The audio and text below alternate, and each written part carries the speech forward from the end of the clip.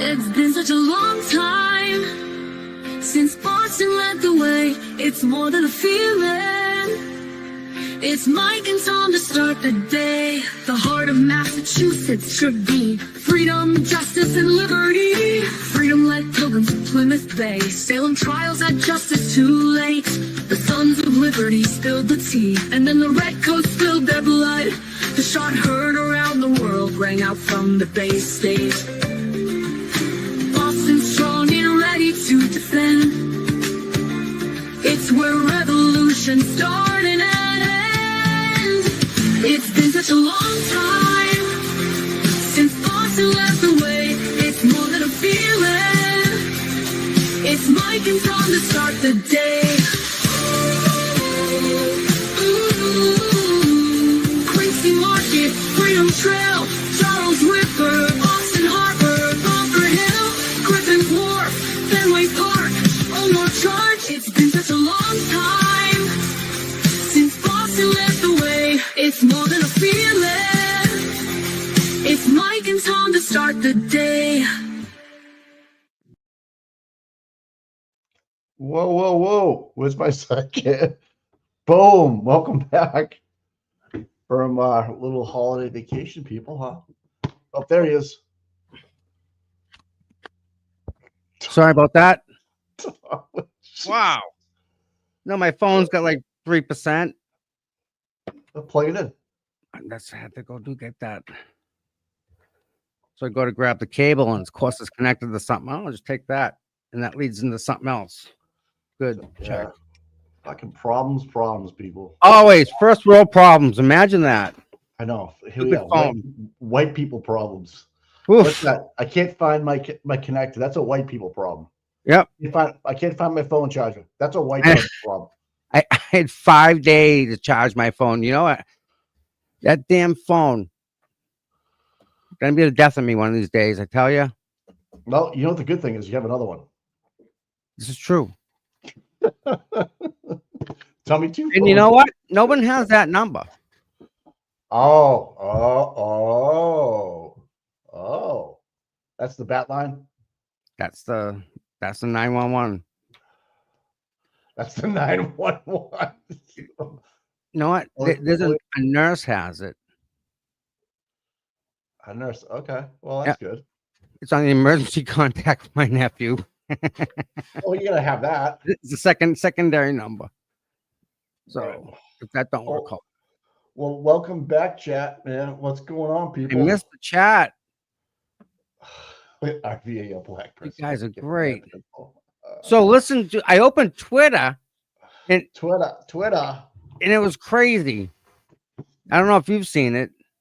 With when did you? I tried to keep away, man. I was good. I didn't do anything really.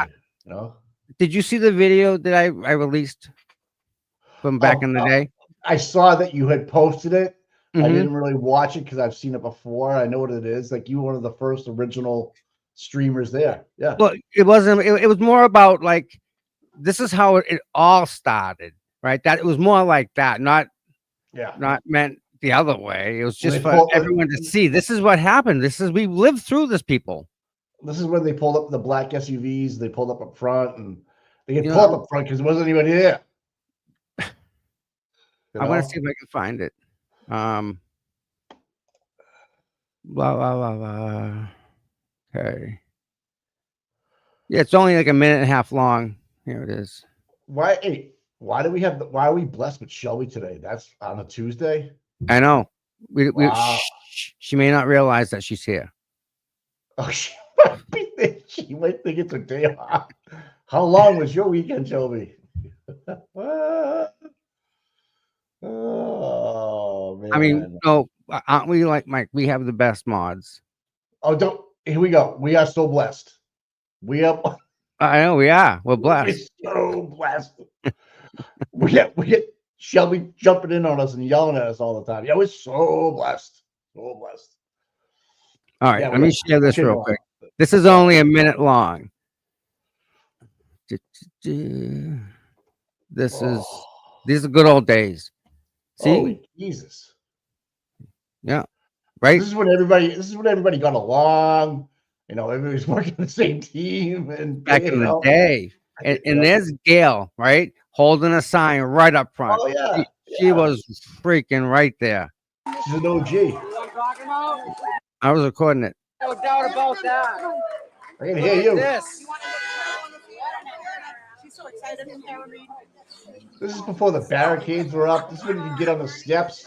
Yep. Is that Twisted Tragedies over there on the right? Yeah. Yeah. I forget who started the Free Karen Reed. It was over here though. Someone over here started chanting Free Karen Reed. Yeah, that's right. You don't even see a Free Karen Reed side yet. It's funny. Explain the dog bites. This is at the very beginning, Mike. In some of these signs, a very, very stand-up, amazing gentleman had these signs made. When you see them, you'll know they're white with black letters. They were perfect. But look at this. Even this old lady right here, hanging out, chilling. Young lady. Yeah. Yeah. Free Karen Reed! Free Karen Reed! Free Karen Reed! Free Karen Reed! Free Karen Reed! Free Karen Reed! Free Karen Reed! Free Karen Reed! Free Karen Reed! Free Karen Reed! Free Karen Reed! Free Karen Reed! Free Karen Reed! Free Karen Reed! Free Karen Reed! Free Karen Reed!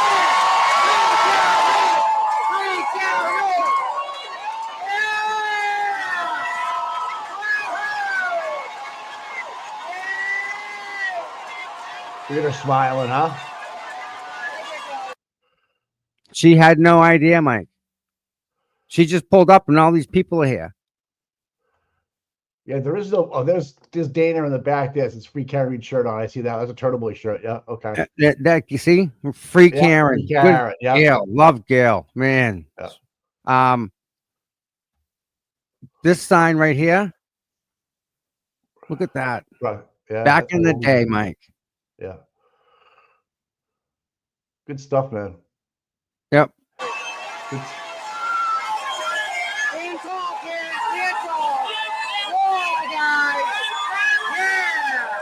Wow. Jesus Christ. Huh? See the smile on her face? Free Karen Reed! Free Karen Reed! Free Karen Reed! Free Karen Reed! Free Karen Reed! Free Karen Reed! Free Karen Reed! Free Karen Reed! Free Karen Reed! Look at Hybrid on the right there going, I can't. This can't happen. Yeah. Right there. Yeah, that's right here. That's it right there. That's our guy. Look at it. Oh, he's put on weight, dude. Look at him. He's pissed. It's all right. We're allowed, right? Oh, yeah. Yeah. So that was a good time. But look at now, Mike. They kick us again. They kicked us from the stairs, off the stairs, way away. Boom, boom, boom. So we gave them the stairs. Okay, we'll get off the stairs. We'll let you have them. And then they said, no, we want more.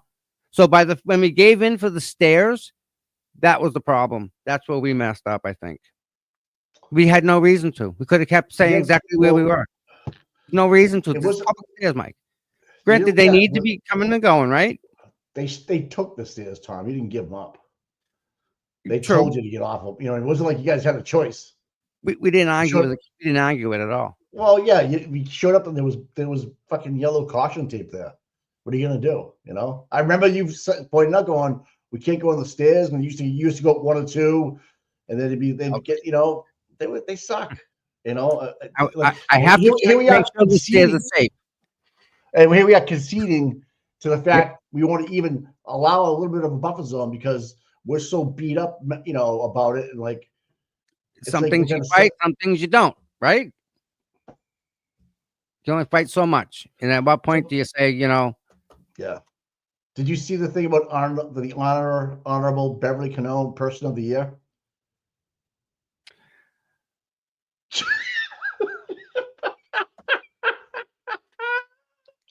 But here's the other caveat to this: the runner-up was the clerk magistrate assistant out of Stoughton. Of course, she was, of course, right. The two courts, right. So that's just tells Stoughton you, of all places. Isn't that funny, isn't it? yeah. At the bottom of that invitation that's posted on Twitter, if you get them all, the whole one, you'll see it's the Stoughton Clerk Magistrate, Assistant Clerk Magistrate. I forget her name. Yeah, Oh. Beverly Canone. Oh God. Um, Yeah. I was blown away by that. I was blown away by that. Like you said the whole time. Oh yeah, they just promote you. yes. And when you do something, yeah. Like Hardman will probably be a lieutenant by the time everything's said and done here, and then he'll retire as a lieutenant, which moves his pay up. Right? Yeah, I mean, his retirement, everything is all based on that, Mike. Last 3 years of work is what they base it on, I think. Oh Jesus. Oh man. So how's the shoulder feeling? You know, sore. I can't really talk about it. Gotcha. It's different. Yeah. All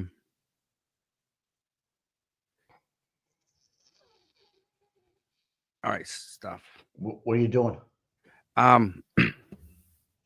Actually sending a message. Okay. I got all sorts of people in my life lately, Mike. I got like specialists. I got this. I got that. All new friends. I don't like these people. Well, I don't like these people. What time's my photo shoot with GQ? Later on today. Later on today. So open up the jacuzzi yesterday. Oh, did you? Oh, baby. Cold? No, it's heated salt water. Oh, okay. Salt? Oh yeah. Really? You have a saltwater jacuzzi? Yeah. What do you expect, Tom? I love salt water. No, you're right. True. It's for my wife today. Don't blame me, man. It's a lot. Listen, it's 10 times healthier than a normal one. It's like you don't see them often because they're rare. Yes, that's why I'm just like they run. I didn't realize, but you have to get different parts because if you have salt. Oh yeah, because rust. A little corrosive. Yeah. Little. Yeah. But they put stuff in it anyway. But listen, the salt is like the best thing in the world for you. It's the best. You can't compare it. I love it. That's awesome. Good for you. Yeah. Good. That's the other thing we did. So I planted lupines. Yep. Got that thing open. Did some other stuff. Went in there. Did that. Did this. Yeah. It was kind of a good day yesterday. Then relaxed. I knew I had a big show coming up. I had to get ready. Had my game face back on. Yeah. But it was nice. I'm not gonna lie. It was nice to take a break. Okay. Wait, listen. Everybody needs a break, right? We all need a break. Oh, what if the dream team went back to California and stuff? Long weekend, I would say so. Yeah, right. That's a 6-hour flight, though, man. Fuck. They gain time. No, they lose time. Yeah, they lose time too. When I went to Vegas, right? Yep. We flew JetBlue, and now JetBlue has they have a thing called Mint, and our seats turned into beds. Oh, dude. I seen that. That. I seen they recline, right? All the way down flat. And I tell you, it makes a little bit of difference if you go. But is there a privacy curtain? Yes. Yep, are you kidding me? Nope. Seriously? So if you want to get on the Mile High Club, it's a little bit easier nowadays. Guy, really? Yeah, it was pretty cool. They're gonna change them sheets, dude. Wow. Really? Seriously? They do that? We have both our beds. Really, Mike? Yeah. Like that happened. Huge flat screen TV in front of you. They serve you for it's a different way to travel. So they're probably if they can sleep on the plane, it makes a huge difference, if that's what they're doing. But JetBlue too, which they only do it for like trips over 5 hours, I believe. Okay. I don't know. Yeah, but if you're gonna go, right? Fucking go. Go. I'm in awe. I'm in shock. Maybe I just didn't think of it that way, but wow. Well, it's a different. It's a little. You feel refreshed when you get up. So you don't get the plane. You beat up. You get fuck. I just spent 3 hours or 5 hours between somebody. Right. Joseph Kane, thank you so much. Matter of fact, I was thinking about you. Yeah, listen, big props to you. You do a lot to support this channel and in other people's channel too. You do a good job supporting people like our stuff, like what we our content, what we make. And that's that. I say thank you very much for that. I appreciate that. As you talk, him away, right? Just gave you another one. Look at that. Wow. Dude, thank you very much, dude. Thank you. I thought about you yesterday, so very nice. I'm just we're blessed, right? Oh, here we go. We're blessed. Oh, here's another one. Joey Kane. Oh, my goodness. That's yeah. Funny. And there you go, JoJo, right? Respect for Bev. She's person of the year. You know what? That, dude. That's a trophy. That's a trophy. She can put it on her wall. Right? Get out of here. I don't want to see it, but if that's good for her. Everything you told me for her, hey, she may do her job better. Everything you told me back in the day about like, no, they just promote you or they give you. I'm like, come on, for doing a bad job, and it's playing out right in front of me. I can't believe it. It's all about eye-opening, isn't it? It's fucking crazy. You told me about a year ago, whatever it was, and I'm like, what are you talking about? Mike, what's going on too, buddy? Oh my god, it's been a while. It's been a minute. And dude, we were doing shows back then. Then we were doing a couple times a week. Yeah. And then they talked us into 3 times a week. Yeah. And then we went to 5. Boom. Now it's like so ingrained in me. I'm like, if I don't have a show, it's kind of weird. Right. And it's for the people. For the masses. Right? That's the best thing about this. That's where we're at because of everybody that's here right now. Yeah. How do you tell people that you appreciate them and you thank them all just for being here, for all being? You show up every day. You know, right? I really love. Someone told me that their son became a member. I was so proud. Like, wow, that's pretty cool. Thank you, Tom. I said thank you. So, amongst the 40 people I've spoken to, someone's son. I'm very bad with memories with names, but somebody's son signed up as a member, so I do appreciate that. Did I ever meet him? Has he ever been at one of the pizza parties? No, it just happened. All right. No. So Jen McCabe was on the Cape over the weekend, huh? She was out enjoying the free fresh air. Jesus, man, she's like got a face you just can't forget.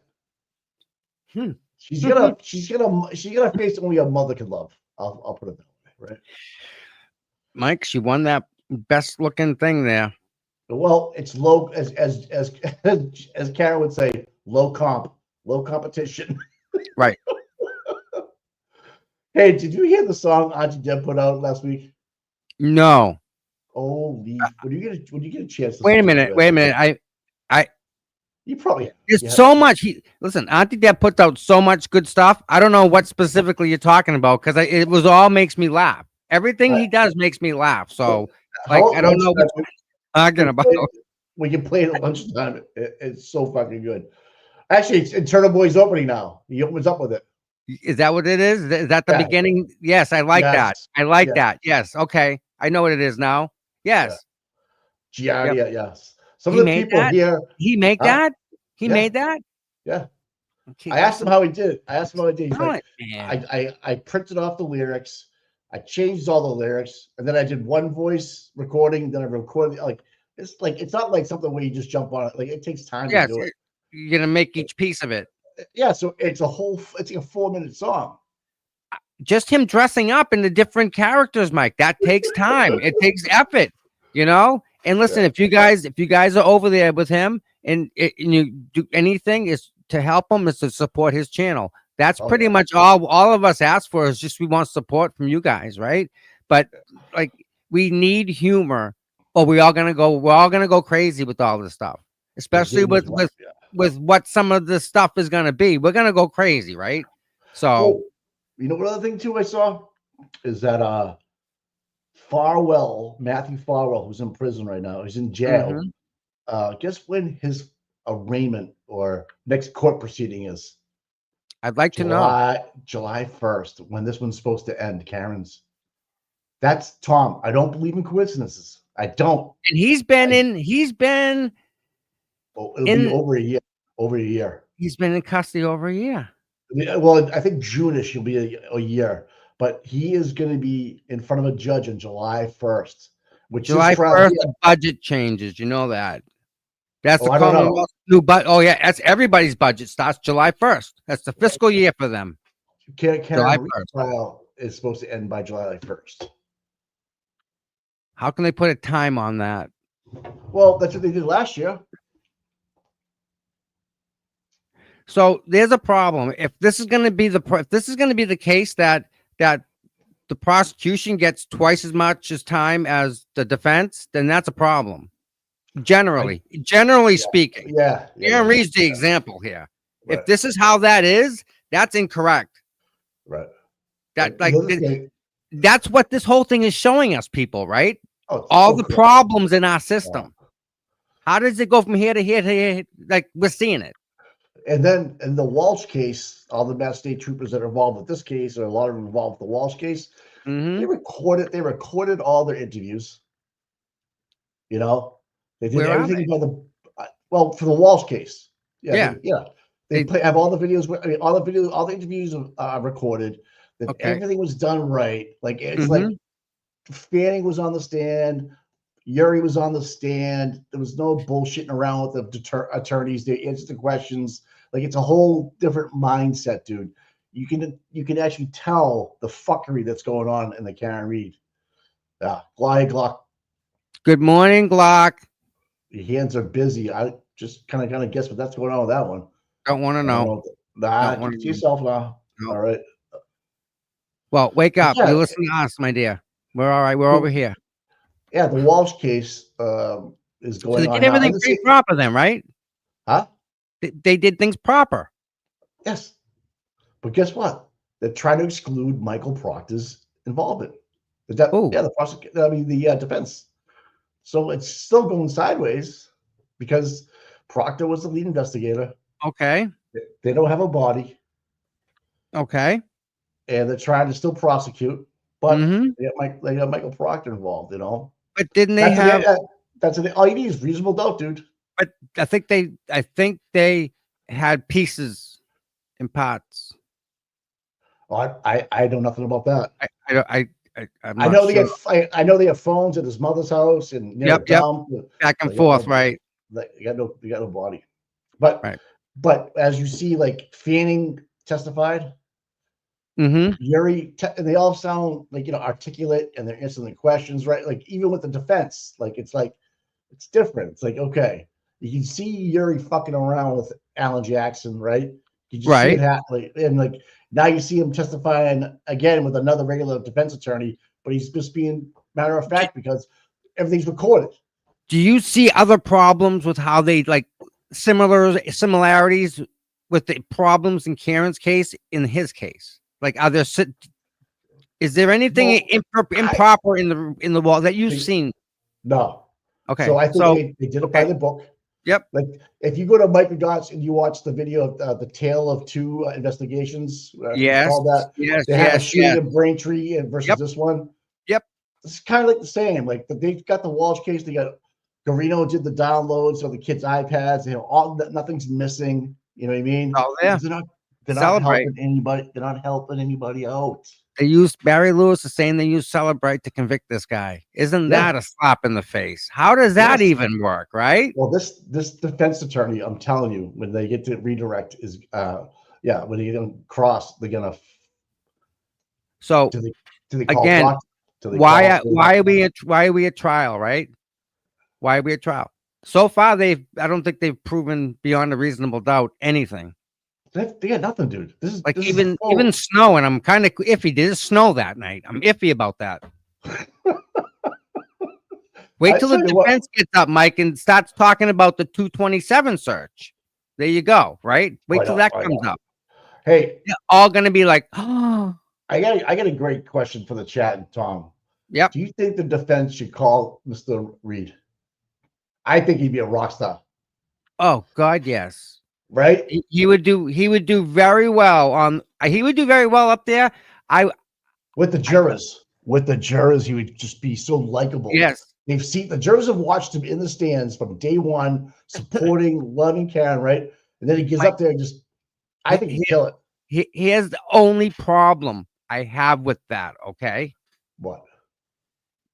Mr. Reed, in his love for his daughter, Yeah, and his son for that matter, how he acts is different than how everyone else acts.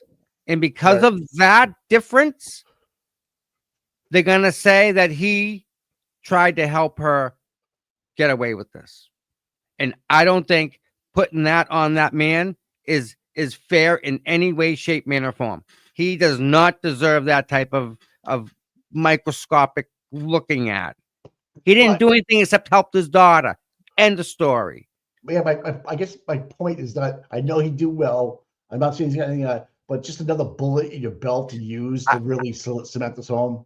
Wouldn't use it. Wouldn't use it. No. All right.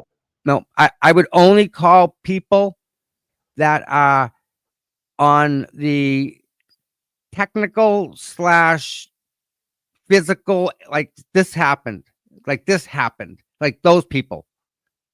He's opinionated. He wasn't involved. So, and I would hate for them to even try and put that in a circle for that guy because he don't deserve that. Rather just, I don't know. I would just. I don't think he would.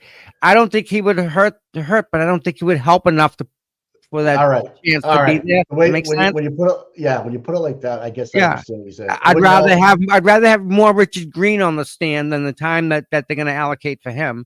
They say 10 minutes for Mr. Reed. I'd take that 10 minutes and say 5 with Mr. Green and 5 for this other one, the medical examiner from Rhode Island. That's who I want to hear from. Wait, you know how? That's what I want to hear from. I know, dude. That body, like they said, that body was moved. It had to. That body was moved. Where's the puke? You can't undo that. That's the best part about that. So again, do you want for 5 minutes for that lady or 5 minutes? Right. You know, it's just it's not that he doesn't help because he would, but to what point? That person, the PhD, saying he was moved 5 more minutes or that. Yeah. But that's my thinking on that. They're saying the prosecution might be done this week. It's a short week, right? And she's gonna start at 9:15.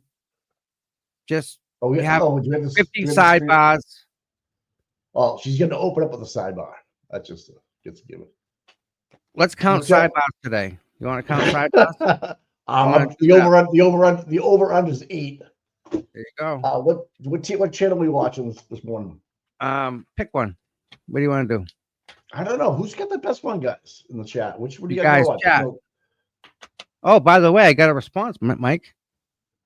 I don't know what you're talking about. I got a response to my Freedom of Information request. Oh, for which? For me. All right. From the district attorney. Do you know he was in a parade yesterday? Yeah, he is a parade. He was walking down Quincy Center and someone yelled out, "Free Karen Reed." And you know what he said back? She's free. She is free. Yeah. Fuck you, dude. You fat fucking goddamn tomato.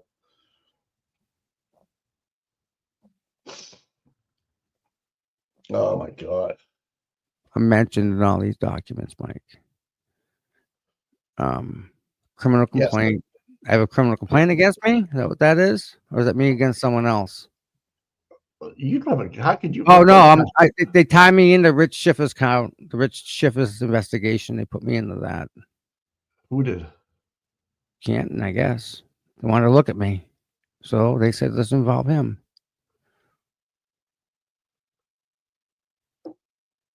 Mm-hmm.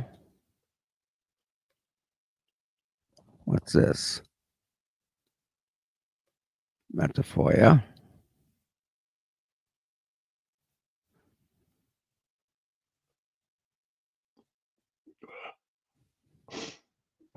Intimidation of a witness. You did? Rich Schiffer. Oh, okay. This is his criminal complaint, right? All the charges. With the duckies. Yep. It's all freaking redacted. Idiots. Up the fans on. What channel, guys? Tell me the channel. I'll get it right now. Where do you want to go? 25. Okay.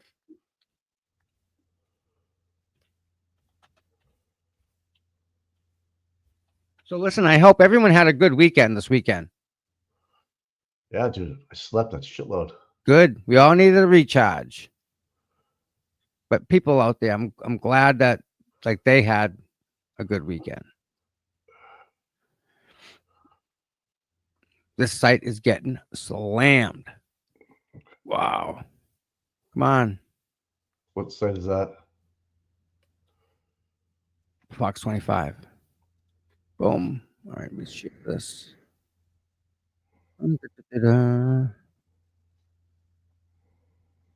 Yeah, so what we have the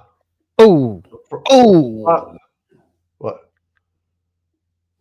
I heard there are 13 cases that she looked into. Wow. Yeah. Not good. Not good. Like I said, I think anybody that's got anybody involved with anybody in there, you have an opportunity to get something heard. Yeah. Yeah. I don't know. I don't know, man. Present, share. There we go. And then I go back. Yeah. There's that look good, guys. You happy? It does. It does. Sweet. Yeah. Where are we at? All right. X 270. YouTube 424 and CPU is 182. So hello to all the CPU people, all the people that are Tom CPU. Love you guys. You guys are in good hands over there. You're welcome over here. You're welcome to come over to Seeking Justice. We don't bite. Chat's awesome. Chat's great, really. Oh my God. Yeah. So like, see above me, Mike. See my picture of me on the screen. Oh yeah. See above me that logo. Yeah. Like that's from our channel. That was created here for us. Oh like, yeah. Like that's ours. So at least give credit where credit's due. That's it, right? Mm-hmm. It's fair. So you got to go get an MRI today? Yes, sir. Oh, are we talking about that? Sorry, I don't know. Fuck. Yeah. Whatever. It's doctor's appointment. I got doctors. So at I need to take medication. Yeah. To do this. Oh, so before to go in the tube. Yeah. Oh God. So I'm gonna be a mess. I'll be like bad, drooling and stuff. Hey, you know? Oh my God! You know what, Mike? You get headphones. Yeah. Man. What? I'm looking. Hold on. I sent it to myself.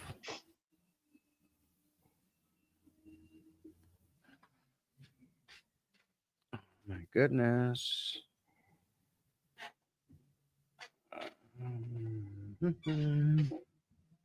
Court's on, right? Yeah, court's going. I sent it. Where did I send it?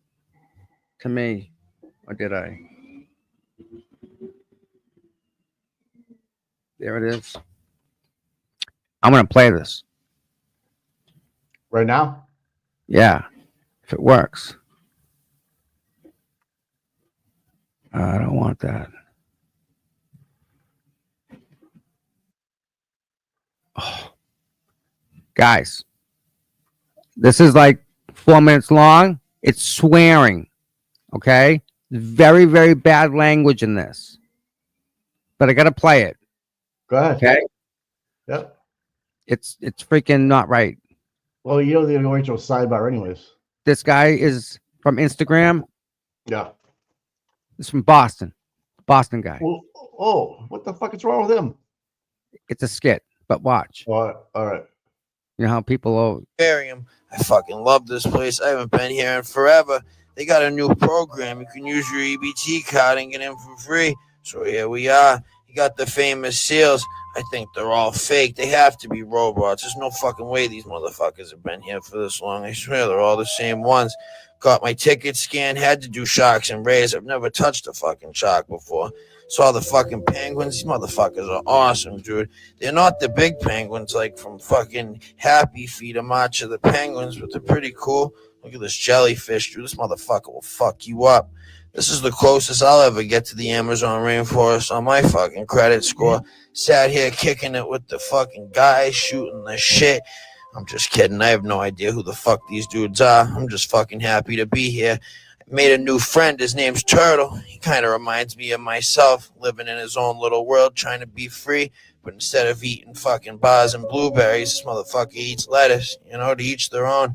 Got to the top, dude. I don't know what the fucking big deal is. Seems like just a giant puddle in the ground.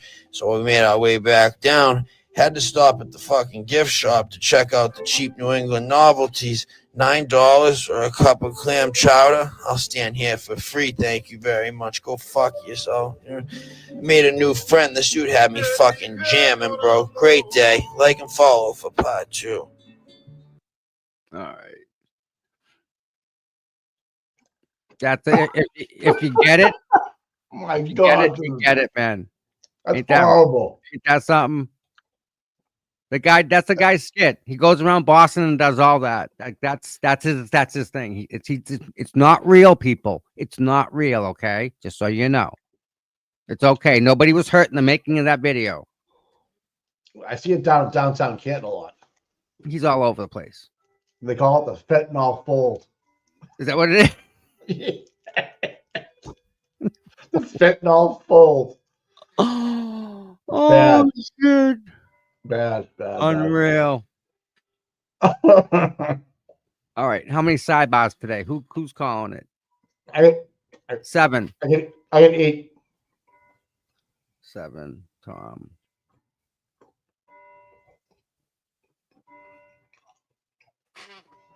Anyone get 9? Or 6? Get 9. That was Donkey this one. Gary get 9. Yeah, where All is right. Donkey? Donkey's missing. We got a 13 up there. 10. Who said 10? Beach bum. And Beach Bum? Yep. We got 12, 13. Yep. 11 is who? 12 12 is Cinnamon Buns. else we got 11. Yeah, we cut. Yeah, Remy's got the 11. 11, Remy. We count first thing this morning. Every sidebar counts. We don't discriminate. No, it all adds up. It's all there. Oh, we got All right. Mary Jo. Miller. Mary Jo at Miller. 6. Wow. But who's Hank gonna call? Is anybody still on the stand? Who said 6? Mary Jo. Yeah. Gail's at 6. You know, Mary Jo is that's a I think so, Mike. That's There's Donkey. I discriminate. he hates everybody equally. Yeah. That's right. That's okay. Where's the question? No, I'm sorry. Kirks, I saw the question before and I forgot to answer you. I'm sorry. No, the judge has not made a ruling on it yet, but I can tell you that there probably isn't a better attorney in the country to argue that for us, right? For you, for me, for Mike. I feel confident. He did an amazing job. You were there. You saw it live. What did you tell us about it? Mike, What was it like?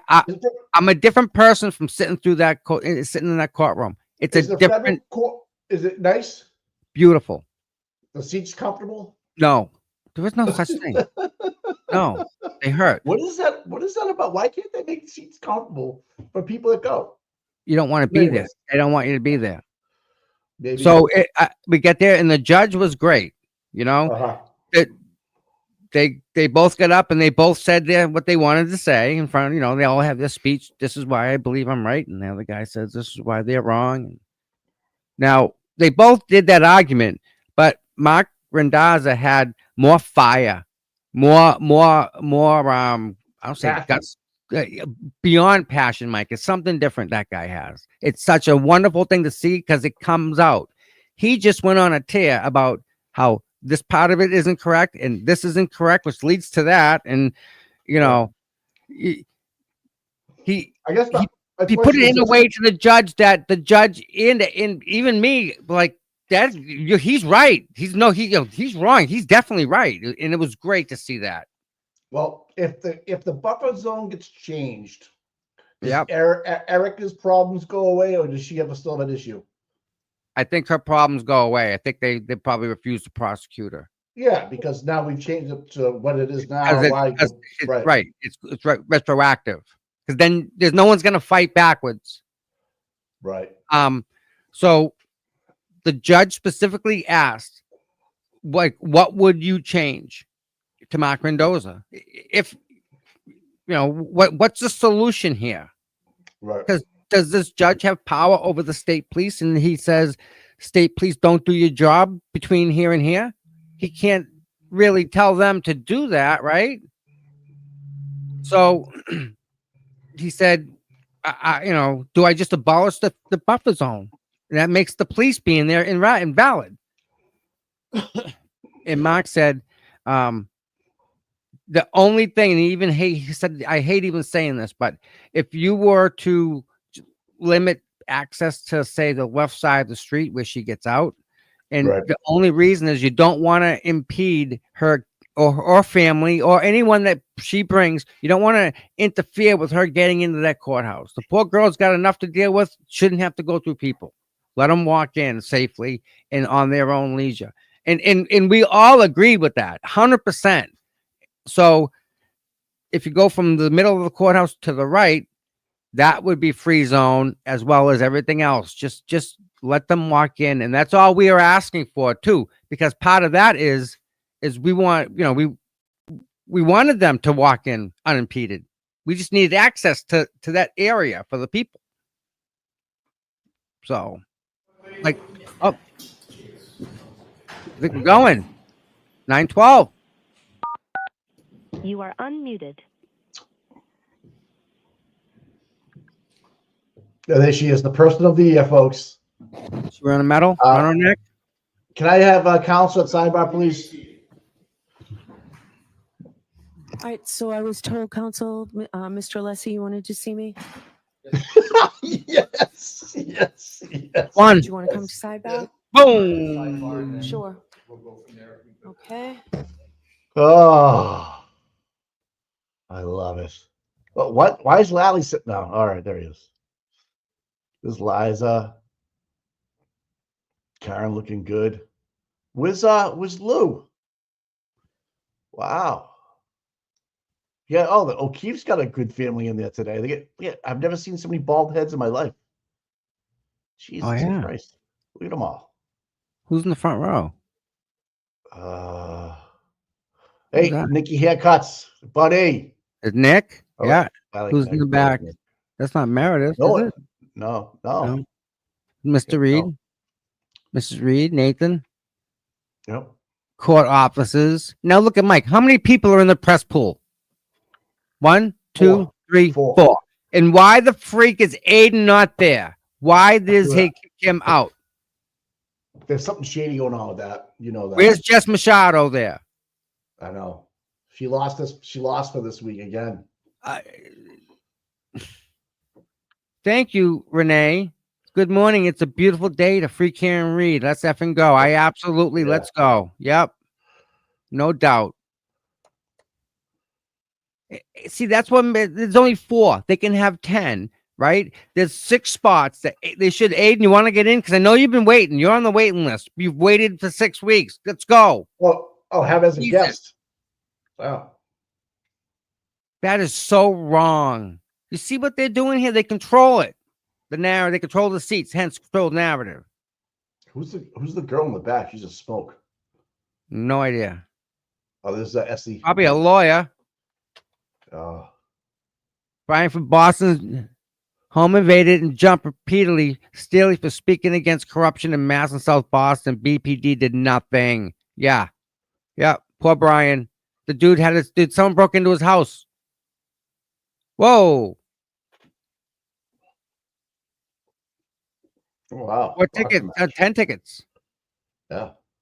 The lady in the stripes. We're looking at you. Yeah, we are. Looking right at you. What's with everybody with the shaved heads? Did anybody get any sun yesterday? What's going on? Jesus Christ. He looks bad. He looks banged up. The guy at the Peg's right looks banged up. He's hung over. The guy to the right? Yeah. Her right. Hung over. Yeah. Yeah. Well, her left. If she said that. The other guy. They all. I mean, what's with the shave? You guys, they look. It looks weird. They have a bunch of them together. Maybe they, Mike. Maybe they just have like good sunscreen. Maybe it's like cultish. Like it's like the guys aren't tan. You gotta get outside with no hat on for a while. Oh God, these guys. You know, I don't know. Ooh, nice tattoo on that. Who on that? That's Aaron. Aaron. Oh, that's Aaron. Tats. She tatted up. Tatted up. Hmm. Oh, this guy's wearing a pin. I wonder what he's got going on. All right, so Nikki haircuts. This tiny table. So they start at 9:12. First sidebar 9:13. I don't remember. Does anybody remember if they left with a witness on the stand on Wednesday? I don't remember. Fight Club. Hey, the first rule of Fight Club is you don't talk about Fight Club. There is no Fight Club. Right. Bingo. Yeah, he got the number there. He knows. What's going on? Wow. I've never seen so many shaved heads, and I just don't remember ever seeing so many shaved heads. Well, yeah, I know you need the sun, like the vitamins. Is the vitamin C that the sun gives you, or your body produces vitamin C? Yeah. Your body definitely needs it. Definitely needs it. Yep. Yeah. What? I mean, you talk about us being a cult. We're the hairiest cult you ever seen. True. What? No new witnesses today, Kyla. Okay. No new witnesses. Where's Lou? Lou O'Donnell. O'Connell. Lou O'Connell missing. Could be prosecution's last day. Yeah, I don't know. Oh my, really? You think they're closed today? I don't know. I think I heard this week. Maybe Nikki Haircut knows. I don't know.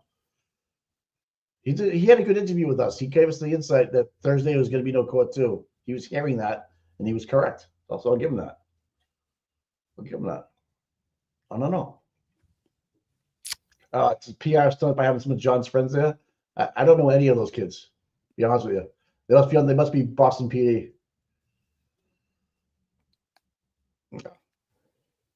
You see about this box truck that exploded? You guys see that?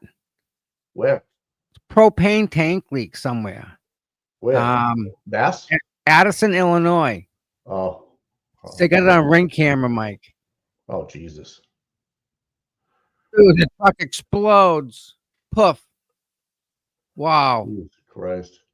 We'll watch that later, guys. I'll keep that up. We love explosions here. It's in a residential neighborhood. It's amazing.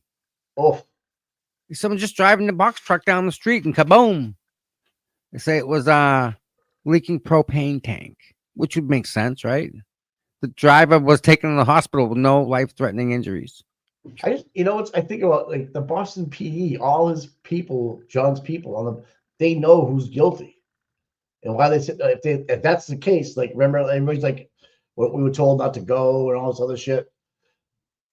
If you feel like she's guilty, I guess you'd go, right? If you want to go that route, or maybe they're gonna get promoted this week, Tommy. Who knows?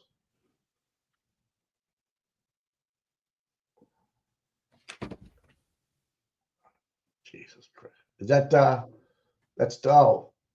Listen Turtle at the end over there on the right. With the that's that guy. Yep. John the fucking whatever his name is. The beach bum. I don't know what the Yeah. fuck his name is. He was. Remember, we thought we saw him taking pictures. Oh, is that Lou O'Connell? I can't tell. Is that Lou? No, at the Yeah. end, Lou that hangs out the end. Yeah, that might be She's Lou. like dressed end up, though. dweller. She's an end dweller on that one. That's he finally made he just strolled in at 10 o'clock. Hey, what's up, peeps? I made it. Damn. Even the media guys getting frustrated with this. God, John DePietro. 9:20. Listen, Turtle. Someone should say, "Hey, Aiden's behind you." Someone text him and tell him that Aiden's right behind him in the corner. Somebody do it. Someone text him. Someone tell him he's probably live right now, knowing him. Dude, like I follow him on Twitter, and what he tweets versus what's actually happening on the court is You can't make him up, right? it's completely things. different. Yeah. It's I so tried to make biased. sense. Right. Yeah. It doesn't make any sense to me. Some of the stuff. Right. Well, I hope Jen McCabe had a good weekend. You know, She hope she would have a good was time down seen the Cape. enjoying the sun, as a matter of fact. Well, it seems like the rain follows her wherever she goes, Tommy. I don't know. No, I don't know.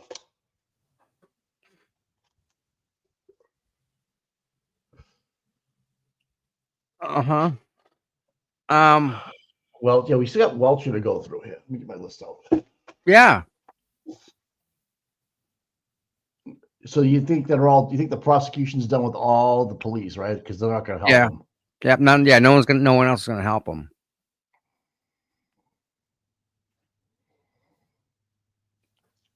Yeah. The Sullivan girl's not going on. Michael Trott is not going to go on. Gretchen Boss is not going to go on. Judson Welcher. Nope. I don't know, man. They only had 57 on their direct, and then they have a shared of 31 with the others with the defense. So, oh, he took the pin off. Oh no, damn. No.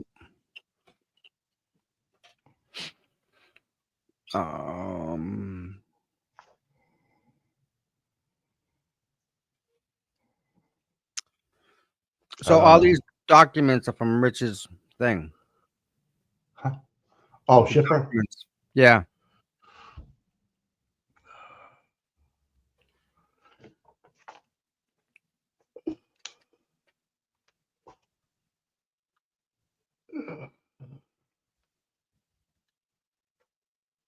All right, got my game hat on.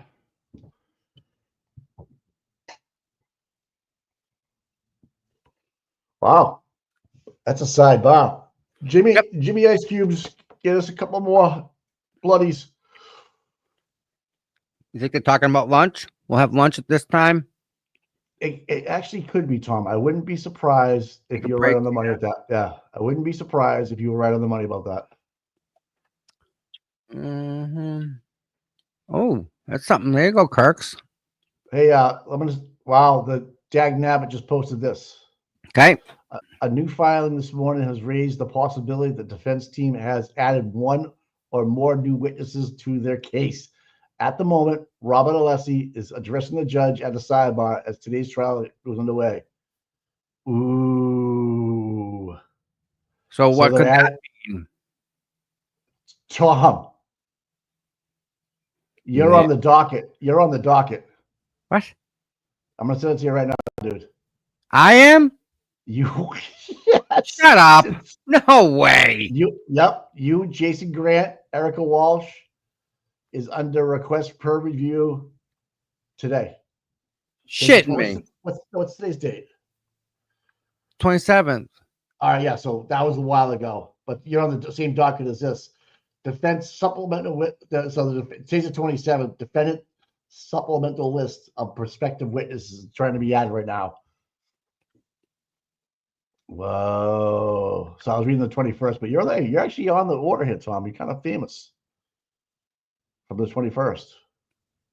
No, they just want the decision. See? Wait a minute. Whatever. But Let's you see. go Wait, to let the me 20, see. go to the 27th, right? You see defendants supplemental list, docket number 697 of prospective witnesses. Ooh. Daddy likey. Holy shit. Oh, Oh, Brandy Churchwell stepped on a sea urchin. Ouch. that's gonna leave a mark. Oh yeah, I've done that Well, before. Brandy, is she okay? She's in the hospital, dude. Yeah, I think She's some of out them are now, yeah. poisonous. Some are poisonous, I think. I hope she's all right. Oh, Thank demon God she's in the sucks. hospital. Listen, let me. Yeah, what's I'm going gonna on? share this real quick, people. You guys want me to What? share this real quick? What, did he? The thing you sent me. Yeah, go ahead. You guys, let me stop court real quick. Yeah, I'll keep an eye on court. Check this out. A new filing this morning raises the possibility that the defense team has added one or more new witnesses to their case. At this moment, Robert Alessi is addressing the judge at sidebar as trial day today gets underway. Hopefully, Diddy's suspicious sauce will get the actual filing so we can find out. 521. That was You're going to jury trial, 9 o'clock. Has been not held but blank for the wrong, not reached by court. Honorable Judge Bev Canone presiding. Memorandum and order 696 of decision on Thomas DeRosa, Jason Grants, and Erica Walsh emergency request for review per supplemental order regarding the buffer zone. Honorable Doolin. This is the guy that Mark Randazza went and fought in front of. Yeah. So there's a decision on that, right? Is that what this says? Is there a decision? Or we're waiting on a decision. Go down even farther. Go down even farther. See this right here, 527. That's what they're talking about right now. Defensive supplemental list 697, a prospective witness list 696. You're talking about. You know how they said you can go in front of a judge right away? Yes, that's what that is.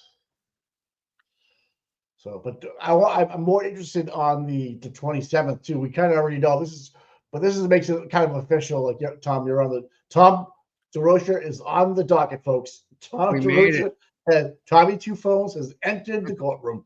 Yep. Wow.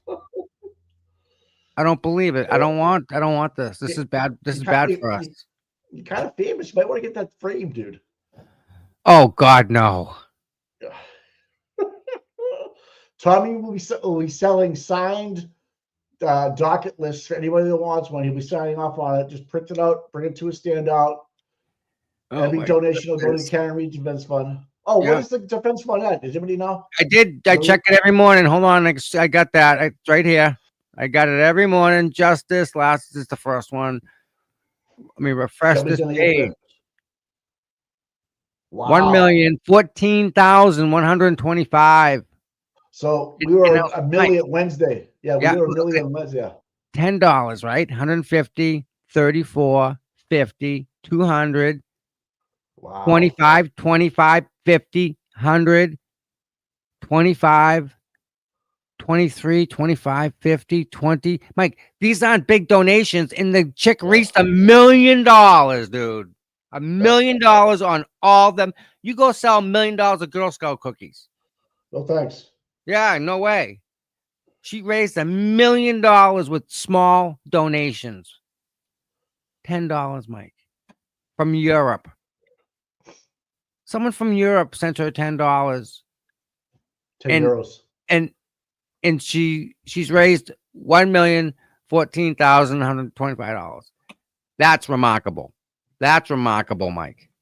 $2 million goal. We can do this. Yeah. We can do it, man. Wait till it hits out in like the West Coast where like all the famous people are. They'll throw money at her for that.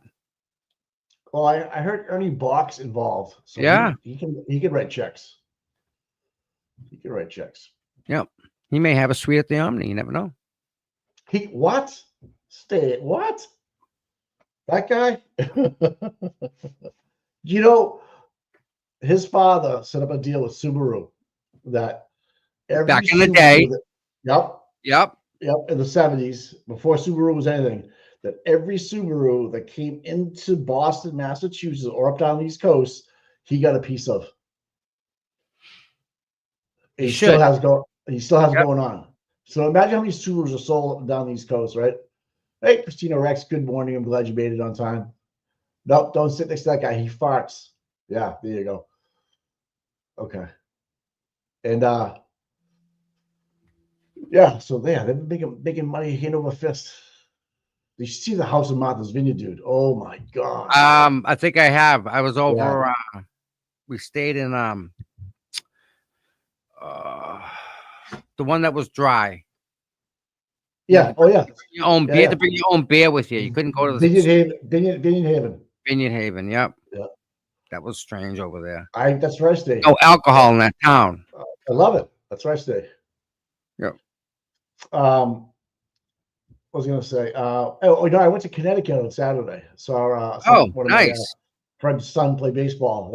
I saw so many dead deer on the highway in Connecticut. Yep. Like they're like squirrels. They're everywhere. Yeah, they're everywhere, dude. I know. You count them, especially the more west you go. It's kind of ridiculous. I was down I was on the coast up near Old Saybrook, and I was like, what the fuck? Yep. I wanted to ask you about a stream I found yesterday in Middleborough. I was at a gravesite, and I think it's got a heron run in it. I wouldn't doubt it. Absolutely, sure. He was telling me my father-in-law was telling me that they come up that from the salt water to Middleborough. Yes. Like New Bedford almost. Yes. They swim it all the way up. Yep. Wow. Waves, Mike. Waves of them that come up. Oh, I know this up here in Plymouth and Duxbury and stuff, and I'm like, what the fuck? So they live in the ocean. Then they come up. They come up into the. They have their eggs and they spawn. Brackish water. Yeah. Yep. So kind of fresh, kind of salt where it mixes. Has to be a certain spot. But that's where they grow up. And then they all swim out to the ocean, and the ones that live long enough, they come back and they do the same thing. They go up and they spawn, and they just come in waves. Tom, they stay together. How do they know where to go? Magnetic compass in their head. All right, I gotta get one of those. To the degree.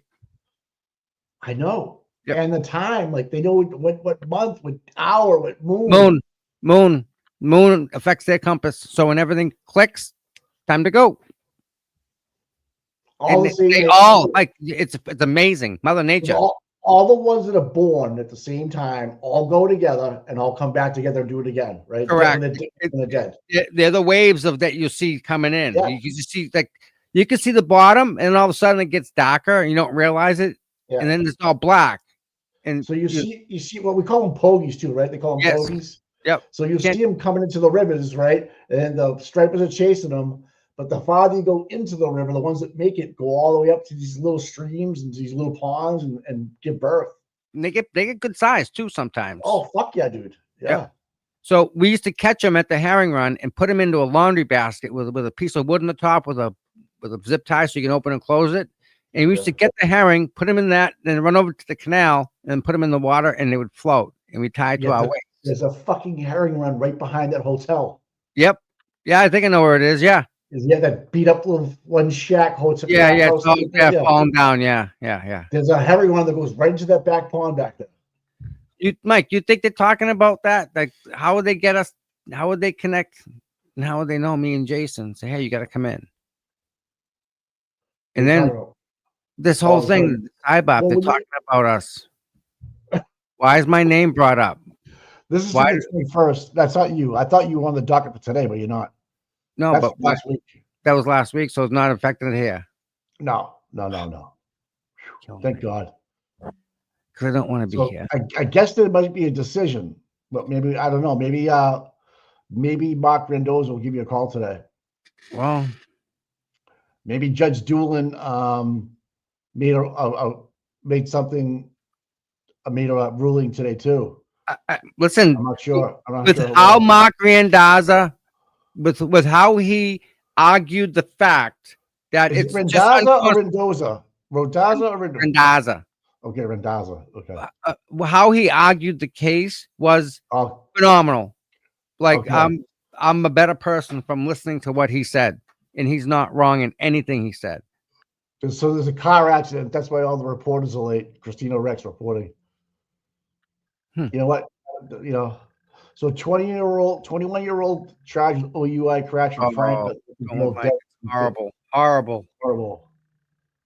Jesus, 21-year-old dude, you killed a young girl. That's gonna, oh man. I lost a friend to a drunk driver out in front of the China, in front of the Ming Dynasty. Sucked. He wasn't drunk. He got hit by a drunk. His car got hit by a drunk driver. It's horrible.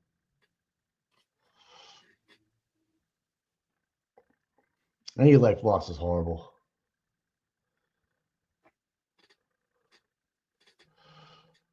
Oh, God, man. I think Brad Marchand might win a fucking another ring, dude. Really? With Florida Panthers, yeah. Why not, man? Let's go. Anytime. I'm in. Wow, fucking stock market's going crazy. Is it? Army veteran killed in Cape Cod hit and run. Jesus Christ. A vet? Another? Oh, Mike. Yeah, Army veteran. I keep getting these texts. What's going on? Been hacked? No. They want me to fill out all this stuff before I walk in. I can't have any metal in me. Well, what about your head? No. Yeah, you can. Yeah, it's like a pre. Yeah, I have to fill all that stupid stuff out. Yeah, we'll just do it while when you're on mute or something. Yeah. I just hate doing that stuff. Unnecessary. And doing it with one hand sucks. So.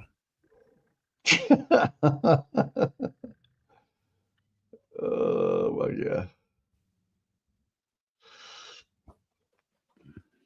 Need a puppy. You know what, guys? When this is all done, I'm gonna get a puppy. All right. Where you going? Where you going? Where you going? So 1, 2, 3, 4, 5, 6 people in the audience now. So Aiden couldn't have been in there, Mike, and sit right there. Right. I know Aiden probably would even stand in the back.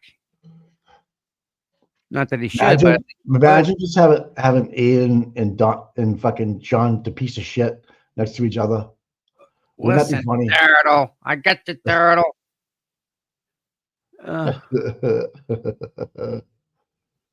Oh my God.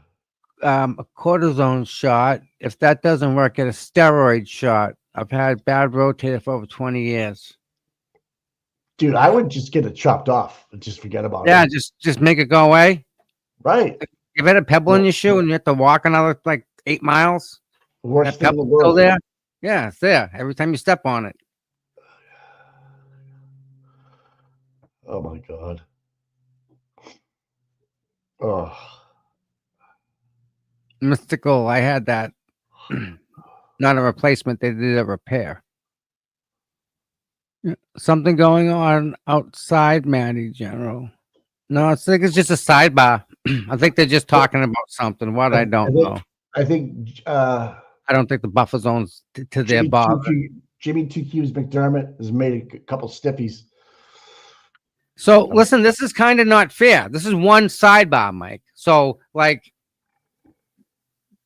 Killer and Mary both, he got 5 and she got 6. They may not even make 3. Time out. You're right. They might be getting all the sidebars out of the way right now. So yeah. Whoever bet the lowest might win this thing. Right now, we got 5 for Killer. Lowest. I'll have to log in and change my name to somebody else. Voting is closed, by the way, people. Oh, God. I wish that was the case. Unfortunately, it is not. Whatever. Right, exactly, RVA. You don't stop. Don't matter. Just keep fishing. I agree with you, my friend. Yeah. I have to get my clamming license again. Oh, I'd love to do that again. Down in Duxborough, yeah. Yeah.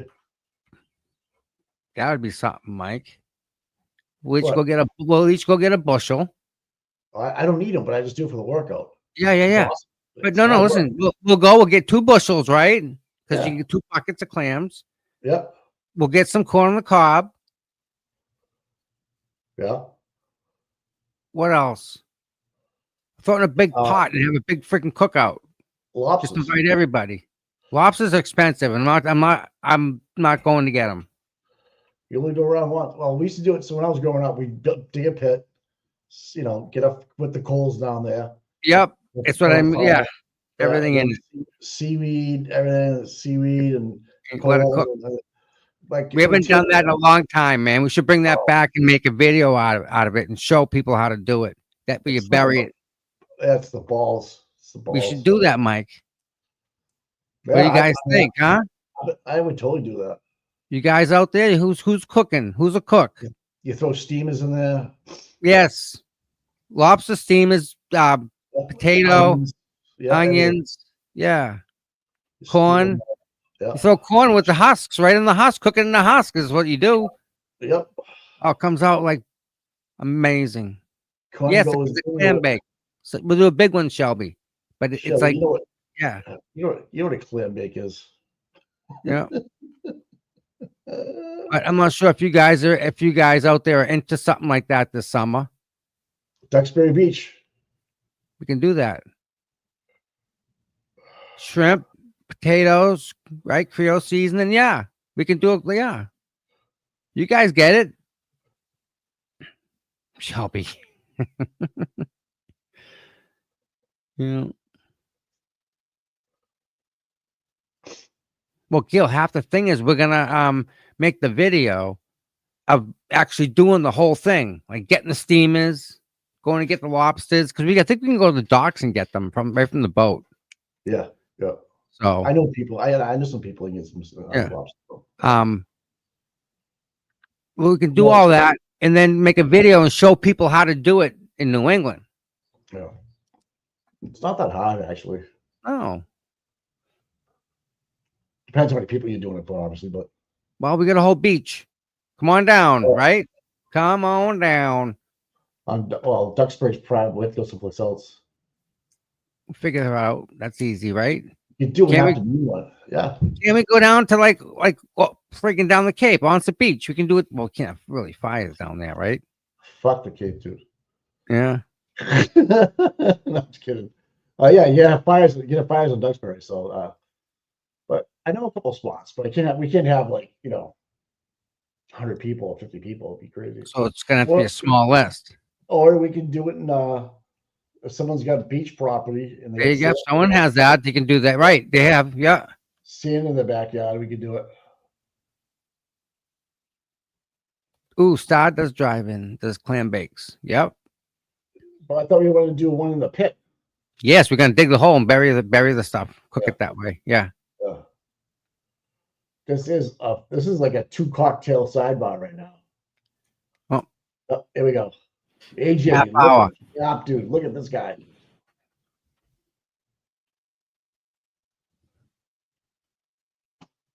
All right, let's bring the jury in. Okay, I have to ask you these 3 questions.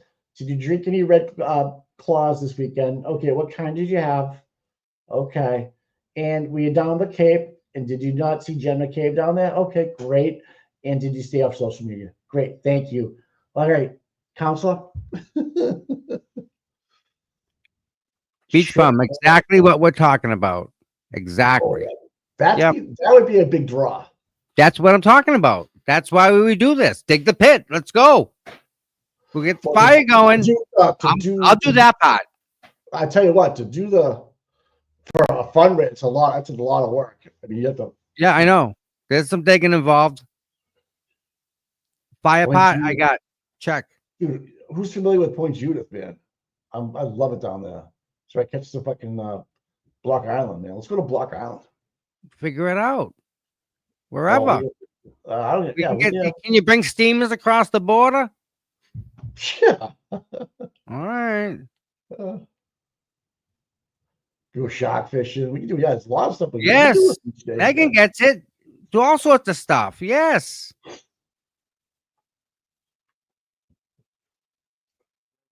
Yep. You guys get it. Nice chill out, relaxing time. Everyone can chill out. Bring a tent. You can sleep on the beach. Yeah. Problem with that is your sand's freaking everywhere. Yeah, you get used to it. Yeah. Block Island, Barry. You know, buddy. Yeah, buddy. Yeah, Point Judith, man. You can walk out to the jetties, man, and fish too, Tom. It's fucking great. Yeah. We can have it catered. Make it easy for us. You can buy tickets, right? So you can sell tickets for Clambake, have it at Star Driving, because that's kind of like a separate place. We'll fill that place up. It'll cost you like $75 for a lobster clam bake, right? You get everything. You have a catering company come in. They get everything steamed already, and you get some like reggae music band playing. People in Bingo. You get it. Yeah. Yes. Yep. We got a volleyball net going. Yep. Wet t-shirt. We have a Jello wrestling wet t-shirt. Frisbee stuff. Yeah, everything. Dog friendly. Dog friendly. Yeah. That's what I'm talking about. That's the way to do it. We can do that. That's a good idea. Just relax, chill out. Sandcastle competition. Sandy, freaking awesome. Shelby got that one. No wet cheek Christmas. Yeah, I stuck that in there, by the way. What's wrong with the wet? Guys do a wet t-shirt contest then. You know? This is pretty cool. Muscles, yeah.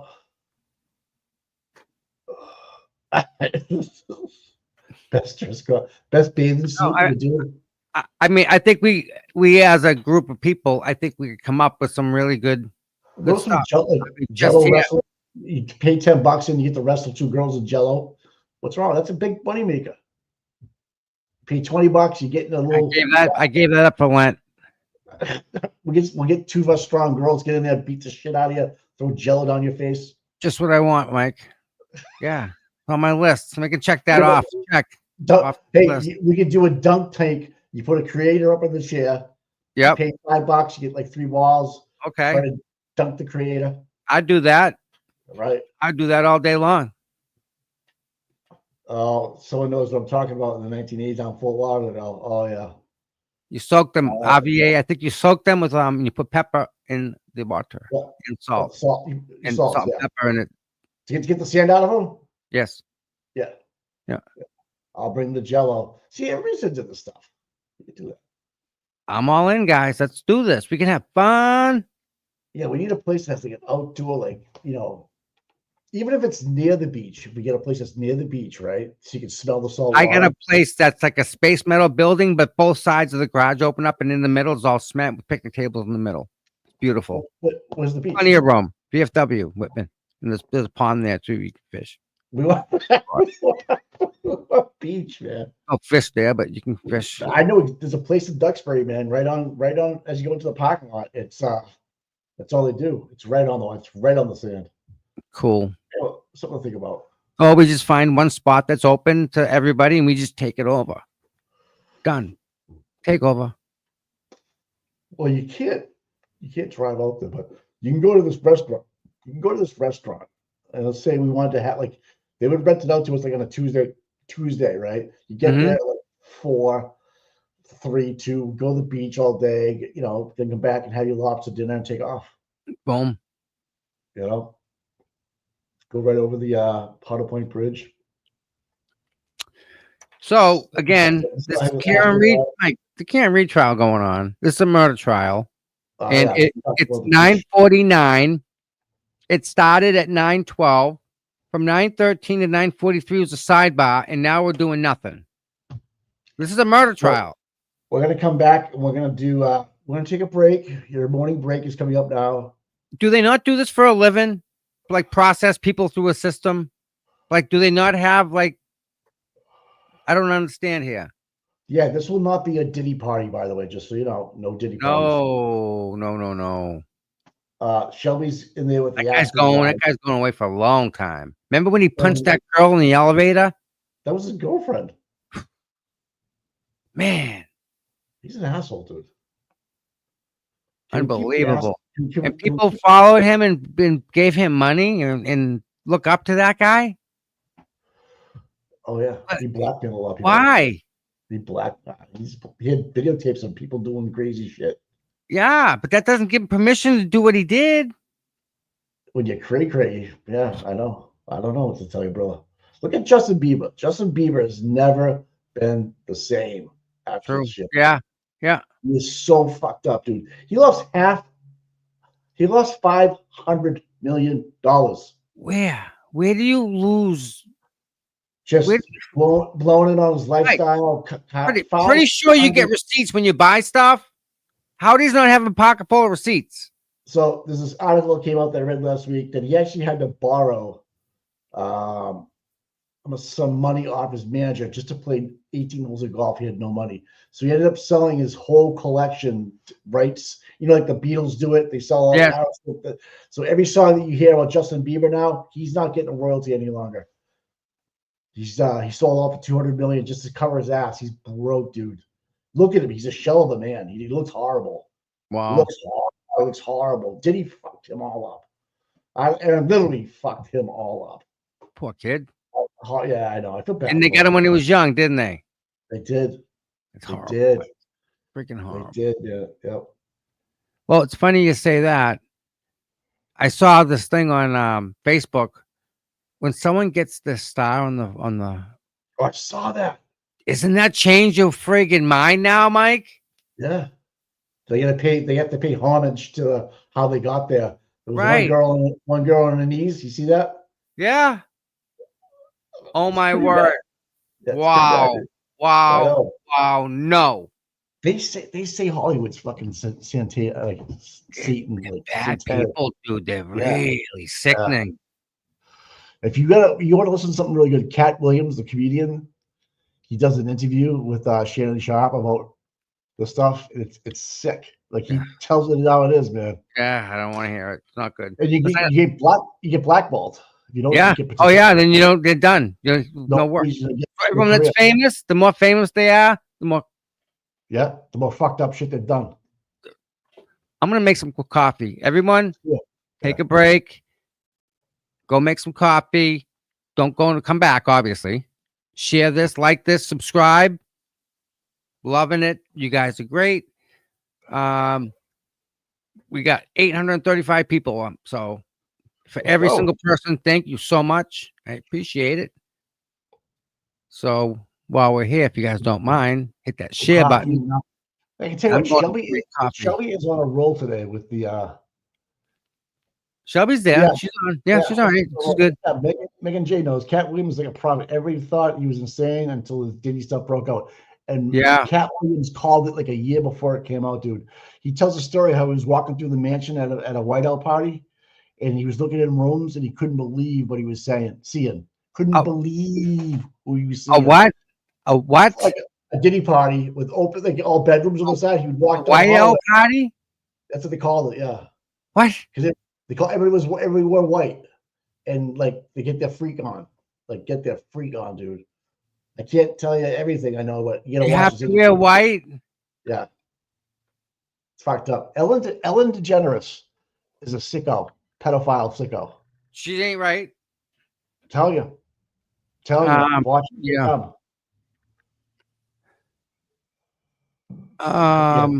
Everything. Yeah.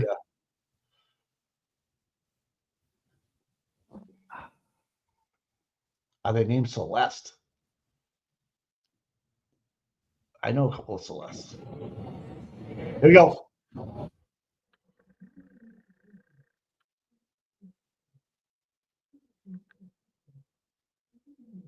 I think my wife's up. I can hear They muted it. So I went to a car show. When? A while ago. All right. This weekend. Barry Lewis is saying 4 new witnesses. What? Oh, yeah. No. That's what he says. Barry, I don't know about. Wait for it. No way. No, I'm not listening. I'm not listening. Shelby's telling you to eat your fucking coffee. Please go.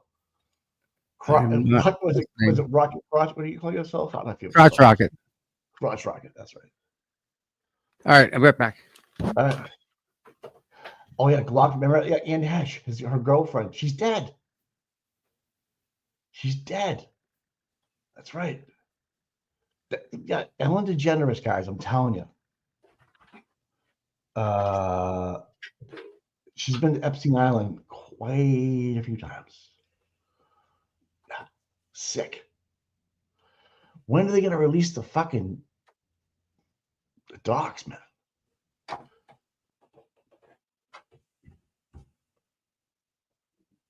Yeah.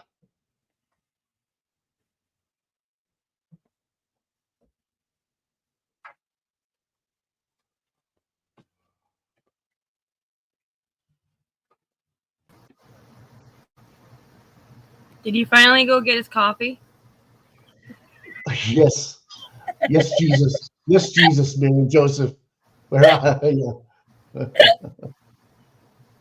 Oh, yeah. Oh. Well, you have a segue? No, I was Okay. making the Weird Al, the Weird Al White and Nerdy video. The one when he did the Right and Dirty parody.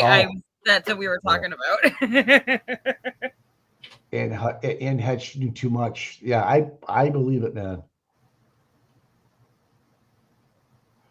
Cops of my son went to Epstein Island drone 3D image. So billionaires new resort development. Yeah. Yeah, it's pretty fucked up, that whole thing. Crotch Goblin. Yes. How was your weekend? It was good. We had a good weekend. Good. Yeah. You're off today? Yeah, You're off? I have today off. Nice. That's an extra long weekend. Yes. Or did you work over the weekend? I worked Saturday and then I worked yesterday. So I had Sunday and Sunday we hung out with the kids. So nice. Yeah, it was a kid weekend, and then John comes home Friday for a weekend. So yay! Hubba. Knock it off. Riding dirty. No wonder you got the Astro Glide shit now. You're all getting prepared. No baby oil. It was Astroglide. We were talking about we're gonna have an Astroglide slip and slide party at the beach party. So what's the dip? Like the one that obviously they don't get water on. Is it slipperier, the Astro, as opposed to baby oil? Yes. I couldn't tell you. It's you young kids that tell you today. It's slip and slide with Astroglide. Don't you think that'd be a money maker if you could get in and wrestle, let's say like a couple like Melanie Little and Emily D. Baker, and you get That's a you fantasy. Does that just slip out of my head, just like subconsciously? Oh,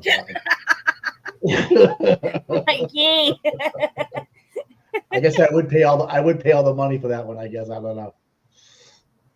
No, I think the clam bake is kind of a good idea. We had some good ones. We had a bowling tournament, which never came to fruition, but there's a lot of stuff going on. Tom's got shoulder shit, court shit, and this shit. But we need a group get together where we can all just hang out and relax.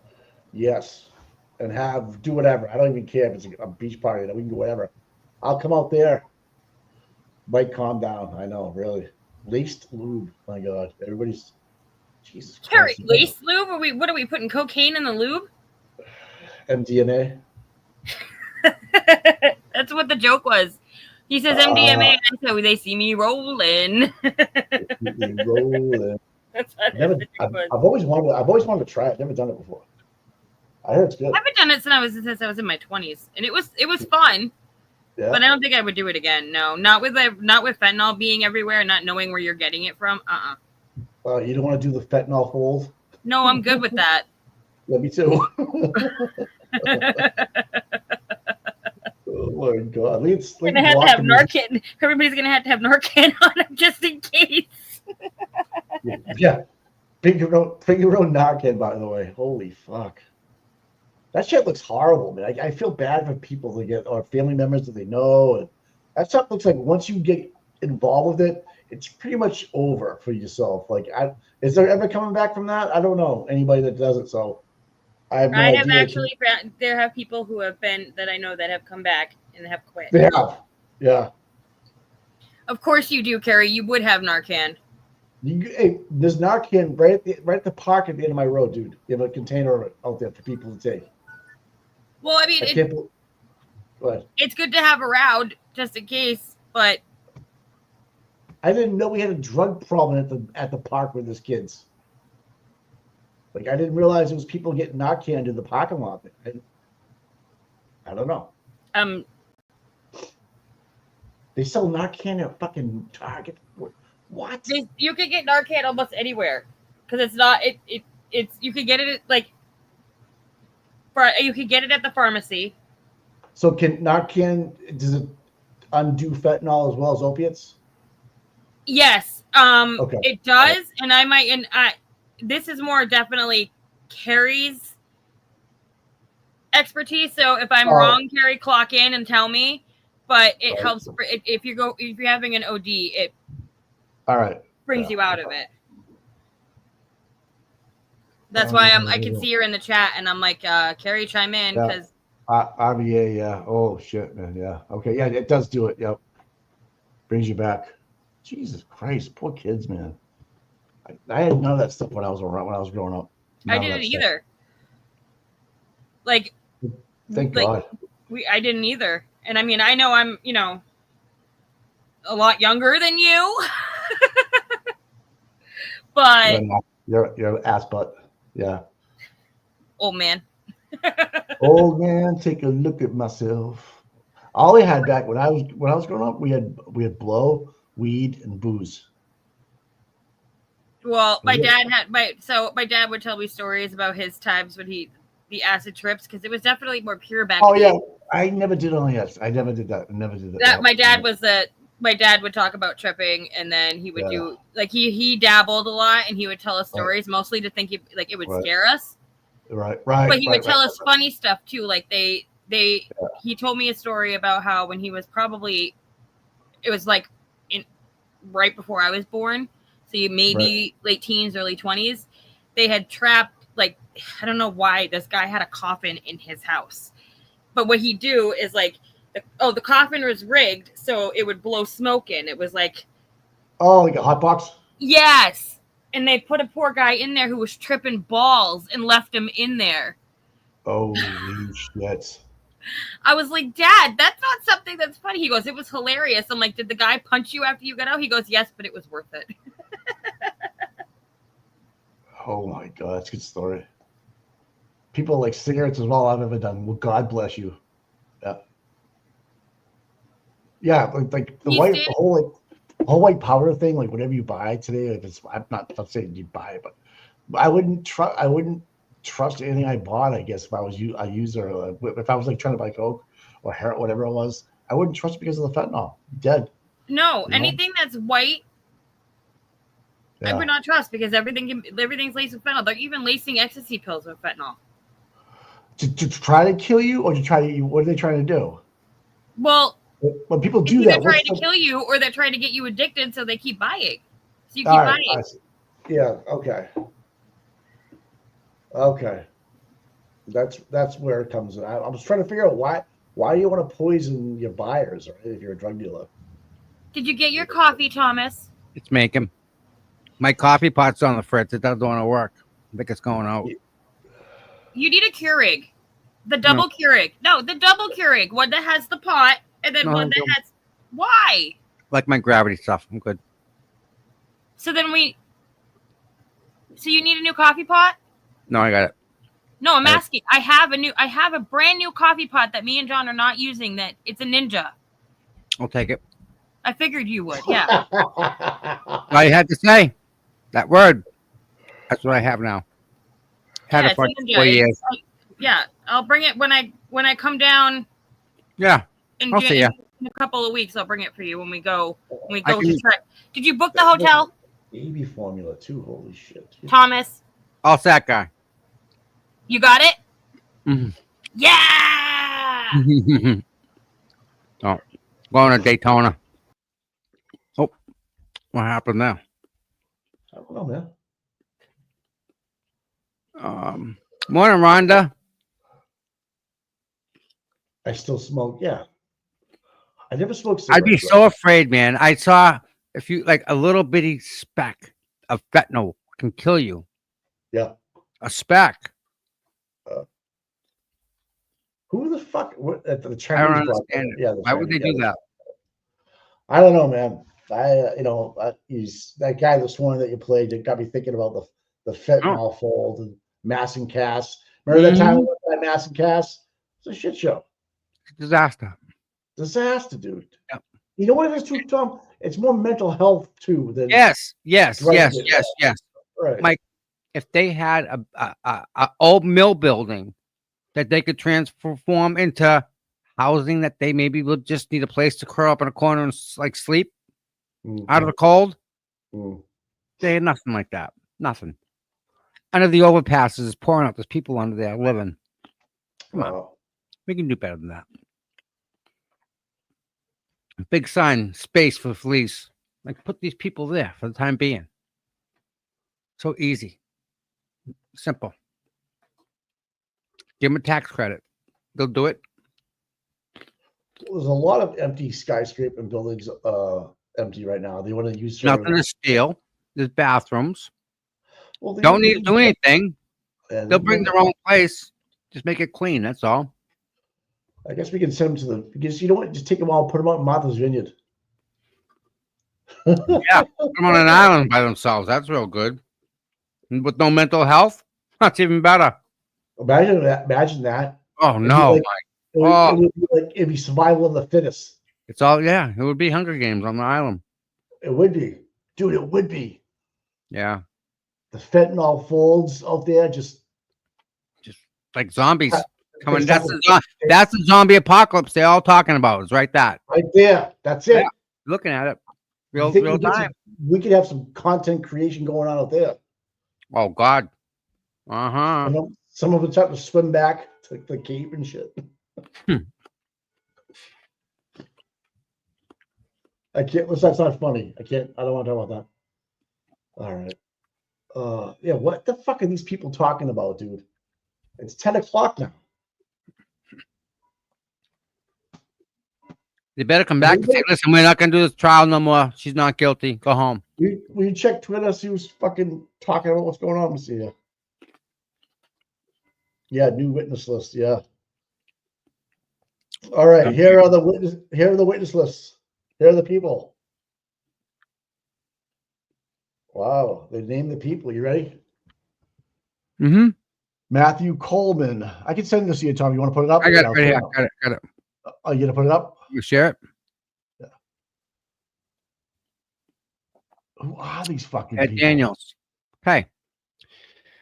Supplemental list of prospective witnesses. Now comes the defendant Karen Reed in the above captioned matter and provides the following supplemental list of witnesses for the defendant intends to call at trial for the sole purpose of authenticating records.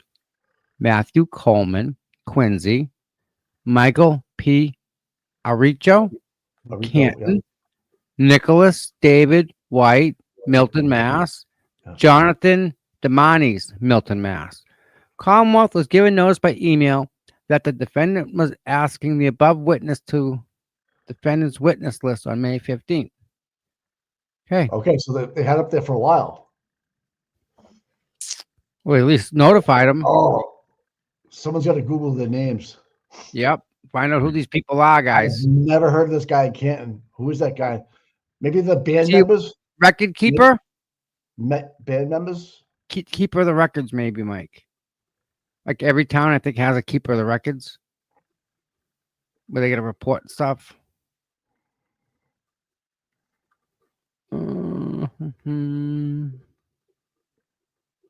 Coffee's almost done. I can hear it.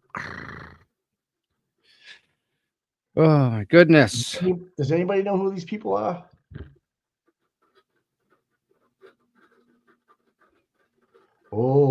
Oh. Evidence guard at Canton PD. Yeah, at the PD, yeah. Maybe they would put CPD in front of their names or Mass State Police or all right, so this sidebar is going to count as 2. Oh, we can't do that. No. I heard sidebar once.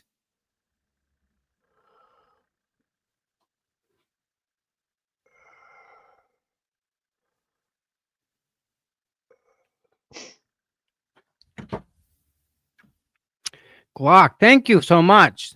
The cellular detoxification and natural health at kcmentions.com, Spectrum Detox, as well as cellular health.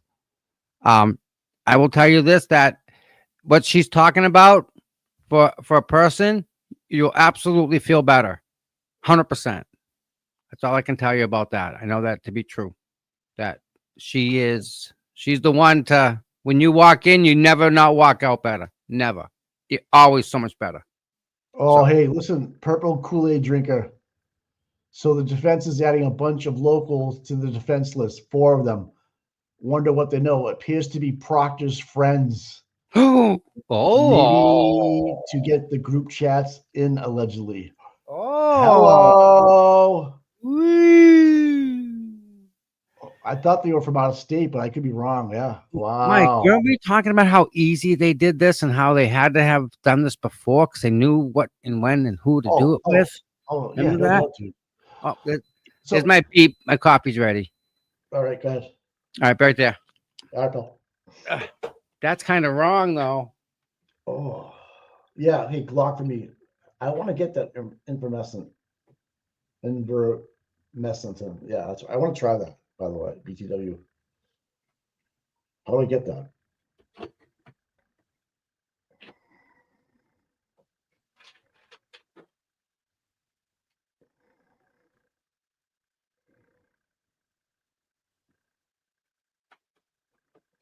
Yeah, watching Mr. McDonald, Mr.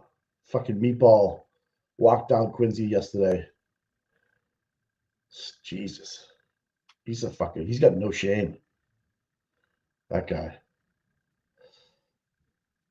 Man, imagine if they had Proctor's friends. Yeah, July 1st and is follows next court date. Yeah. Meston. Okay. Meeson. Okay. Yeah. Hey, Carrie. Hey, real quick, Carrie. I just want you Yeah. to see something, my girl. Because, like, every time I take a sip, I think of you. It's her coffee cup. Oh, my garage door is opening. My wife is off too. I gotta buy a car this week. Fuck. Did you go see Nathan? But I'm starting the process all over again. She's finally landed on which one she wants. All right, good. That's half the battle. But now you're just gonna talk. Good. So, Good. yeah, do That's that. what matters, man. That's the only thing that matters. Yeah. Well, maybe that's where she's going now. I'll be right back. Yeah.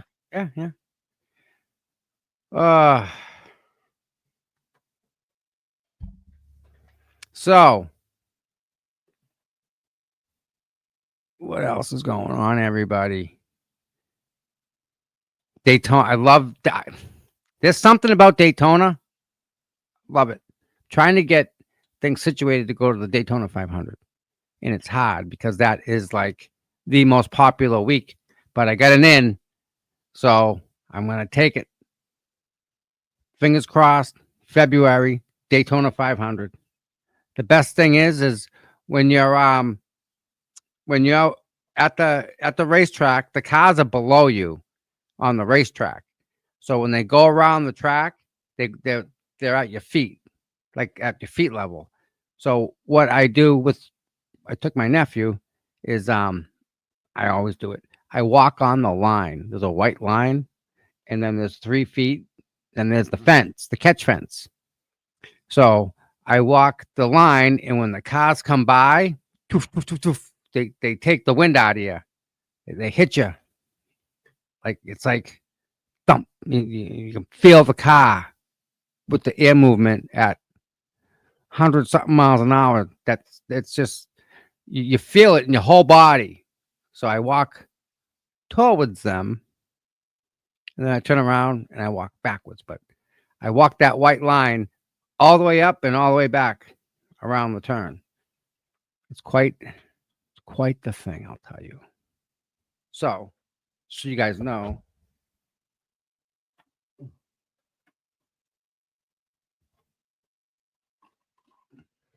Check this out. Right?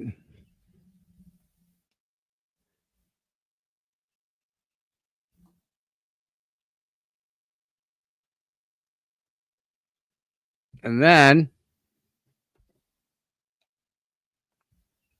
there's that.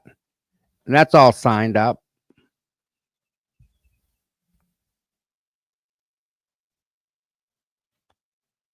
So,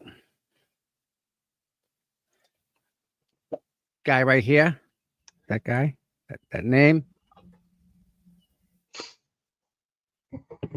M. Helton. You know who Mike Helton is? No. President of NASCAR. I got I Jimmy went to- Johnson. I got God. Chad Knaus, Richard Yates.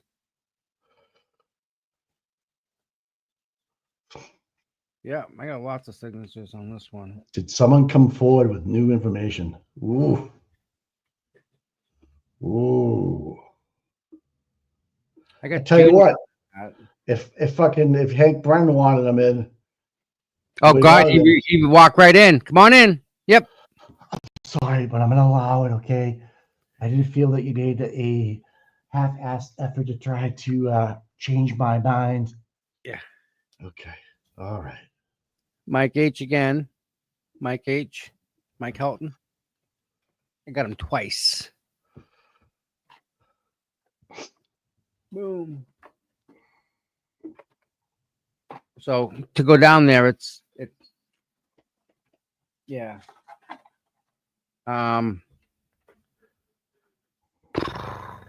right. What else? It's been an Mike's been an hour. Been an hour. Well, It's a murder trial.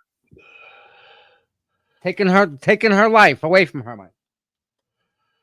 Yeah, right. Why would you give her every opportunity to defend herself? Why are we even here? Right. If these Like, people we're are willing to legit. come, if these people are willing to come forward for the defense, all right, that just seriously come for the defense. That's not good. We didn't call them. They must have called the defense and said, "Hey, they want to listen to what we get to say, mofos." It takes one person, right? Leads to another, leads to another, leads to another. Yeah.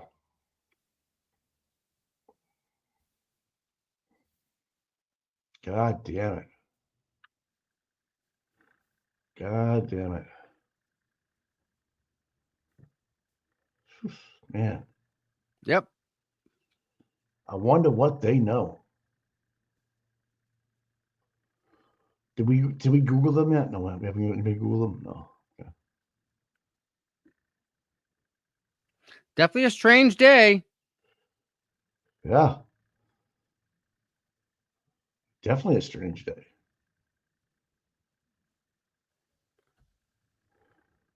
I don't see how this is okay with anybody, right?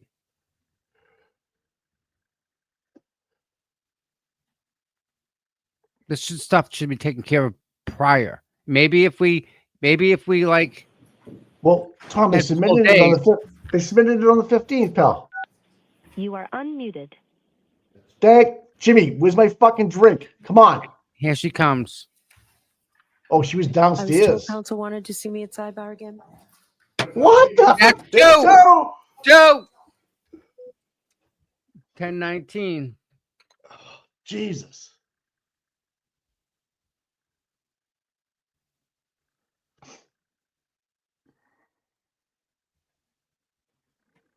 How is this okay?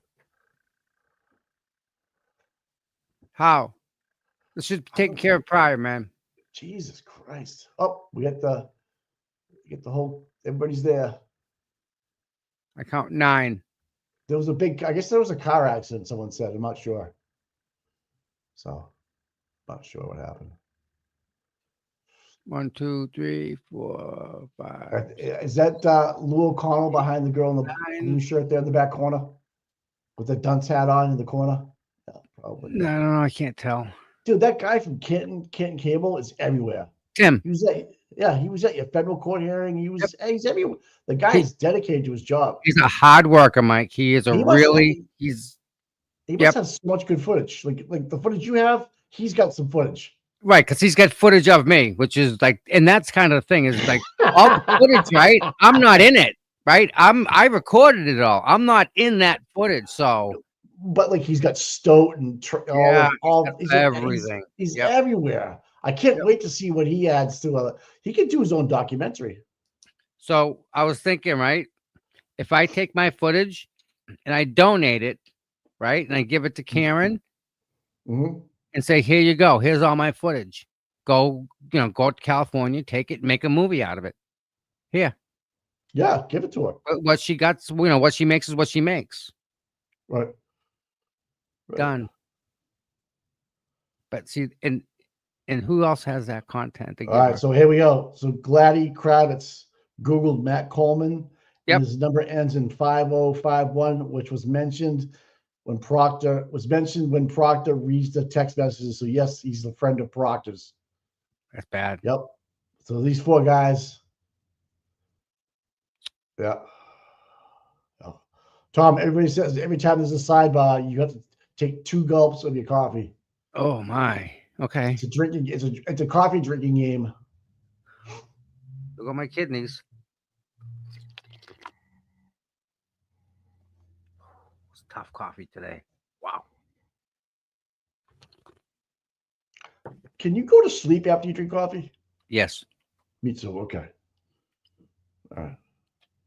I put 7 scoops in instead of 5. I shouldn't have. You I don't do sugar. Do you use sugar? No, I use this one creamer. What is it? That's what I use, dude. But I use the Italian. Yeah, I love it. Don't use. I was using sugar. I use that instead. No sugar. Yeah, that's got sugar in it already. So yeah, right. Yeah, not the same as much, but yep, No. love it.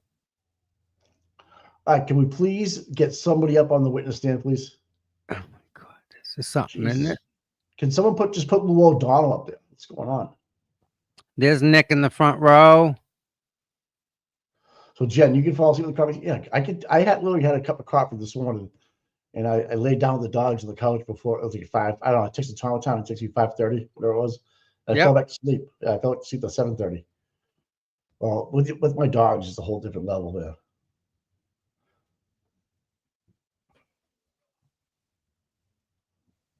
Take a shot every time Paul O'Keefe's at the sidebar. Paul, he would love that. That's what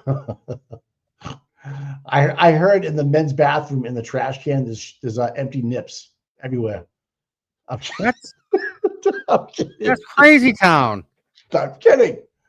That's well, I mean, when I worked at the hospital, the toilet would keep overflowing.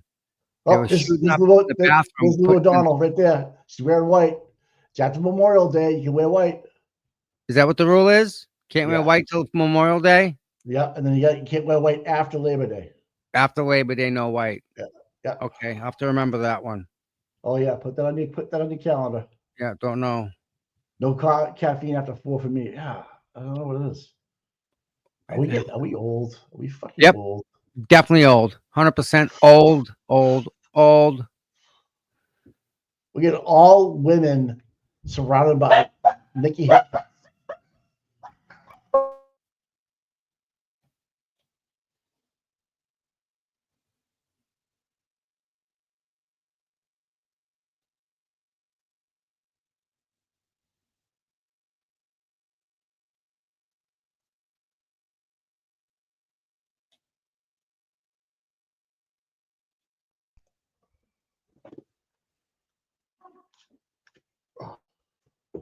Mama's home.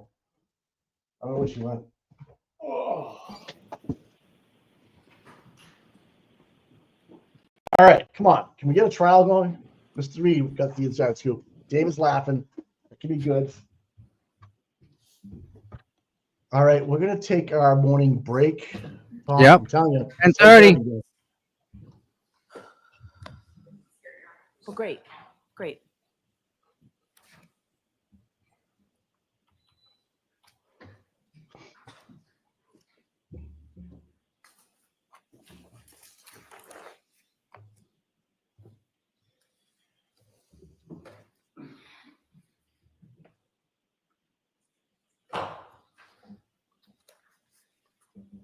Jimmy Ice Cubes, 2 cubes, McDermott. If anybody's hungover, it's him.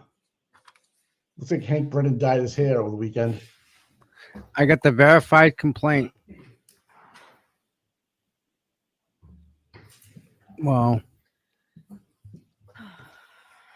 Oh, there's the sigh. Oh, I can't believe I have to go to court today and take care of somebody's lives on the line. The truth, the whole truth, and nothing but the truth, so help you God. Yes, sir. You're welcome. Good morning, Your Good Honor. morning. Who's this ass clown? gonna find out soon. So we're going to have a short voir dire. Okay, so Mr. Lessie, Oh, no jury. This is Judson's boss, Mr. Welch, I think.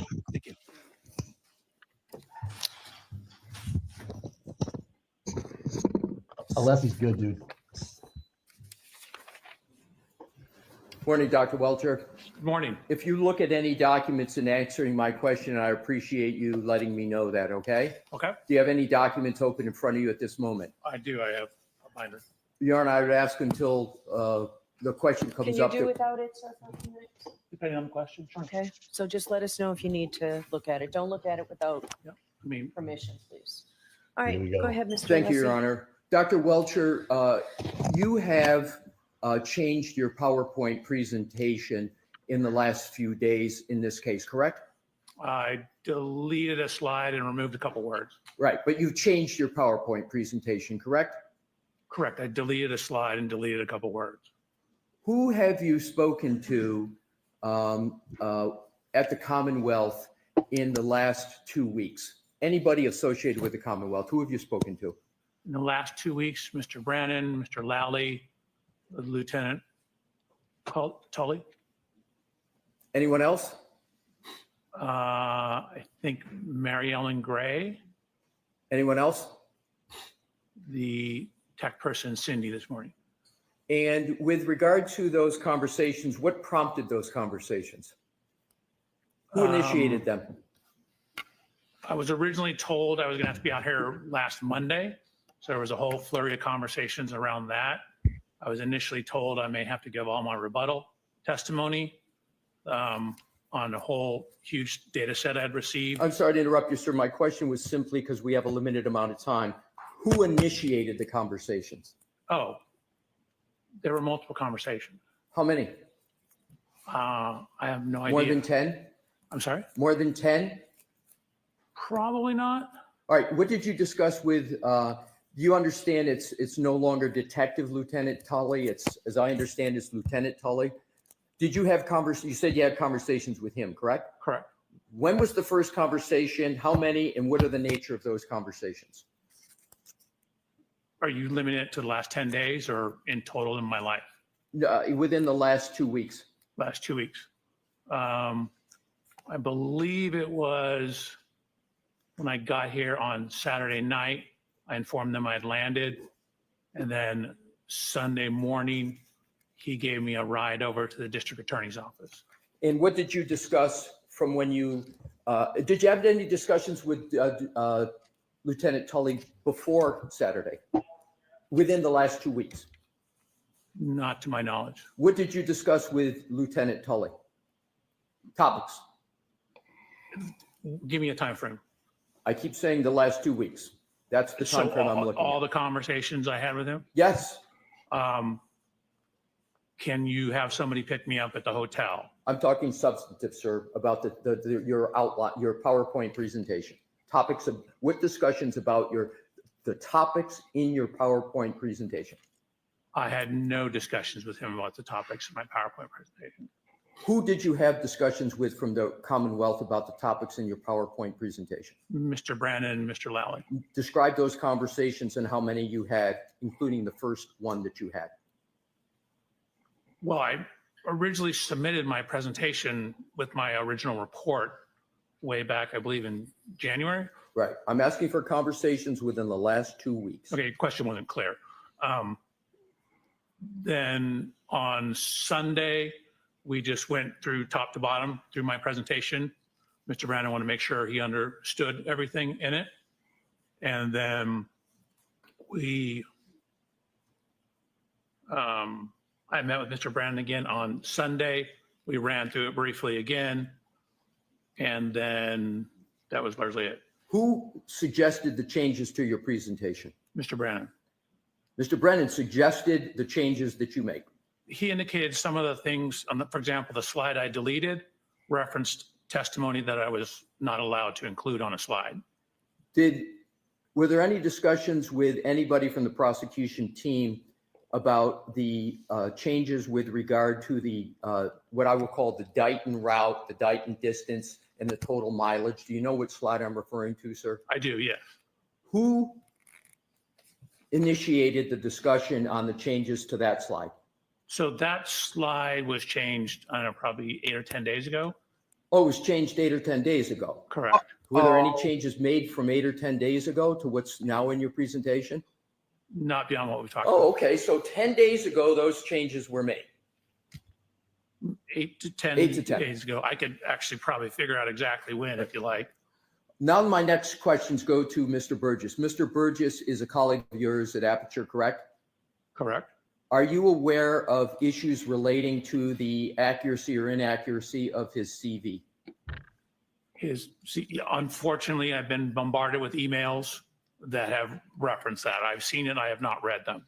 You've been bombarded with them, but you have, and you say unfortunately, but you have not read any of them? None? Maybe 1 or 2 lines. For example, they come in, they're looking like legitimate business emails.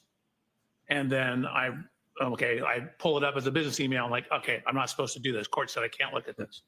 Now, I want to go back to your slide presentation. I understand that you intend, subject to our objections at the court's ruling, you intend to present testimony with regard to your PowerPoint where you are going to elaborate on your 1231-38 to 1231-43 trigger 1162-2, and you're going to add to what has been in your presentation a verbal discussion with regard to Mr. Burgess's change that he made in his May 8th report with regard to the variance time window. Do I have that correct? No, you don't. It's not based upon a verbal discussion. It's based upon his report. Okay, so you're going to make, you propose, what you're intending to do is you want to add the change from Mr. Burgess's May 8th report to what you're going to testify to on your PowerPoint. Do I have that correct? That is correct.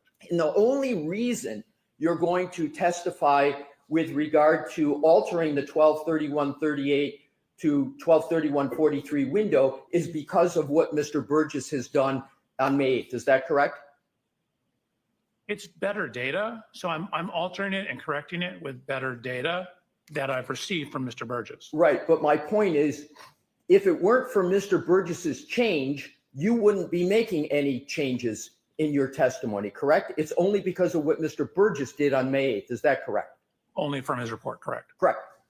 So, and you understand, sir, that that change has significant effects on the very issues in this case with regard to the timeline and the collision you allege occurred, and comparing it to human volitional conduct of Mr. O'Keefe with regard to his manipulation of the phone. You understand the consequences of that change, do you, sir? I do. I would disagree with your assertion that it's consequential. Again, my original data, which is in my PowerPoint and has not changed, that data is still there. The timing was extremely close within the error of the measurements, which Mr. Burgess ultimately showed in his subsequent report that was within the variance associated with those timing devices. I understand, but my point, sir, and I want to understand if I have it correct, is that is going to move the time that you assert the 1162-2 trigger occurred, correct? Correct. And you would agree that's a substantial change given the issues in this case when seconds matter? Or do you think it's an insignificant change? I wouldn't say it's insignificant. Again, I haven't modified my PowerPoint at all. I was happy with the data I had and satisfied with the data I had. Again, once presented as engineer would with better data, we use better data. I'm sorry. Please, Voir-Dire, let him finish. Yeah. It brings it closer in time to Ian Whiffin's last contact point data. But even if we don't have that, given what I knew about the variance in the cell phones, my time was still within that window anyway. Sir, you've just answered my question, which is Good. you agree that it affects the timeline in the activity of Mr. Whiffin's report. You said brings it closer. Did I have your words correctly? Correct. What I was concerned about was your word about significant change. It brings it closer. It doesn't necessarily bring it significantly closer. My original timeline was very close, within the range of the accuracy of those types of cell phones, infotainment system data.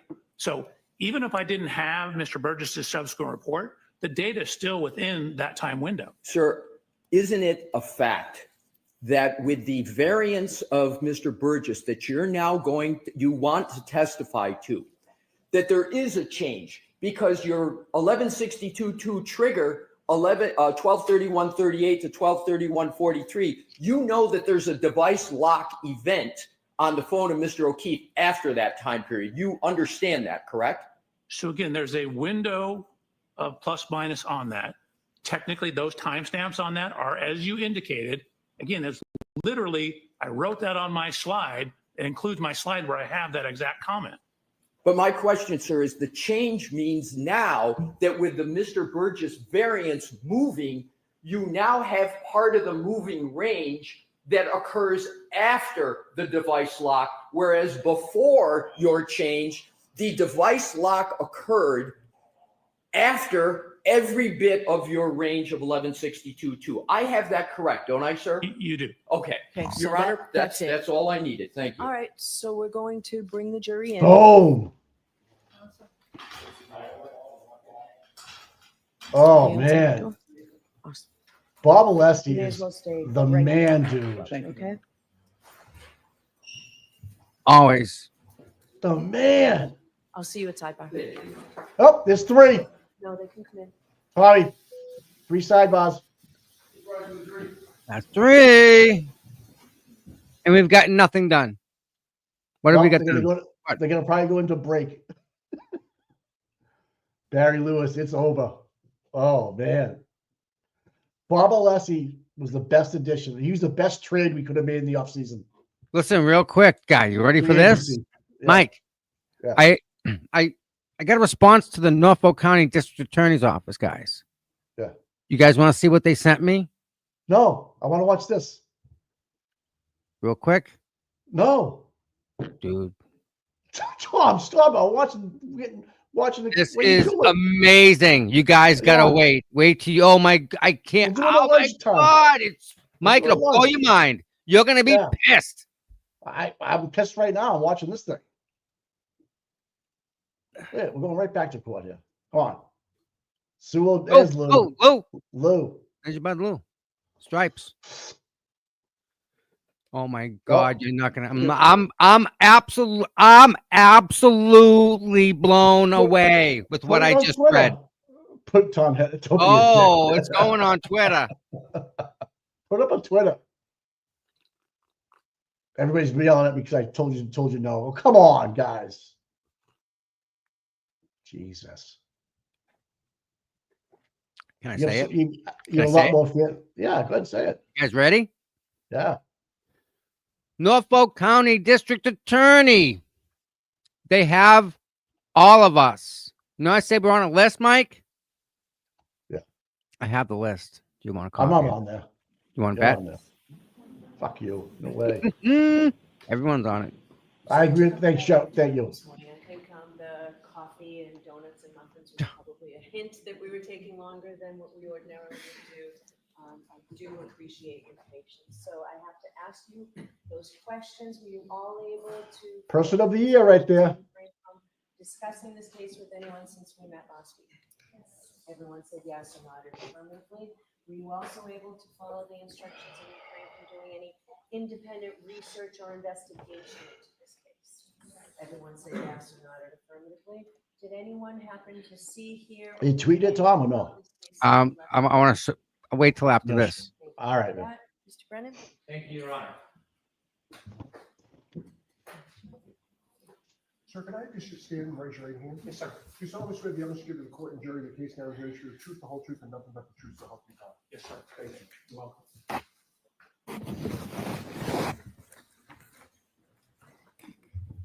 May I refer to my resume? May I refer to my resume? All right, Mr. Brennan, Thank whenever you. you're ready. Good morning, sir. Morning, Mr. Brennan.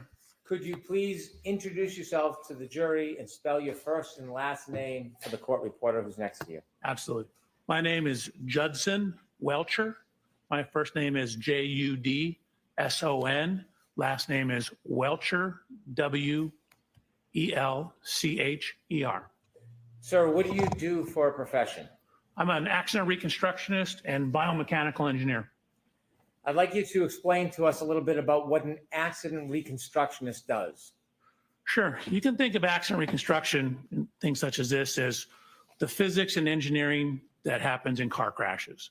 So accident reconstruction tends to deal with everything that happens to the car and outside the car, skid marks, vehicle damage, the electronic recording systems in the vehicle, things that have to do with the motion forces and how the physics of everything occurred and how that affected the motion of the vehicles. You said that you were an accident reconstructionist, but also a biomechanical engineer. How is your work as a biomechanical engineer different than an accident reconstructionist? So simply, you can think of biomechanics as similar, but to everything inside the car. So biomechanics is looking at how the effects of physical forces are applied to the human anatomy. When I'm trying to explain to somebody what I do, I say, hey, it's like a civil engineer who's designing a bridge. So many trucks and cars on the bridge. Are that going to cause the beams in the bridge to fail? Is that going to cause the cables to fail? So a human body is governed by the same laws of physics, just like the bridge. Obviously, it's made of a lot of different materials, but in a human body, my beams are bones. My cables are the muscles and ligaments. Different material properties, but everything's governed by the laws of physics and principles of engineering. So I'm looking at how physical forces, the outside of the car, when people are inside the car, seat belts, airbags. The first seat belt was patented by an engineer. It's engineers who quantify the force of the crash and what kind of injury damage there is to the body. So it is force that causes damage like a fracture. And so we're looking at how the physical forces are applied to the body and what that means in terms of what happens to the body. Dr. Welcher, I want to ask you a little bit about how you became a biomechanical engineer and an accident reconstructionist. Can you tell us? Sure. So when I was getting ready to go to college, my father, who was a physician, said, whatever you do, do not go to medical school. Because I was getting ready to go to medical school. So this was 39 years ago, I believe. 35 years ago, 39 years ago. He said, it's just not worth it. So I said, okay. So then I entered into the mechanical engineering. I grew up riding motorcycles, taking things apart, frequently pissing my parents off when I couldn't put it back together.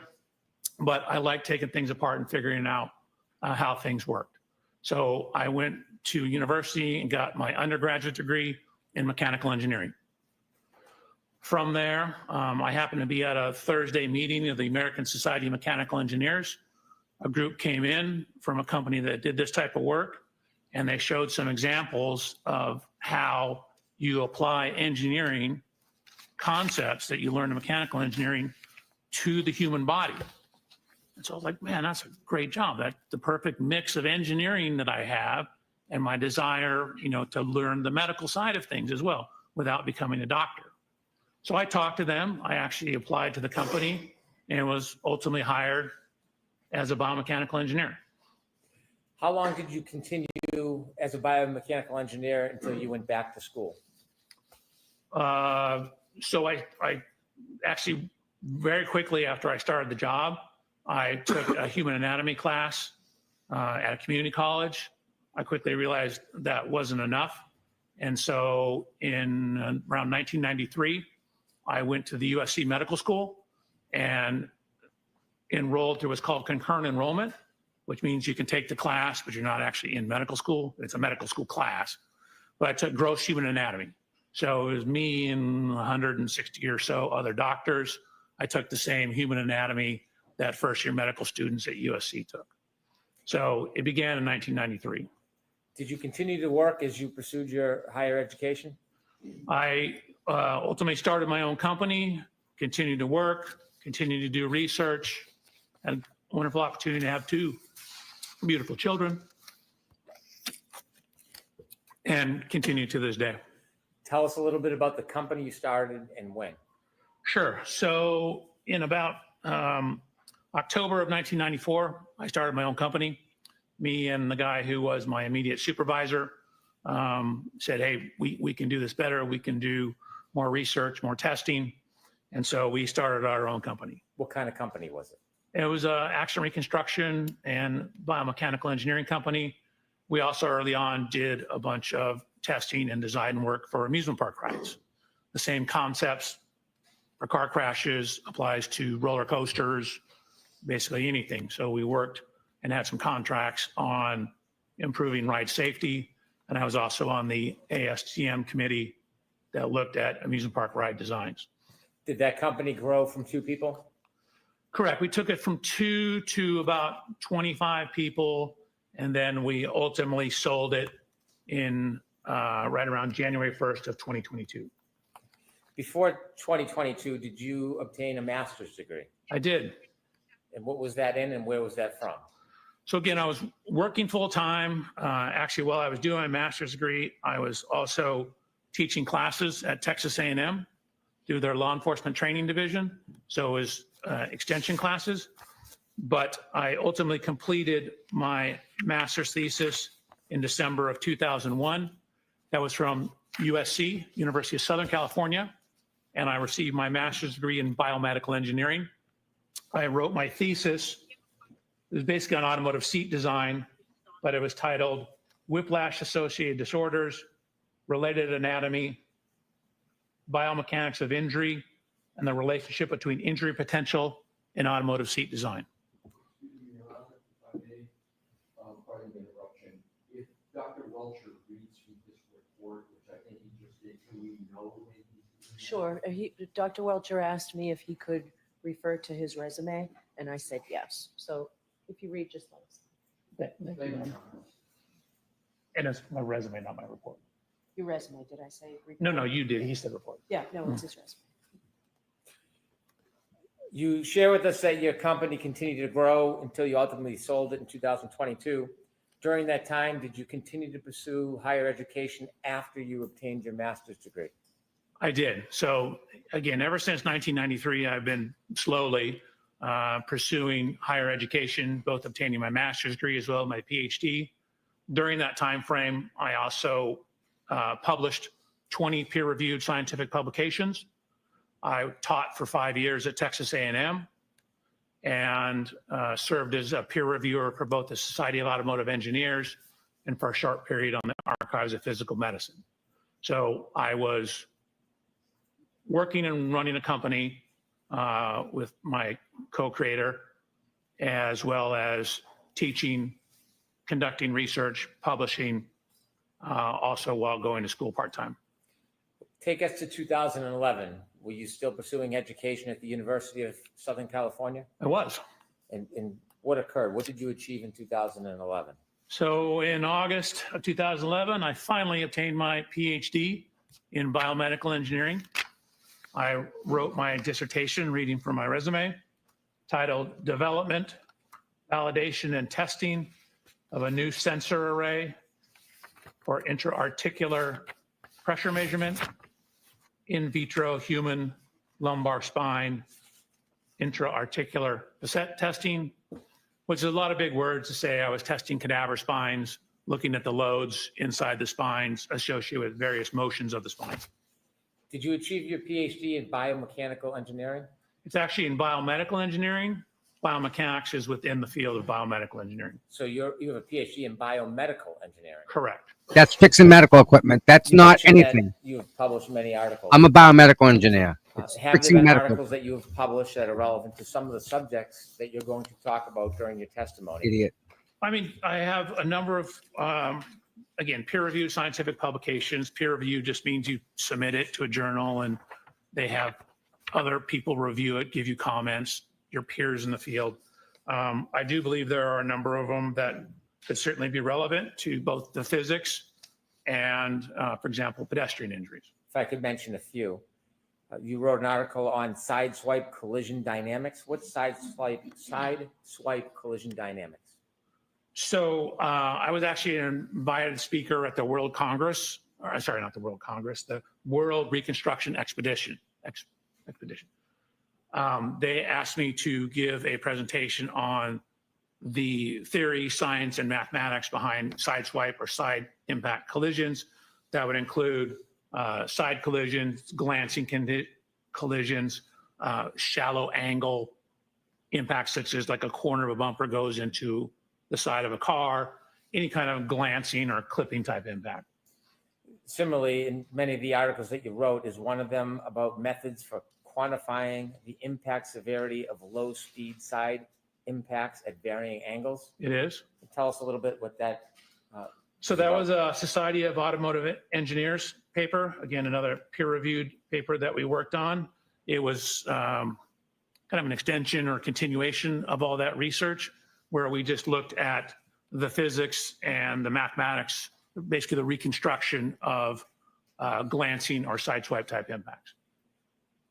Similarly, methods for quantifying the impact severity of low speed side impacts at varying angles. Is that similar to the other papers, or was that different?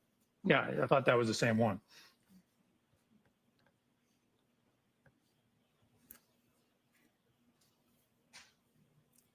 If I can continue, another article or publication that you wrote, occupant kinematics and loading in low speed lateral impacts. What does that mean? So in the course of my career, I've done probably 12 to maybe 1,300 actual crash tests. I've crashed everything from skateboards, mopeds, up to trains, motorhomes, and ambulances. I've conducted, relative to this case, probably or been involved with 50 to maybe 70 pedestrian impact tests. So the low speed side impact one is we actually put human volunteers in side impact collisions. And what we did is we had accelerometers, which are things that measure acceleration. If you had physics or memory, Newton told us force equals mass times acceleration. So knowing the acceleration of something, you can get an idea of how much force is applied to it. So we have various sensors on the body. We have various sensors on the car for the reconstruction aspects of it. So that study was the biomechanics portion. And the first paper you read about the reconstruction was the reconstruction portion. So the first paper you discussed was everything outside the car. Then we looked at how the forces applied to those impacts to people inside the car. Have you had a lot of publications and studies about the force applied to people outside of a car? I don't know if I'd say a lot, but I was an invited lecturer to the Accident Reconstruction and Collision Safety Institute conference, where I specifically gave a paper and a series, or basically a lecture on what's called pedestrian impact biomechanics, which was exactly as the name implies, what happens to pedestrians when they're impacted predominantly by cars and vehicles. How much of your work involves pedestrian impacts? Probably maybe 10%, 5 to 10%. Most of it's car to cars. Biomechanics of low speed impacts. Is that another paper that you wrote? That is a paper I wrote.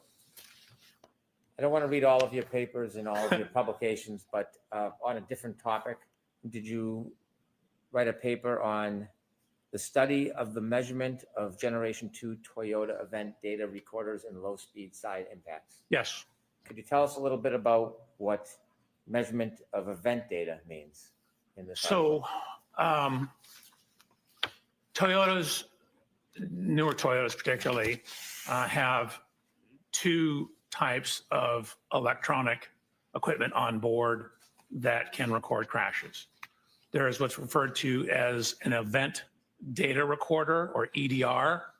It's somewhat commonly referred to as a black box. It's not exactly right, but it's close.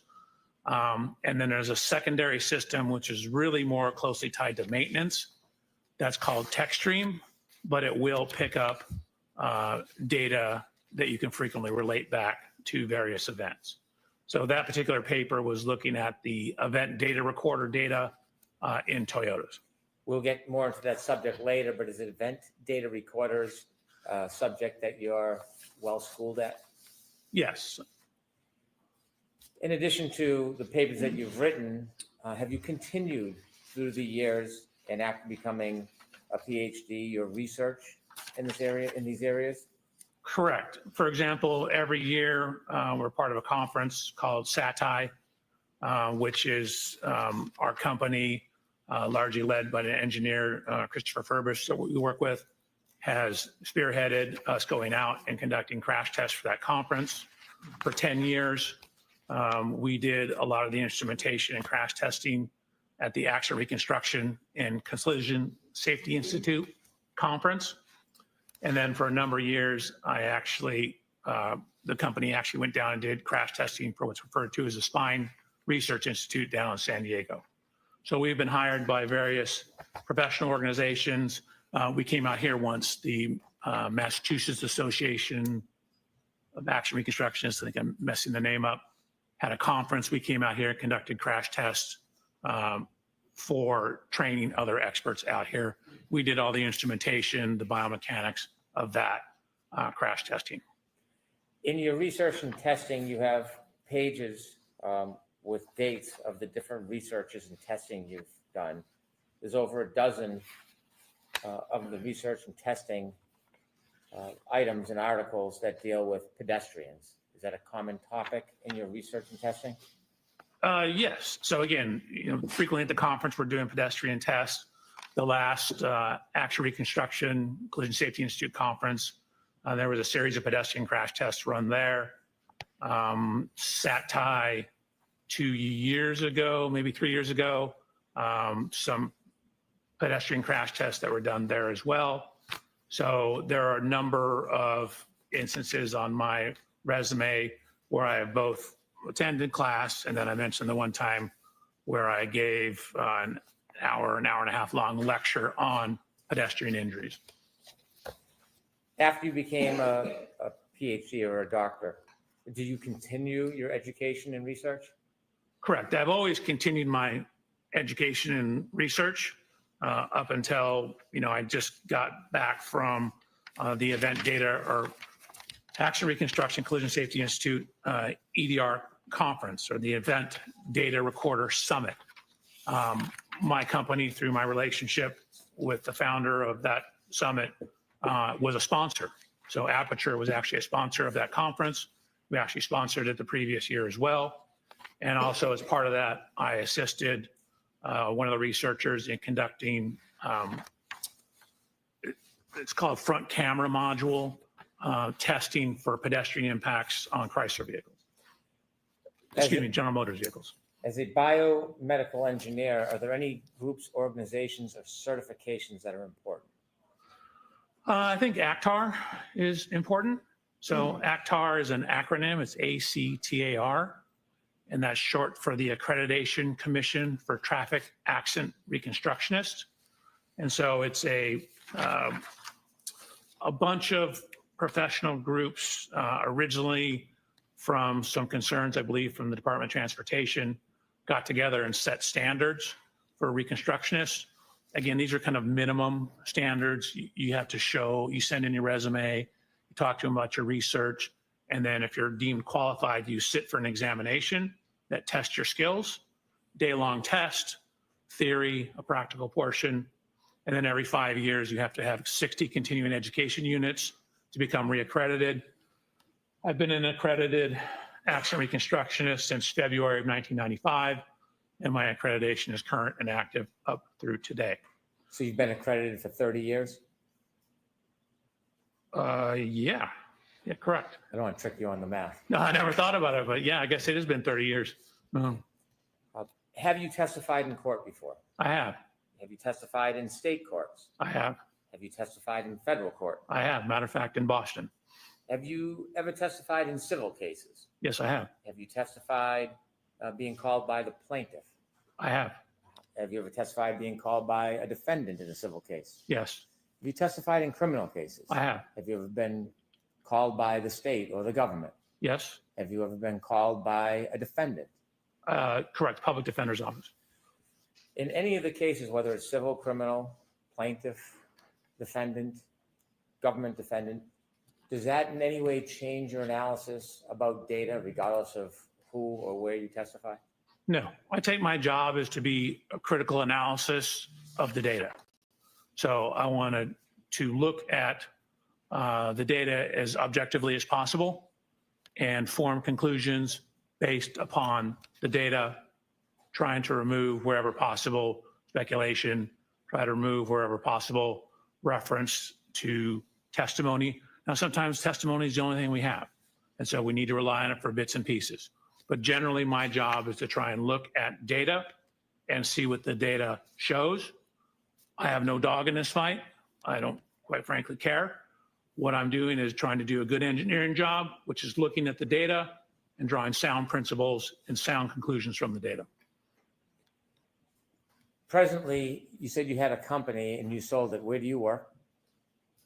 It's a company called Aperture. I guess we were acquired or merged into it technically. How many offices do you know if Aperture has? Oh God, I should know that. I mean, we have them in Massachusetts. We have them in, I think there's 3 or 4 in Texas. There's, I think, 4 or 5 in California. So I want to say there's at least, I don't know, 13 to 15. Do you work at a particular location? I do. Where do you work? Long Beach, California. Do you work with other people? Do you have a team? I do.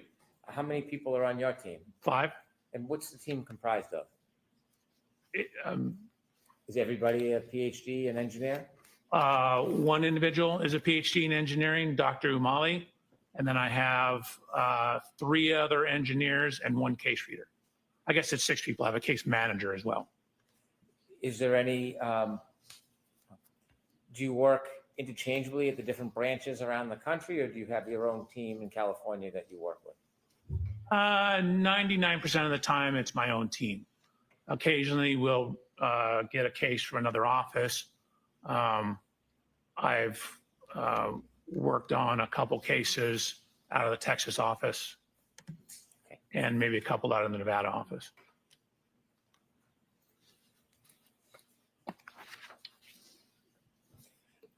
Were you asked to look at any data or information relative to this case?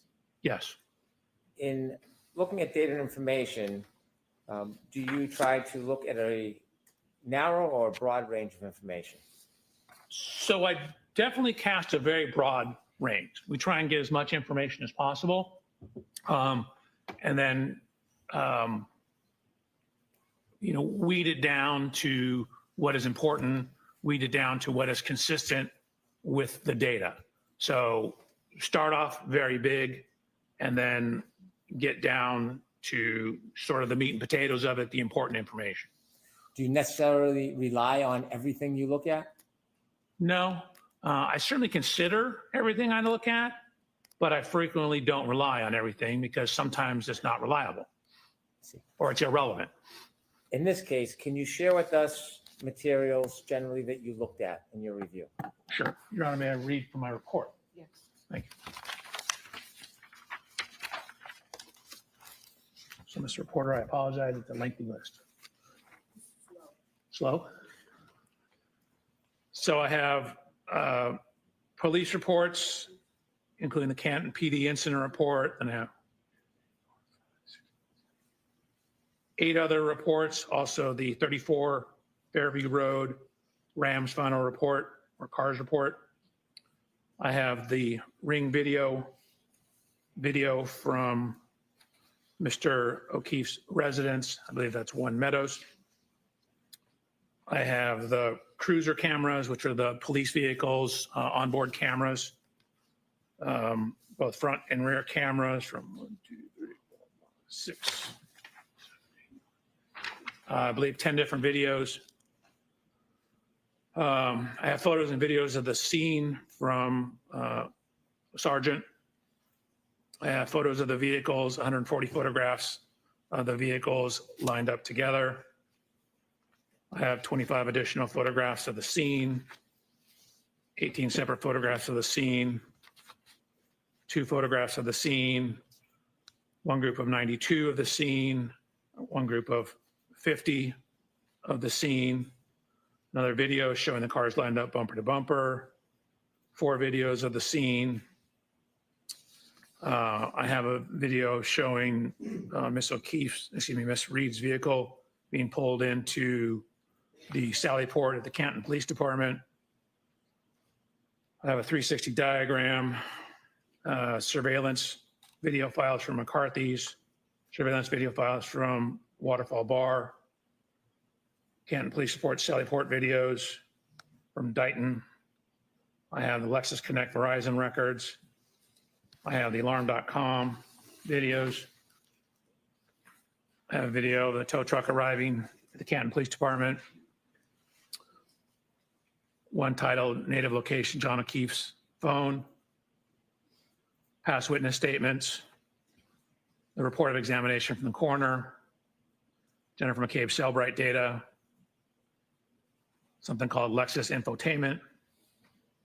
Different past summary testimony of numerous witnesses.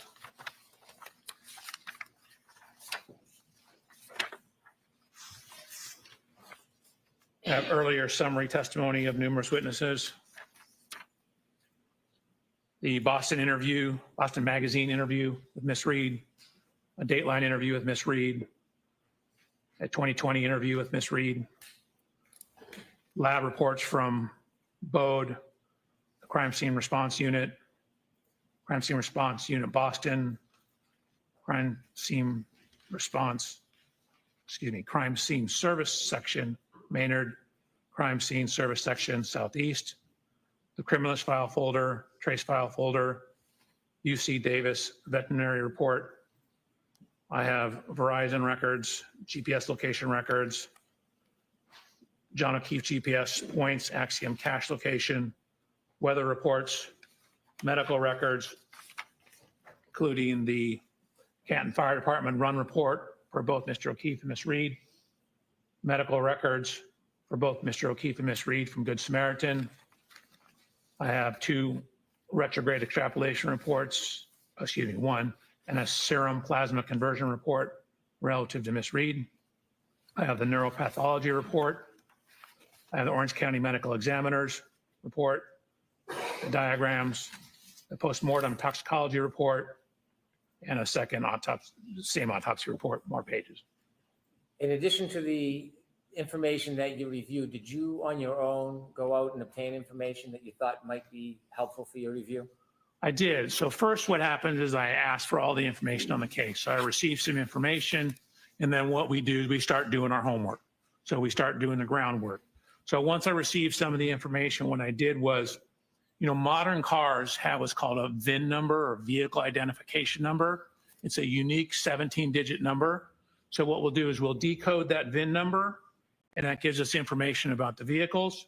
So I did that for Miss Reed's 2021 Lexus, as well as Mr. O'Keefe's 2019 Chevy Traverse. So ran the VIN numbers, use the VIN numbers. It tells us year, make, model, safety equipment, things like that. I then got dimensional data from a program called Expert Autostats. And then I have complete parts diagrams for the vehicles. So I have literally bumper to bumper parts diagrams from something called the Mitchell Collision Estimating Guide. And what that is shows parts, involved in the vehicle. So for example, in Miss Reed's vehicle, I have bumper to bumper. I certainly have all the parts around the rear bumper and tail light of her vehicle. And then of course I started additional work on top of that. After you began your study, sir, did you have an opportunity to personally look at items that were involved in this case? Yes, I did. And what did that include? That included looking at Miss Reed's vehicle, looking at Mr. O'Keefe's vehicle, going to the scene of the incident. I ultimately purchased a 2021 LX 570, the exact year, make, and model of Miss Reed's vehicle, and conducted testing with that vehicle, as well as doing a whole bunch of research and compiling data for my report and slides. You mentioned slides. When you went through your investigation analysis, and ultimately led to whatever conclusions you have. The guy uses Mitchell, Mike. Prevent, guide, and create a PowerPoint presentation that could assist you? I did. I provided a PowerPoint presentation on January 30th. May I approach, Your Honor? Yes. Now that I've changed it. They went out and bought a 21 Lexus, dude. Huh. We paid for that.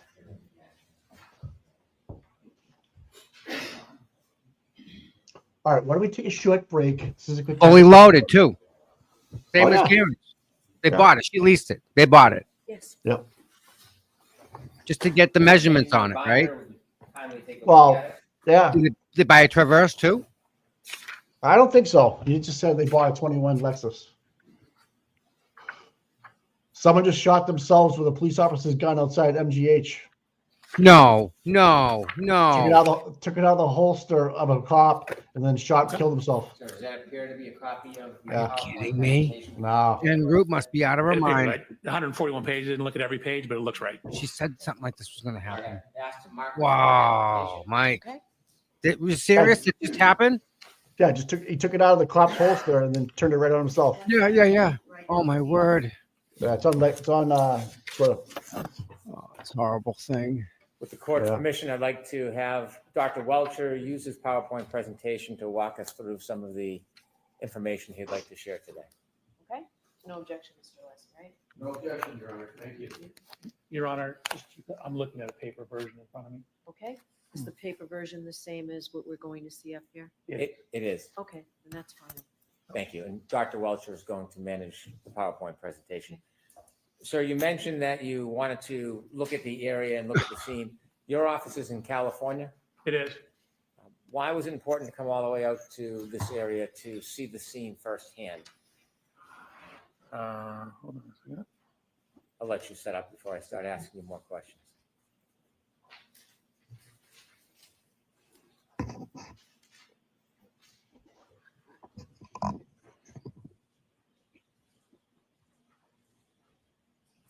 I'll be right back. We went through this, had it working perfectly.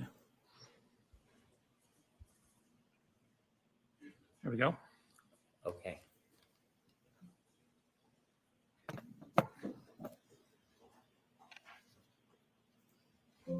So that's me. No, that's my first slide. I Again, have a couple questions for you, Dr. Welcher. please. The first is your office is in California. Oh, yes, sir. Why was it important to come all the way out here and view the scene firsthand? And you want to have as much information as possible. So I wanted to, physically look at all the things so I can actually see with my own hands, my own eyes, lay hands upon it, look at it as best I can. You try and inspect and look at as many things as you possibly can.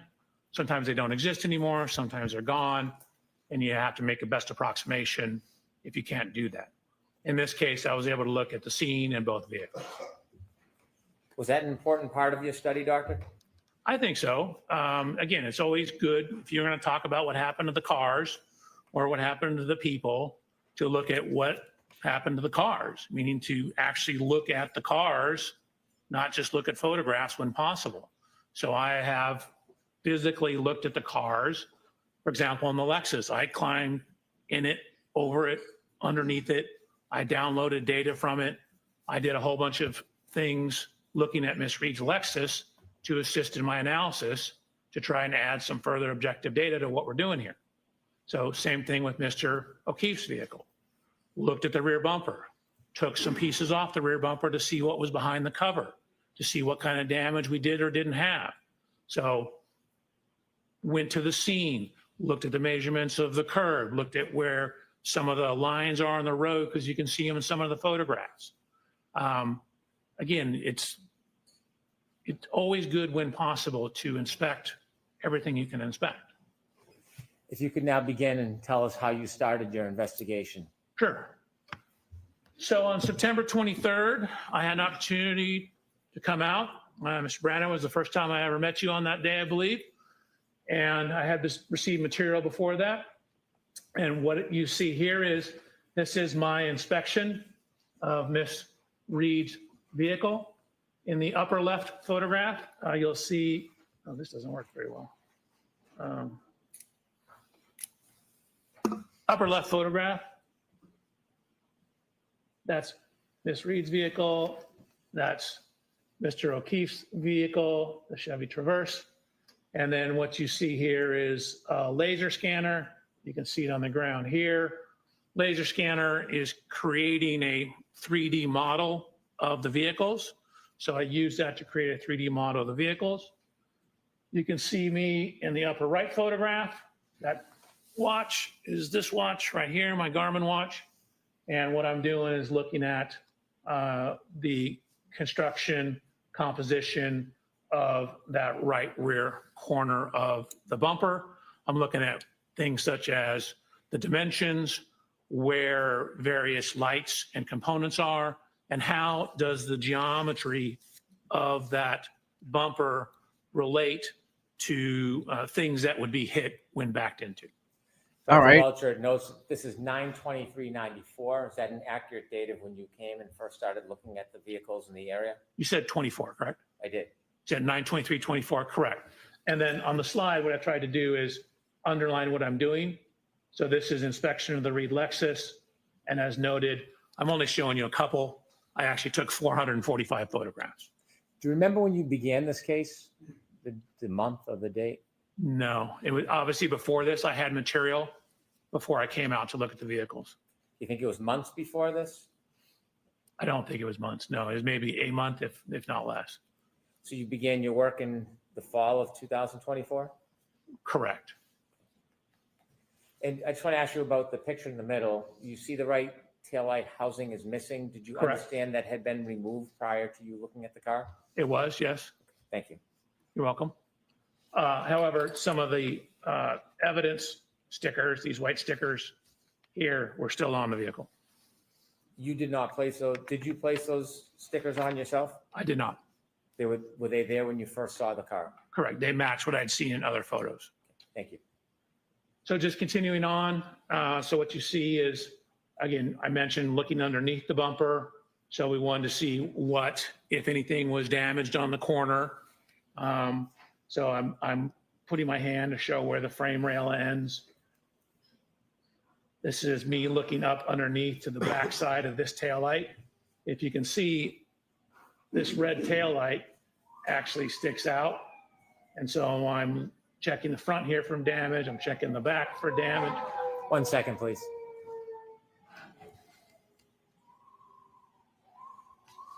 Okay, Doctor, when you were looking for damage on the previous slide, did you find any damage to that lower right red taillight?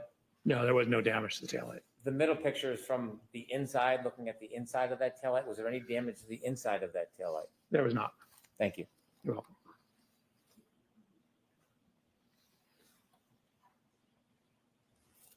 So again, looked at the height of it. I mentioned this lower taillight. Notice how the structure of the bumper protrudes out. You can see one of the marks, which is consistent with the contact to Mr. O'Keefe's vehicle. Here, this scratch mark, scuff mark. Notice how close it is to this light. Again, some of the evidence, stickers. Just a better view of those. Then going down the side of the vehicle. So with all that information, I mentioned a laser scan. So you move this laser scanner, and each minute and 51 second scan is collecting about 50 million data points. And so you scan all the way around, and then what you do is you merge all that data together. So even though this looks like a poor photograph, what you're seeing is hundreds of millions of photographs, hundreds of millions of points. And so you literally can figure out, if you wanted to know the distance from this lug nut to where the lighter is on the ashtray, you could probably do that to an accuracy of about 2 to 3 millimeters. So really, taking tons and tons of data. So it knows the exact position of every one of these millions of data points, and it knows the color associated with those data points. Why is that data imaging so important in accident reconstruction? You want to have an accurate model of the car. So, you probably don't need literally that many points to get an accurate model, but that's just the nature of the way the science is going.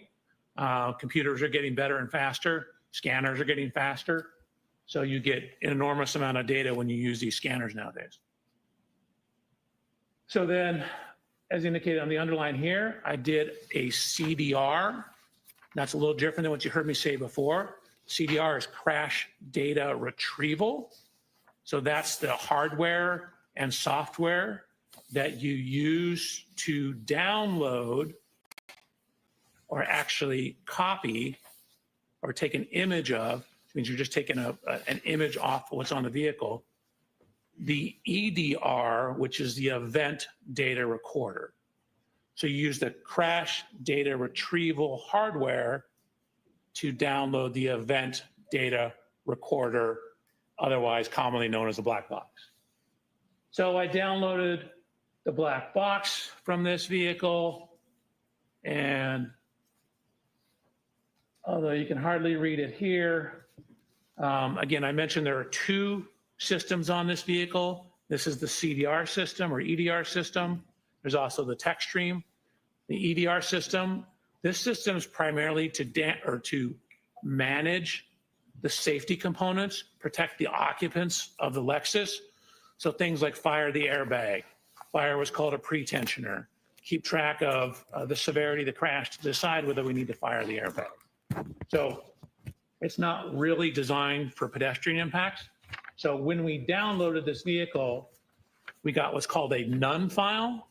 A none file simply means that there's no data there. The system's working properly. We had no fault codes, but for a car hitting a pedestrian to cause a file here, this is really more designed for car-to-car impacts, something that's going to have a significant impact on the occupant of the Lexus. And again, the Lexus is a 6,000-pound vehicle. Mr. O'Keefe's only 216 pounds. So it's not going to register from hitting a pedestrian.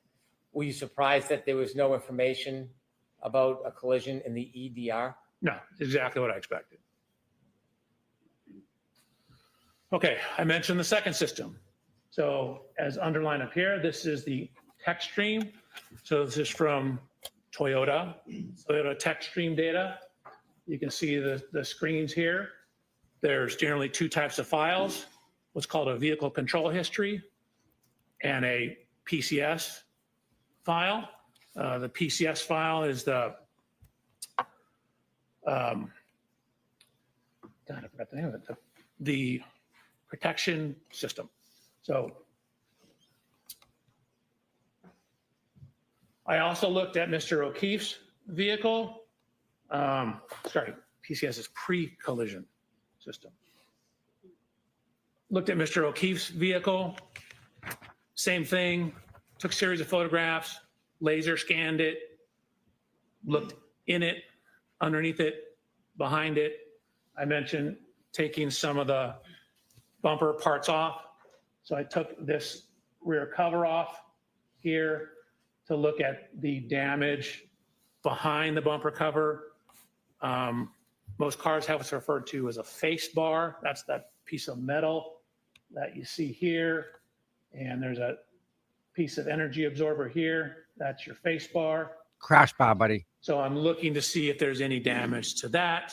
There was no damage to that. Before you go forward, Yeah. I want you to take a couple steps back because I It's want to been ask you some repaired. questions to explain Please. TechStream data. Could you go back a couple slides, please? Sure. You mentioned that in the EDR, which is similar to a black box, there was no information found. And then you mentioned a different system, the TechStream. Can you make it clear for us how these systems are different and where they're stored on a motor vehicle?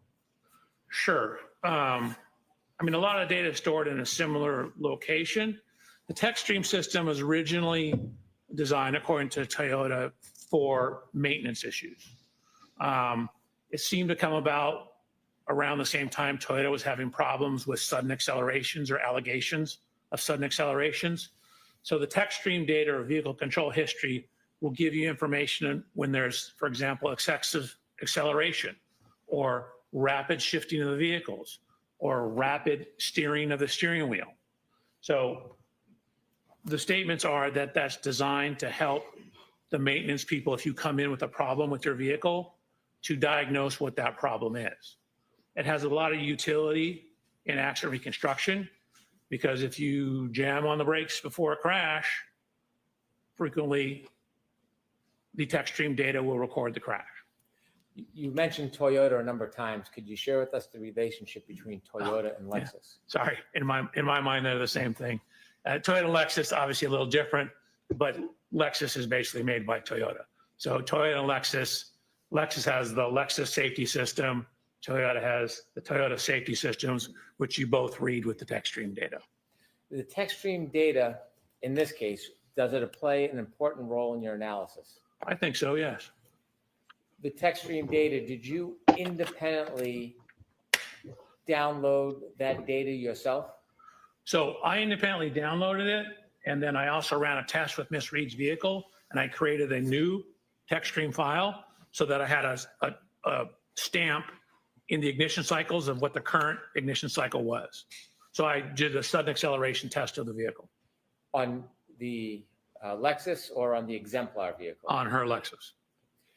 When you did the downloading, why did you do it yourself? Again, you, whenever possible, want to be the one that does it, make sure it's done correctly, and be able to say, hey, how do I know that's from that vehicle? Well, I know because I was the one who did it. And so if I get it from someone else, then they frequently have to bring that person into court to say the other ones that did it, so then I can use it. So if I do it myself, it eliminates that problem, and then I have no concerns over where it's coming from. So then I know hey, I did it. This is the right car. This is the right program. You left us at slide 10 when you were inspecting Mr. O'Keefe's car? Correct. So again, simply a blue arrow indicating that I looked down behind all this stuff, took measurements of it, and then similarly, I have a 3D point cloud of Mr. O'Keefe's vehicle. So part of the reason we're making these 3D point clouds, and we'll touch on this further, in addition to the scene, you can then basically put all these things back together in the computer. So instead of having to drive the cars to the scene, for example, or to Mr. O'Keefe's residence, you can take these computer models and additional data and put it back in the computer and reconstruct everything on the computer.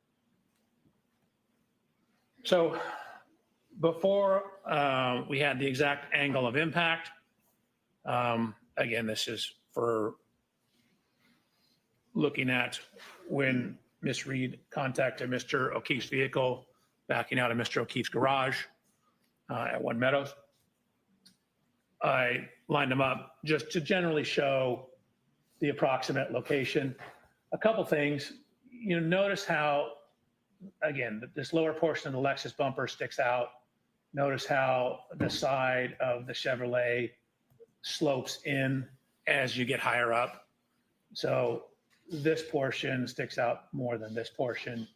And this is where you would expect any contact damage to occur, assuming there was an impact.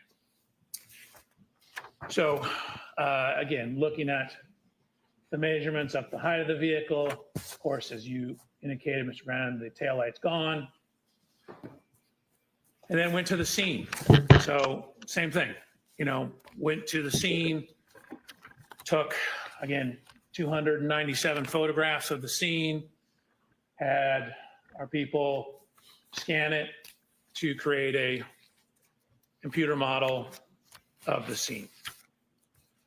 So, literally, if you wanted to know the distance from this window to, say, some manhole cover on the road, we have the data to figure that out, down to a couple millimeters.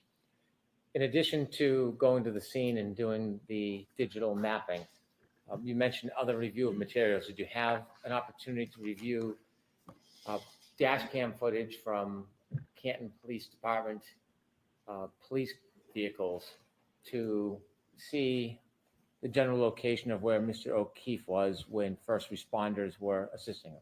Objection, Your Honor. So that's just a yes or no? Yes.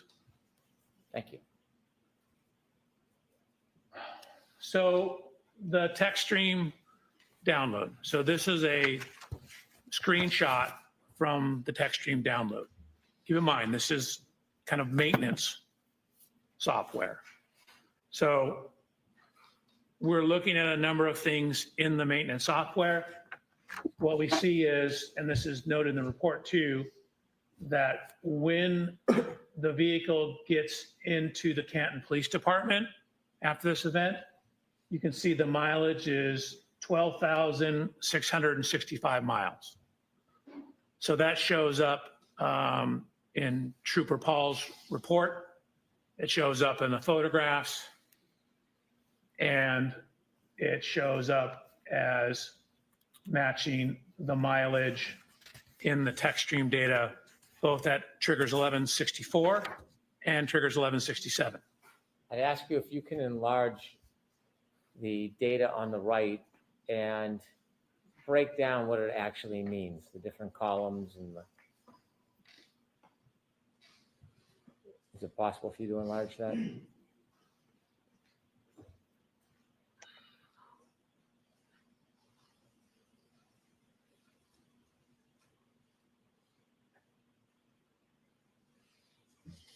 My fingers are too fat.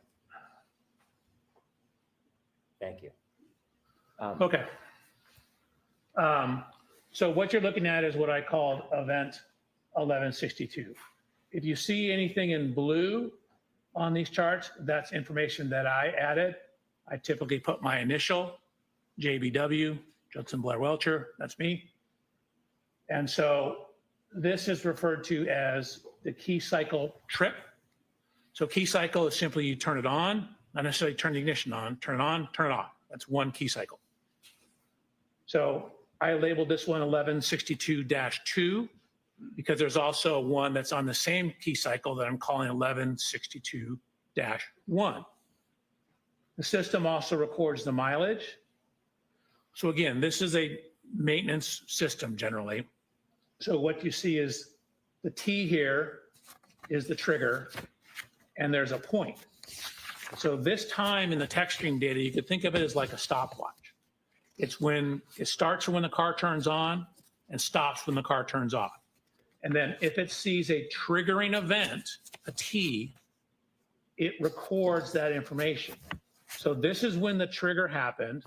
So that's 1,142.2 seconds. And so I've converted that to minutes and seconds because most people don't think in seconds. And so what it also does is once it sees a trigger, it's constantly circulating data through the computer. So when it says, okay, we have a trigger, it saves 5 seconds before the trigger and then 5 seconds after the trigger. So the trigger's in the middle and you have 5 seconds of data before and 5 seconds of data after.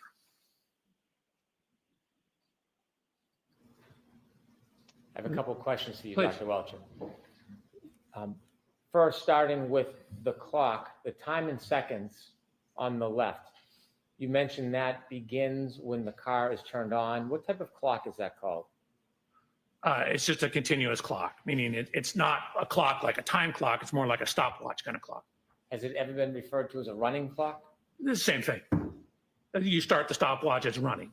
Based on the text stream data alone found in that one spot, can you tell from the data in the text stream alone what time the power was turned on?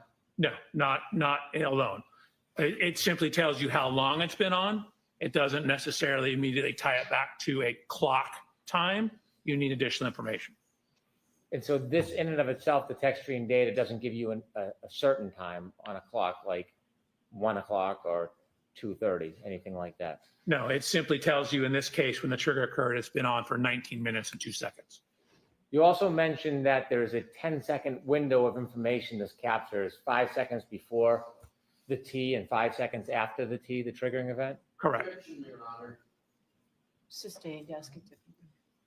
That window of 10 seconds, what happens if that doesn't capture the entire event? What if there's something before or after? What does the text stream data do? So it depends on what the something is. So if there's another trigger, then it will record more data. So you can have 2 triggers that are recording things on the same time window as well, or very close to the same time window. So you need another trigger to keep it going. But in essence, what it does is when it sees a trigger, it saves that 10-second window and then just keeps monitoring things until it sees another trigger. If the data captures a trigger, it has a 10-second window, and an event continues past that 10 seconds, so past the 5 seconds on either side, and there's no further trigger, do you get any other information from the text stream data? No. For example, in the trigger event, and say 5 seconds later the vehicle's still moving, well, the data just ends, and it says it's going, I don't know, 17 miles an hour, for example. It doesn't continue on. We just know that when the trigger ended, it was going 17 miles an hour. Thank you very much. Okay. Okay. So we have mileage recorded in this system. So what we're trying to do is use the available data to see if we can determine, you know, like what event this is, or is this the event, or is this something that could have occurred outside 34 Fairview on the evening of this event. And so one of the things we're utilizing is the mileage. Okay, so 12629 is at the end of event number 2 on the 1162 ignition cycle. When the vehicle ultimately comes into the impound yard, and this is actually before that, comes into the impound yard, it has 12,665 miles. That's a difference, did the math for you here, of 36 miles. Okay, let's consider where that could have come from. So we looked at the various paths and descriptions of where Miss Reed's Lexus was driven after leaving 34 Fairview on the night of this event, up until the point in time the vehicle ended up at the Canton Police Department. So we used Google Maps. We adjusted for the correct date and time of the year. And then what you'll also see is we adjusted for the correct time of day. So, although you can't really see that, let me see if I can blow it up.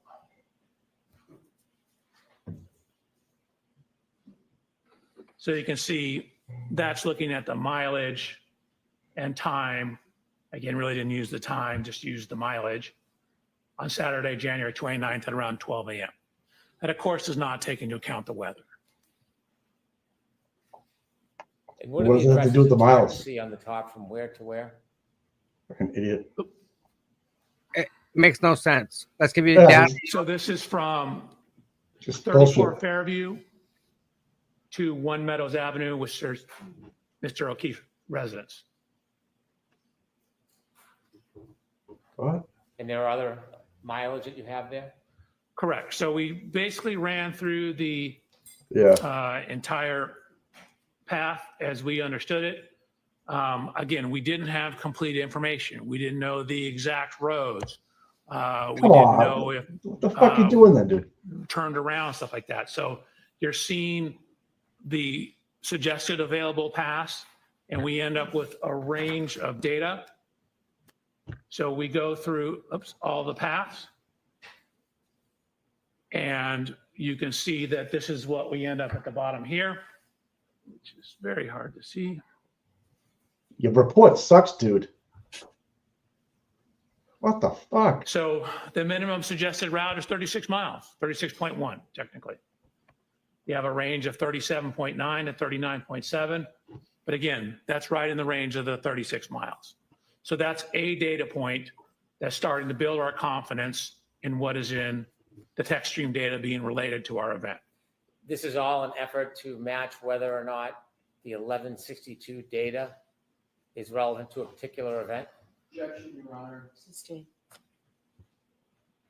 Let me ask it this Leading. way. Matching all the distances by miles Is this the only way you're trying to determine whether 1162 is the event in front of 34 Fairview Road? No. So again, these things are all tools. You can't take necessarily one data point in a vacuum. You need to consider the totality of the data.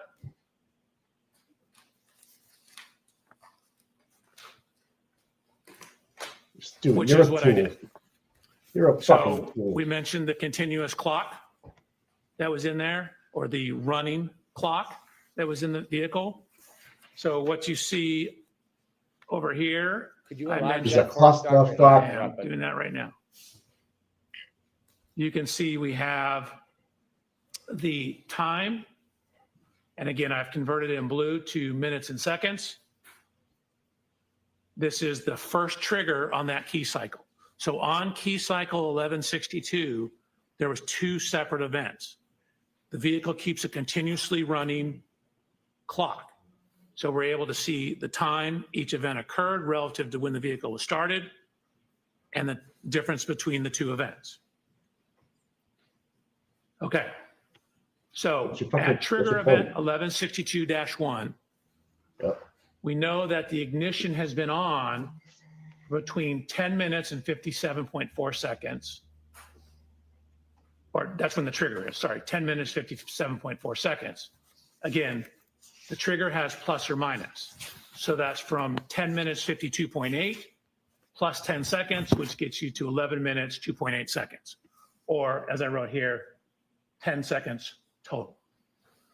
So again, the text stream data indicates at the time this event was written, the trigger occurred, again, at 10 minutes. You see we have the T, 10 minutes, 57.4 seconds. Dr. Welch, if I could ask you a couple of background questions. This block of time that you're reviewing that mentions 2 triggers, can you tell whether those triggers are immediately related or 2 separate events? So you can tell they're separate events because there's a separate amount of time between them. There's about 8 minutes between the events. And so they're on the same ignition cycle, meaning the vehicle hasn't been turned off in between. And we have this continuously running clock that records when these things occurred.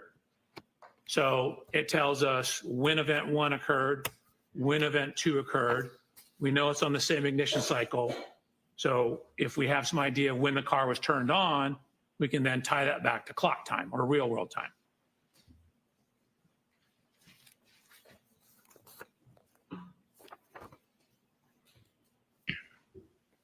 Okay.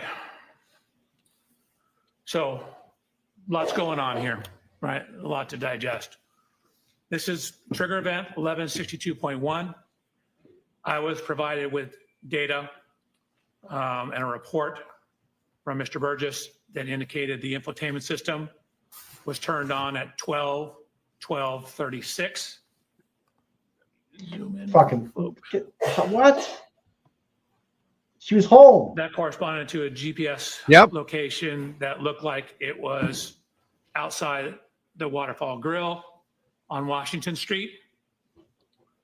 So What? additional cell 12, phone data that we 12, had okay. is that we knew there was a So he's three-point using the cell turn phone data. made To when Alexis correlate. passed Fairview Yeah. on Cedar Crest, pulled into a driveway and made a 3-point turn. So what you see over here is GPS data from Mr. O'Keefe's phone. And with that information and knowing when the system turned on, we're able to now tie the text stream data to a real clock, meaning what time of day did that text stream trigger occur. So we're going from the running clock to a real world clock. So if you take when it was turned on for Mr. Burgess's report, you can see that the Lexus was turned on at 12:12:36. You add in the text stream information, you get it at 12:23:38. And now we have a cell phone data point at 1:54. So at the time my report was written and these slides back in January, That was all the information we had in terms of data point 154. That was the one that was closest in time to it. So we had since received additional information. Dr. Welch, let me ask you a couple questions, and if you can zoom in a little, we might be able to see it a little better from here. Where would you like it? If we can start at the top when you explain in text.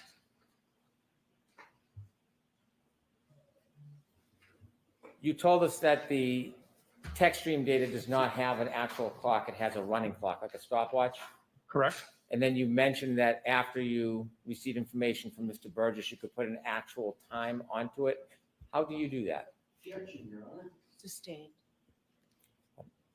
You shared with us that the text stream data runs on a running clock. Correct. And then you received further information so that you could actually identify a time. Where did you receive that information from? John's cell phone. I'm going to allow that. That was from Mr. Burgess's report. And do you know where that information came from? That came off the SD card, I believe, in the infotainment system. Do you know when Mr. Burgess found the SD card on the infotainment system? No, I'd have to go back to his report, but it was in it. This information was in his original report. Based on the SD card information about when the car was turned on and off, how do you match that with the text stream data to get a time? So when the car is turned on, that's approximately when the running clock starts in it. There may be as much as a 3-second delay in it, but that's approximately when the clock turns on. So this shows us when the stopwatch was started for the text stream data. So knowing that infotainment system has date and timestamps on it, so that ties it to a real world clock from GPS information. And so now we can, when that infotainment system turned on, it's very close in time to when the text stream data started recording data. That allows us to tie the two together. The times that you're showing on this slide, does that relate to the first or second event on the text stream data, the first or second triggering event? The first event. Do you characterize the first event in any way? I call it the 3-point turn. In addition to the data you analyzed, was there any other information you saw that evidenced or supported that a 3-point turn occurred at the area depicted in your slide? Right. We have a whole series of GPS data with heading angles, as well as a description that Ms. Reed gave in an interview. The time that you have after you consider the SD card ignition on and the running time, what clock is that based on? It's my understanding that's a clock in the infotainment system. And then we are ultimately trying to also tie it back to the clock on his cell phone. Mr. O'Keefe's cell phone, correct. Do you have any understanding whether all devices have the exact same clock? So it's my understanding they do not. In my discussions with Mr. Burgess, reading reports, that they can have, there can be as much as 30 seconds to a minute of variation. Objection, Your Honor. Sustained. Have you ever heard the, Strike, Your Honor, that answer. Sure. Jurors disregard that answer. have you ever heard the term variance before? I have. What do you understand that to be? That means differences from the answer, I'm sorry, differences from what? from typically the correct answer. Like meaning that a given data point has variance in terms of how it's measured, when it's measured. So different measurement device can have a different variance around the actual true number. You mentioned on the slide a time of 12:23:38. Correct. In O'Keefe's cell phone data, that point 154, approximately 12:23:58. Correct. Is there a difference between the clock on the Lexus text stream data and that of Mr. O'Keefe's iPhone? There is. When you developed the slide, did you have the benefit of more detailed information about data point 154? I did not receive that until May 8th. Did you later learn more information, more specific information? Yes. Okay.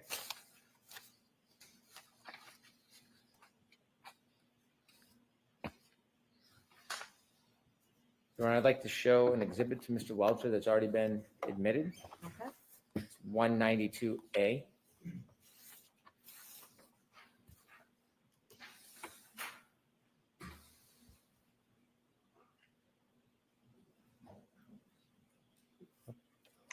Ms. Gilman, can we start with 192B? Dr. Welcher? Yes, we'll come. Is this a sidebar? Yep. This is a sidebar. Okay, Yep. that's 4.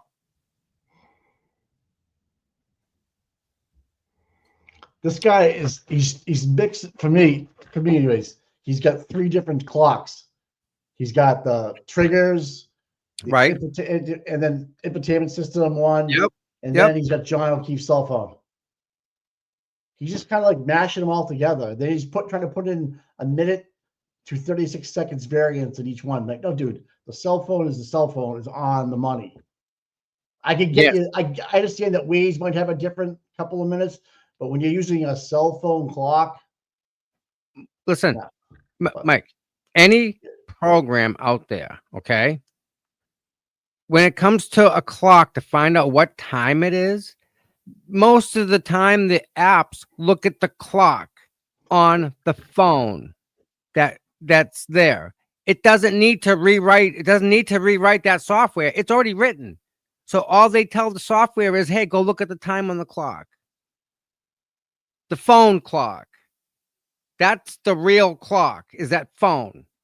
That phone is down to the second. I will tell you that. Remember the atomic clock we're talking about? yeah. All of our phones are in sync with the satellites. That's how we Why get is the he- time. So he's just trying to fuck it up on like he's just trying to mishmash it together, and unless he will, what the I just yeah, it's people like the time drift. What? No, man. No drifting. No, but when they say drift, they mean so if we start at 1 o'clock in the morning and you open Right. Waze will Yeah. say 1:05. Right. Yeah. Well, But you or won't whatever. have that. It's different. Or 103. You won't have that on a celly though. You won't have that in a celly though, right? You won't. Well, you don't have- Waze looks at the cell phone time. But my point being, your cell phone time won't have a drift. Any No. app on it, on any app on it could, I guess, right? Yes, that's correct. All right. How often do you check back to verify that your time that you're keeping is verified by the time on the clock, Mike? Do you see that question? You need to ask the software. You need to write that code. Check every 30 seconds, recheck the time on the CPU, which is the clock time. Everybody looks at that, and how often they look at it. That's the only drift I can think that they're trying to Right. I say. see what you're saying. Okay. How long it takes it to query the phone. Does that make Fuck, sense? It does. That's to me, and I've written software before. Right. That's what you have to think like that. You have to ask it to do this and do this and do this and do this. It's just a set of instructions. Do this, do this, do this, do this. So Hmm. Yeah. Tully, what's up? He's not a detective, huh? He's just a lieutenant. Ouch. That's How does that killing me, work? Mark. How's that work? Hey, dude, I got a story. Yeah. I knew a guy. He was a sergeant, Yeah. and he was going to be chief, and he was good. And Oh. I don't know why he wasn't deputy chief, but I don't know. But either way, Yeah. he got somebody mad, and they bumped him down to patrolman. from Oh sergeant. yeah. Oh yeah. That's just That's ouch. just wrong. Yeah. Ouch. That's, like you said, Tommy, it's all about the money, brother. It is, man. How much power and money? I never thought of it that way too. Again, I keep on saying that, but yeah, it's fucked up. Makes sense though. Keep everybody in line. Someone gets out, you have permission to shoot them, I guess. So The what I'm cops getting- are not here to protect us, people. They do not have to protect and serve. That protect and serve, Mike, tell them where that came from. Oh, it was a contest that was asked by the public to come up with that. Yep. Yeah, San check the Francisco, survey. because it was so Yeah. bad. They were beating everybody. The San Francisco cops were. So they come up with a slogan to Yeah. protect and serve. So they took So it and ran with it. Sounds good. If you It's not guess if true. you order an Uber or a Lyft in the Norfolk County area, Tully might be picking you up, just so you know. Hey, good post. The Commonwealth is admitting through Welch's testimony that the Lexus did hit the Traverse. Really? Yep, Diddy just posted it. Okay. Nice. Yep. Nice. Yep. So all that bullshit. Nope. So there's your crack tailing. Told you. I have it. Yeah, you're right, Tommy. Yeah, you're right. Remember the video? Wow. Yeah. Dude, it's everything. Everything's wrong in this case. Everything is wrong in this case. It dude. is. I'm gonna send it over to you so you have it. If we want to talk about it at lunch or something, we can. It's up to you, but you have it. It's in your X email. So check out DIDI. Yeah. Oh Joey Bag of Donuts is he makes $200,000 a year to pick people up at the airport. So this guy fucking Welcher couldn't go fucking use an Uber to go to his airport, go to his hotel room. Tully had to go with him. This is the shit I can't stand. I can't stand the bias with these guys. Like, when was the last time you think Tully picked up a fucking Commonwealth witness at the airport? Legit. When do you think they don't do this stuff? Anybody from the Walsh case right now that's being called? Did they get picked up? Did they get picked up? Right. Because there's probably no expert witnesses coming in. But my point is that they shouldn't be allowed to do that. So Barry says to the second. You know, he's right. To the second. You need to pick a clock and stick with it. If you're going to use Waze, use Waze. If you're going to use, John, you can't use all three and say there's a drift and this. This is right. No, use one. Use the clock on the phone because they all refer to that. So if they are using John's phone, which has him unlocking his phone and reading a text, they have to Welcher has to build his timeline with the drifts and the telematics to line up even more now, because only way that phone drifts is if it's off and it's not talking to the satellites. Right. That's it. Right. And if it was on, which it was, it would record all its health steps, right? Yeah. Yes.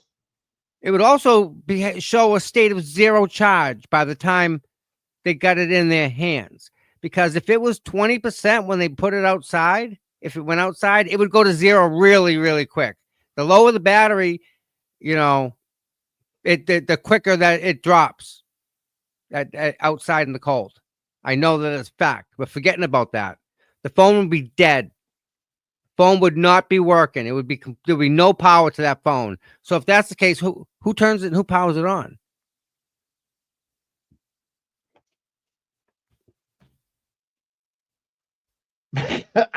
I know who John did. Obviously, if they're just trying to build a timeline around that. If the phone's in airplane mode, Mike, right? Right. If you're going to hit the airplane mode and it's off, right? It can't query the satellites to find out what time it is. But hence you can't verify anything after you shut the phone off put it on airplane mode and that to stop. Oh yeah, it's got to reboot up and stuff. Yeah. Right. And then once it turns back on, one of the things it does is query the time. Right. It goes and checks the time back to it, and it makes the adjustments. Simple. Attorney Gallagher's in the house. Good morning, Nan. Sorry, good afternoon. I hope you are doing well. I hope you had a good weekend. Yeah. I have to go do something later on, Nan. And I'll try and stay on. We'll see how that goes. This ought to be a trip. Thank you. I hope you have a wonderful day. It's really nice here in New England. It's like really nice here. I hope it's nice there too, Nan. Jurors, now's a good time to take a lunch break. I'll see you back here in half an hour. Nope. Halfway through. Dr. Welcher, if you could take us back to slide 30. Tommy, check your email from Nan. And so we understand you mentioned there were 2 triggering events. Is this the first one or the second one? It's the first one, Is that the one you've labeled the 3-point turn? correct? And where did that happen? What street? Cedar Crest? At this 3-point turn triggering event, there is a time in red, 12:23:38. Correct. Where is that time taken from? That's coming from the cell phone of Mr. O'Keefe at 0.154. And is there another time on there? I mean, I do the math between those two. Okay. Could you make that a little larger? Could you zoom in so we Sure. can see it better? No, we want the fucking time, dude. I don't care about your math. So there's an Piece of infotainment shit, time no. of 12:12:36, I guess, another time. That answer your question. Then we have, The 12:12:36, what does that indicate? What's that relevant to? that's when the text stream data is basically turned on, plus or minus a little bit. When you say the text stream, is that relative to when the car turned on? Correct. Sorry. Okay.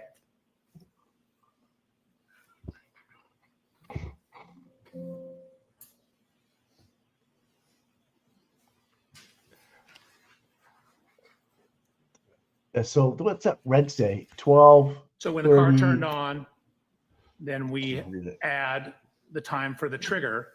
So what we have is we have data in the text stream that shows the speed, the position, the steering of the vehicle on that trigger.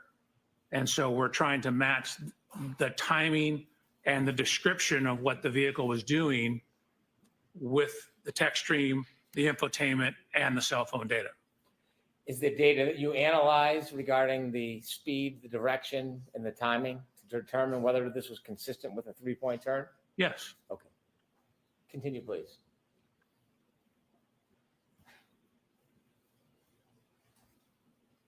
And if you can enlarge that, because it's hard to see back here. Sure is.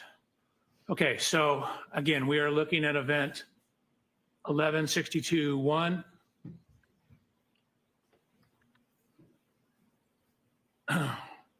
The information in blue is speed.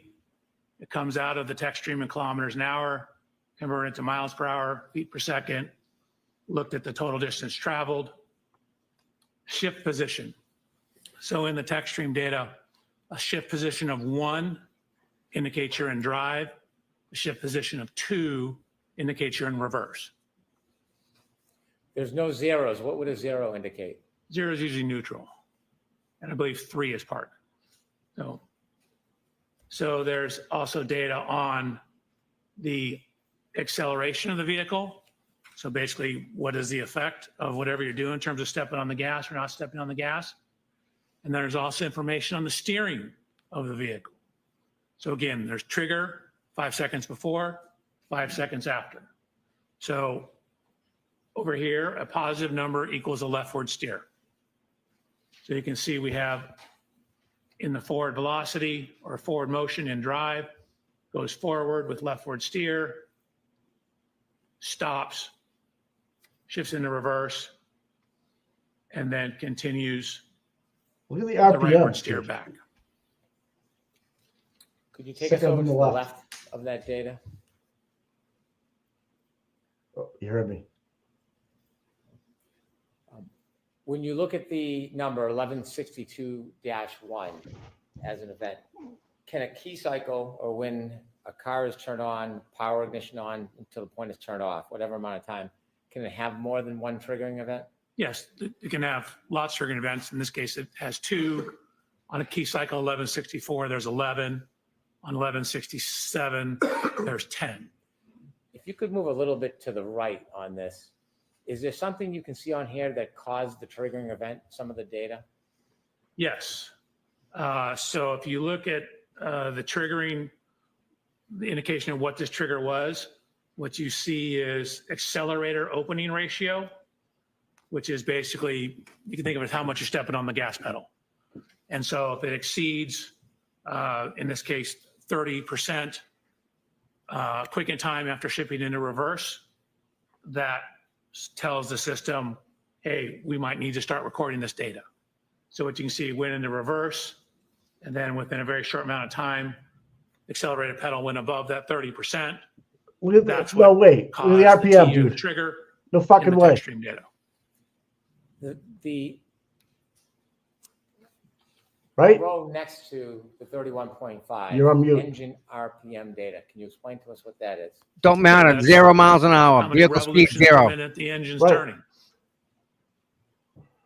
So what's More the trigger gas, then? is it generally the higher the RPM? Correct. There's going to be a Mike. little lag. You don't. your Is that car the doesn't driveway, move maybe? instantaneously. You have to step on the 600 gas. RPM is Then the is RPMs nothing. go low. up, and then it starts Low. going faster. 700 is nothing.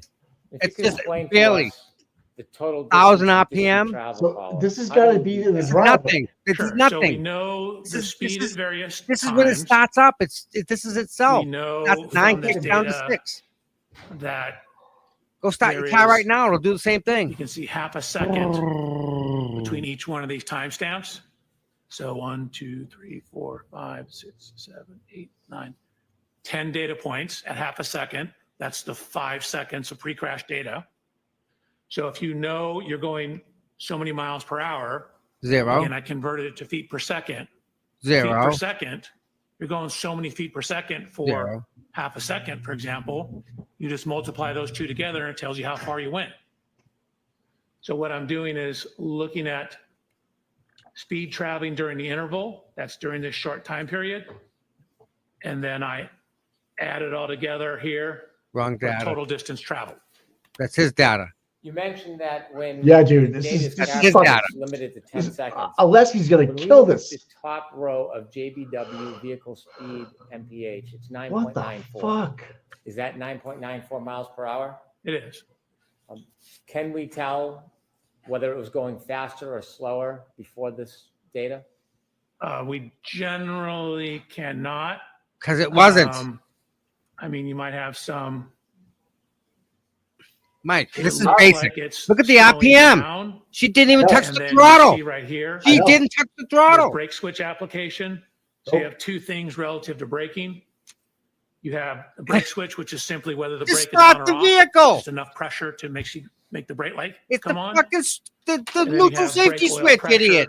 Which gives you some idea of how much pressure is in the system, which is a Oh, rough brake oil indication for the pressure. We braking. need that. Okay, I want But then that. What you see here is the Yaw rate. longitudinal Yeah, G sensor acceleration stuff. or Here we go, buddy. deceleration. This gives you some idea. of how much the 3.3 vehicle is Gs. She speeding pulled up or 3 slowing Gs. down. So generally, a minus sign is a slowing or accelerating in reverse. And for the bottom of those columns, I'd ask you whether or not the Oh, I beginning of want the this window, fucking if you piece had of any more data. information, is it the same situation for the end The of that RPMs window don't that's make It captured? shows 0, Mike. Correct. So at the end of this window, 1400 you can right see there. it's still going about 8.7 miles an hour. She doesn't even touch when the the gas. trigger stopped. So Not after guilty. that Get out of my trigger plus courtroom. 5 seconds, the system said we no longer need to monitor it. Things have returned to an okay state. And so then it stops monitoring the system. Based on your analysis and review and looking Yeah, at right. this data, Yeah, you yeah. come to a conclusion to a reasonable degree of engineering certainty, whether or when this event occurred as it is portrayed in the data. Yes, I did. And could you share with the jury This is going to be reasonable good. degree of engineering It did not certainty? happen. When did this occur? So this, you want time-wise or location or both? Start with location, then time. So it happened on Cedar Crest.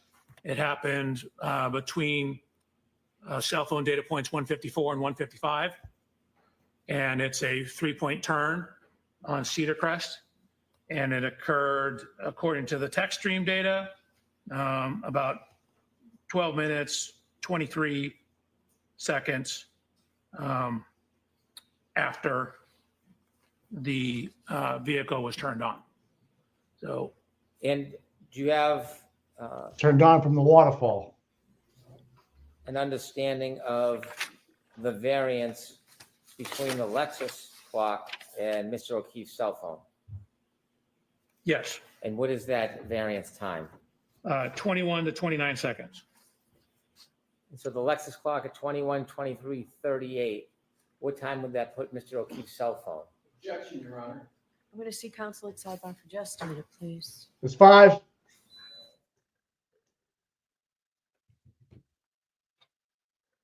right, Killer got it right here. 5 so far. 12-10. I don't think it'll stand, but No. we'll see. No. Don't think it'll stand halfway through, right? Right, got 5. We got someone at 10.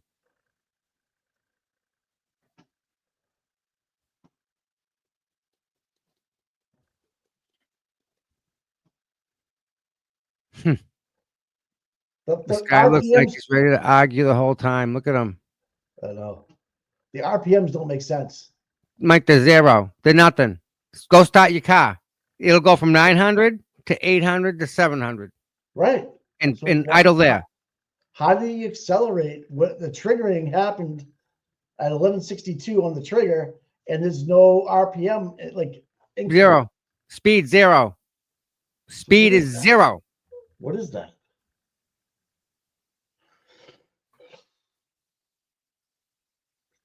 I don't I see how know. like this is the 3-point turn. The most she went is 1400 RPM. That was The 3-point turn, right?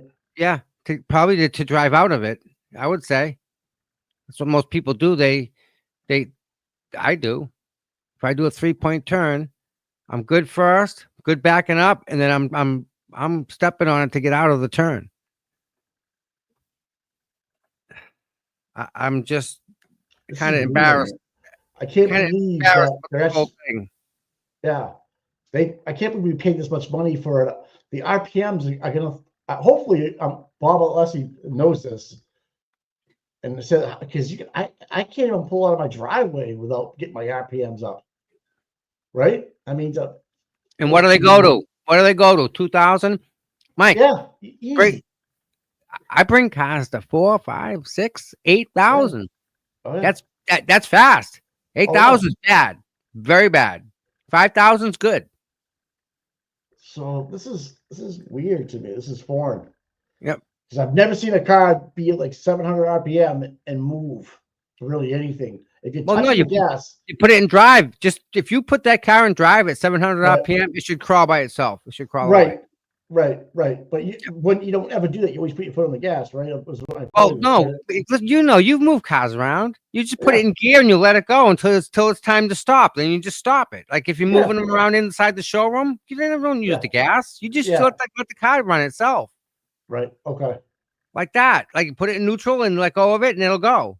I mean, put it in reverse, it'll go in reverse. You put it in drive. So the RPM's not going to do it with 1,000 though. No, not unless you step on the gas. You have to step on the gas to make that go above. It's idle. That's idle. When it idles at a certain time, that's what they call it. And this guy made these charts. These aren't a download of anything. No, he created them. He created these charts. Christ. Yes, and that's what he's relying on. And it's wrong because the data before it that came from it shows 0 miles per hour. Shit in, shit out. No, I don't see how he can get anything out because the data doesn't show it. Right. That's what I'm saying. He made up his own numbers. Mike, I think he fucked up with the RPMs. In order to do Aaron has left the building. In order to do 20 miles an hour in reverse, oh my God, you need to have like 22, 23, 2,400 RPM. You gotta the foot has to be on the gas. But 60 feet, Tom. The foot got to be on the gas even more. Right. Okay. You got to give it more acceleration to reach that speed and even in that time. Shorter distance.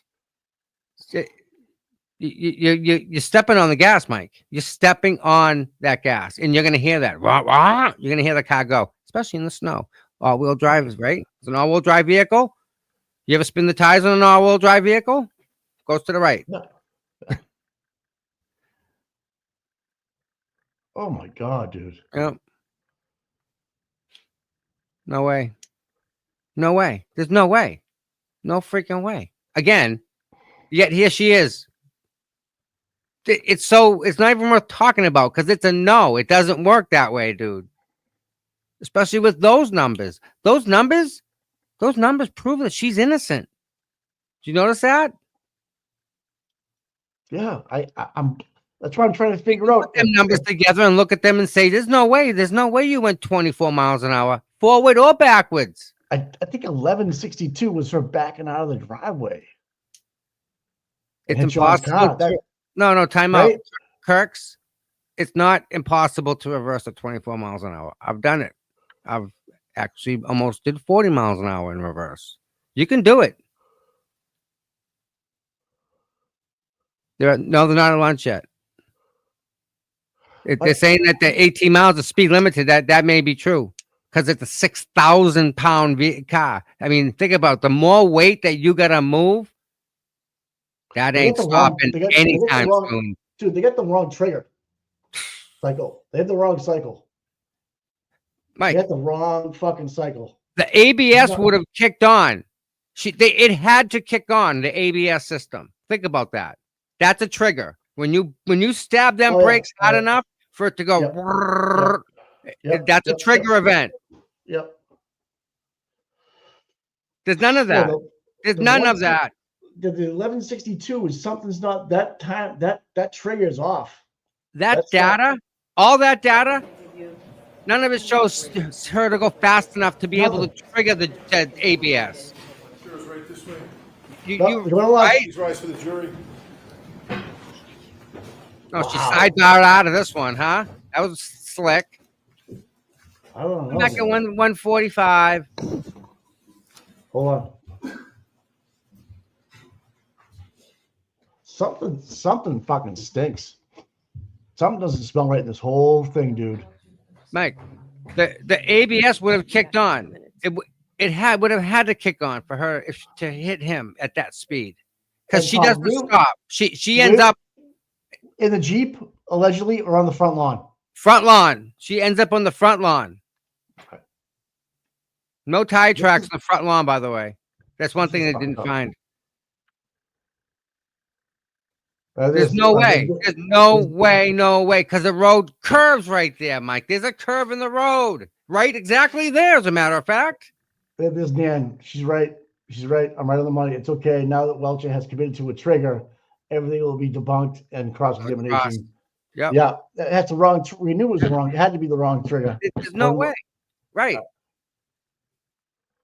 This is fucking. I mean, the RPMs alone, Tommy. I'm a fucking. I know. There's nothing. There's zero. Like just put it. Stop your vehicle and see what the RPMs are. That little thing on the dash. See what they are. Wherever you start it. Yeah. It'll go to 900, and then it'll kick down. It'll kick down to 9, 8, 7, 750, depending on the vehicle. Yeah, exactly. Right. They're all different. If you have a hot rod, you want a little more chop, you turn it up a little bit. 850, no, pop. Right. Right. Like my Bronco, I can turn. Yes. I can turn. Yeah. But now you turn the idle up. It's one screw, Mike. You have an idle adjustment on that carburetor. That's exactly what it's for. But not on a Lexus or not on another. You do. It's Autumn does it all by itself, man. It's all computer controlled. Start here, do here, do here. Kick it down. Do. This is absolutely fucking crazy. And if she's going forward 24 miles an hour and she stabs them brakes, the ABS is kicking on. End of story. That's it. Yeah. That's your trigger event right there. I don't see it. Yeah. The key cycles right here. They are right there. Joe Paul's and Shannon Burr. Yeah. This is unless he's gonna crush this guy. How are we smarter than these people? Or are we? Are we wrong? I'm just looking at the data and the RPM just jumped out at me. Like, there's no way. There's no way. Anyways, are we at lunch or does anybody know? Let's see what's going on. I have no idea. Oh, yeah. This guy Judson's he is a thanks, Barry, right? Yeah, right. The triggers don't line up with the key cycles. None of them do. And yet here we are, Mike. Here we are. You have this poor girl that putting this girl on just because she's at the wrong place at the wrong time. If she wasn't even at the wrong place at the wrong time. No. And they're putting it on the girl. Blame it on the girl. So, okay. 11:59 is Karen and John driving away from the waterfall bill. Yeah. So how the fuck do you get up to 11:62 then? Right. They can time drift my ass from right there, from odometer reading 12:692 right there. 12:629 from that odometer reading here. Yeah. And then again, I keep on forgetting, this is not a download to a PDF. This is an Excel this guy made. He created this out of the data that says exactly what it says. Right. I can't wait till someone takes that data and puts it together and looks at it. It's absolutely, there's no way. It doesn't show anything. Wow. In order to do that speed, you have to give it X amount of throttle. No question. It didn't, like, you're in the 30 plus, maybe 45% throttle. You're there. You just, you know that spot, Mike, where you get that power in your pedal, right? Yeah. Like when you're pulling out, you know how much you can give it to you. It's a spot. Anything past that is just a waste because you don't go anywhere, right? Right. Depending on your rear end. Yeah, depending on the rear end of your car. Yeah. Every car is different, but you know where that spot is in that vehicle. Everyone does. It's part of driving a vehicle where you press it down past that spot, and then here it comes. There's the power right there. You know? That's a trigger event. Don't see it anywhere, Mike. We don't see that triggering event anywhere. Where is it? She went from what, 1% pedal to what, 40? And that doesn't trigger anything? Really? Where is that? Or I could be wrong. Yeah, so they have the 3-point turn right before she gets the Fairview. Yeah, they have that, allegedly. She missed the road. So the 3-point turn didn't happen in front of the house like, what's his face? Fatty McCabe decided. Whatever, maybe Albert, whatever his name is. Crescent, right?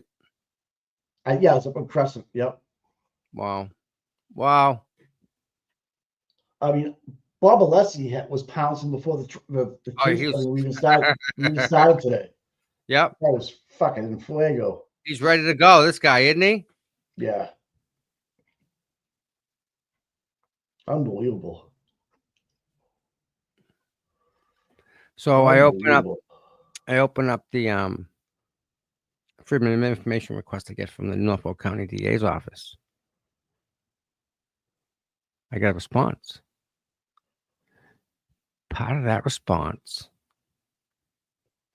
uses us as an exhibit. Exhibit 1, Mike. Our channel?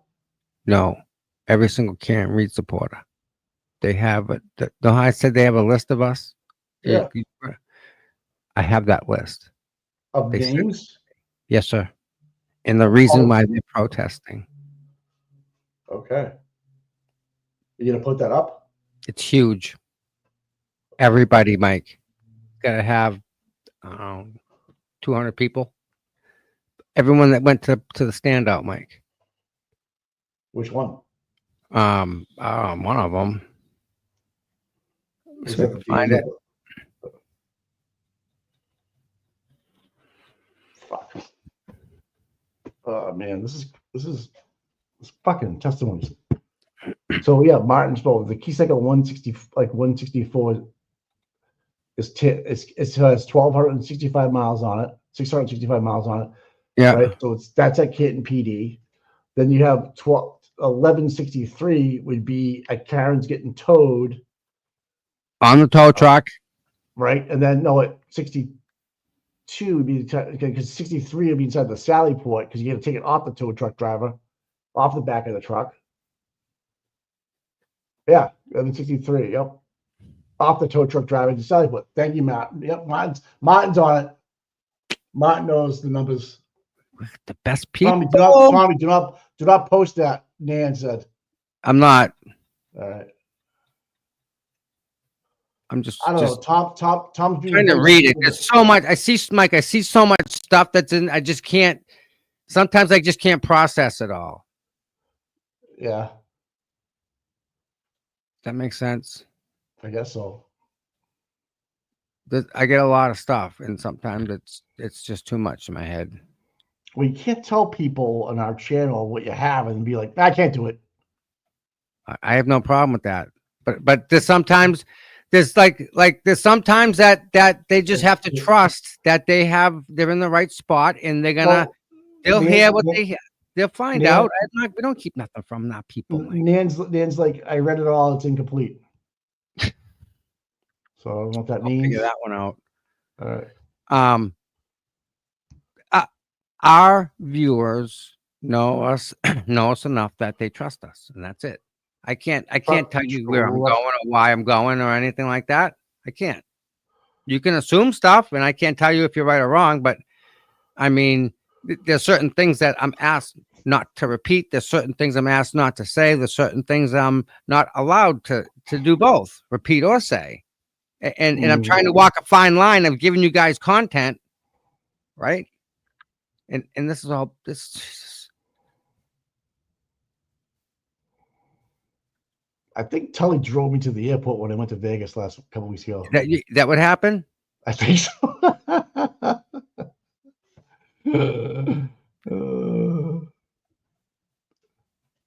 1, 2, 3, 3.5 pages of black, just black. There's nothing on it. Nothing on it. Why even include it? Because you requested it. Four pages of blackness, just nothing on it. It's the color black. Legitimately, that's it. That's all there is the color black. It's people. Now.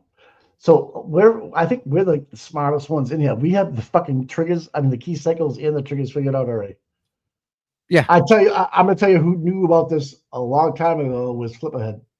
He wouldn't post it. He wouldn't. Remember that? Yeah. Yep. He figured it out. And it took me a while to go through it and have him explain it to me fucking 10 times out of 10. Yeah. Hey, have you watched Mobland yet on Peacock? I have not. You got to check it out. Pierce Brosnan, Tom Hardy. It's fucking good. Yeah. Yeah, I got my list. You gotta rest up, Tommy. Listen, dude, I got. Unfortunately, I have a list, and the list isn't of my doing. I didn't make this list. Now I got a whole bunch of new people in my life. You know. I wonder if they get those people in from Mike's phone, Mike's text string.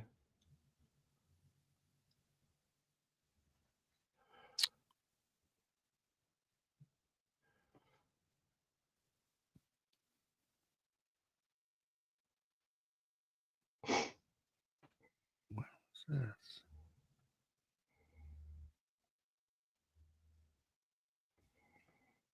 So someone's reporting that according to Kate Krusty Pansies, that she claims that Proctor was not contacted or served by the defense to testify, but his friends are.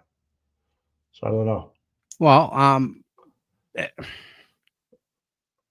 don't know. Who knows? That's kind of, yeah. His friends, you gotta call Proctor. Yeah. Yeah. How can you not, man? So they have actually, they have Karen's car and John's car somewhere together with license plates on it, lined up. Tom, this is fucking whacked. Yeah, remember they did that? They took it back to his house. Well, and this they is not lined it up. This is at a parking lot somewhere. I'm gonna send it to you. No, I think they said they did it at John's house. Didn't they say that? Well, you tell me if this looks like John's house, but I just sent you the picture in your okay. ex. Come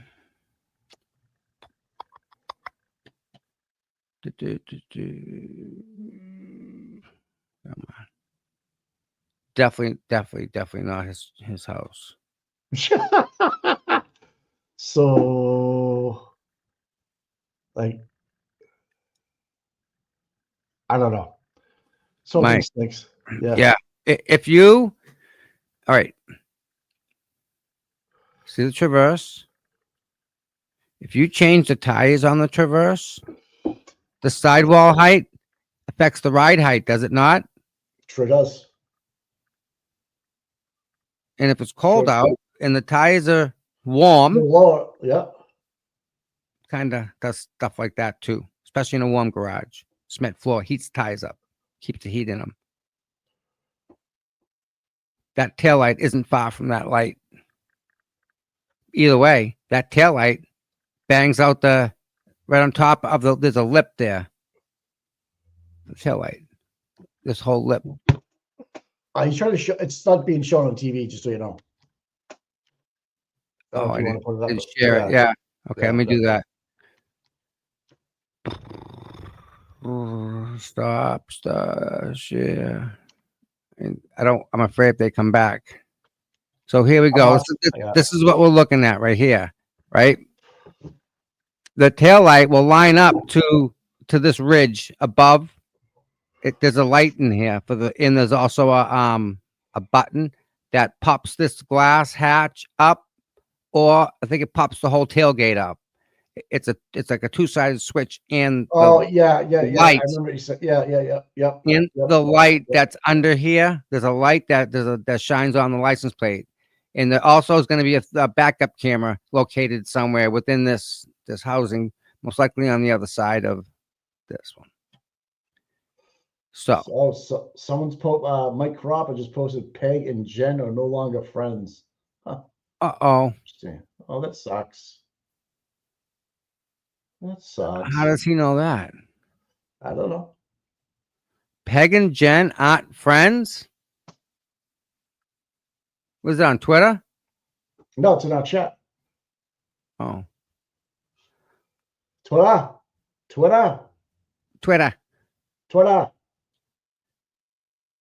Yeah, we're trying, man. We're really trying to bring you guys some good stuff, some good content, you know? We're all getting along just fine. Yeah. Probably, yeah, there you go. That's all. Not a big deal. And you're gonna have that throughout this case. So it's unfortunately what happens. You know?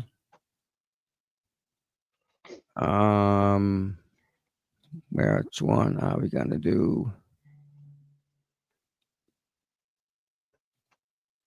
Ted Daniels did that one already. Ted Daniels, right? Let's do.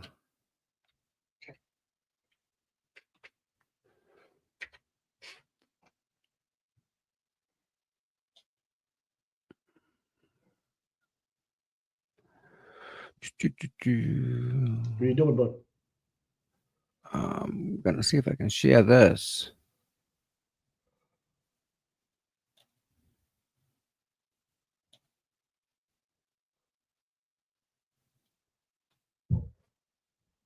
No, it's not coming up, is it?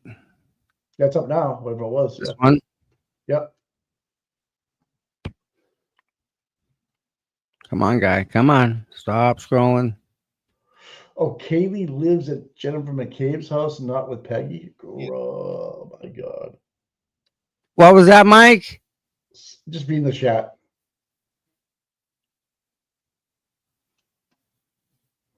What are you doing, buddy?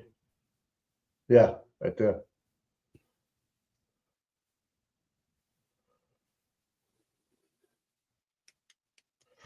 I would probably say if Allie's room was empty, I would say that maybe that she would go in Allie's room.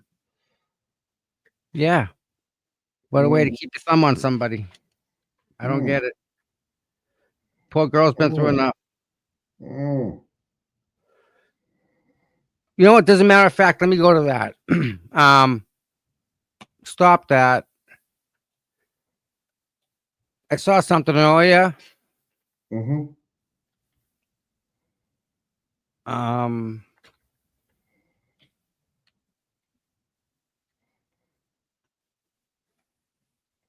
Stop. Drop.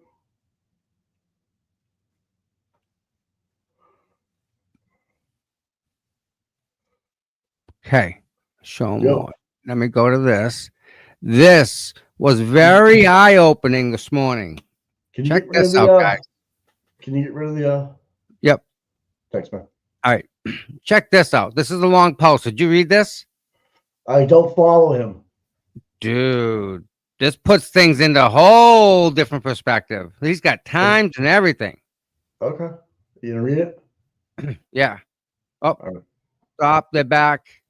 Yeah. Yeah. Let me swap back. Where is it? Where is it? Where is it? Where is it? Can't find it now. Where is StreamYard? I still get a fan, dude. I hear it in my ears. Oh yeah, they're coming back. You're right. All right, so Mr. Brennan, you can continue. The objections overruled. I can't find it now. Oh.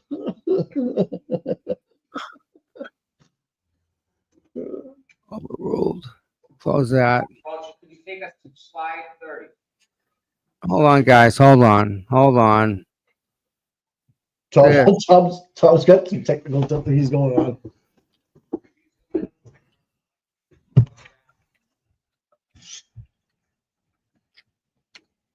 Nothing going on. What do you mean? What's up? Live. You were explaining This. to us the time relevant to 12:20. Boom. Boom. Boom. You were explaining to us the time relevance of 12:20. Tom, check your email. Could you tell us again, remind us, what is 12:23:38 referring to? The 12:23:38 is syncing the text stream time to real world time. So we know how long the text stream is on. We know when the vehicle was turned on. So we're adding those two together.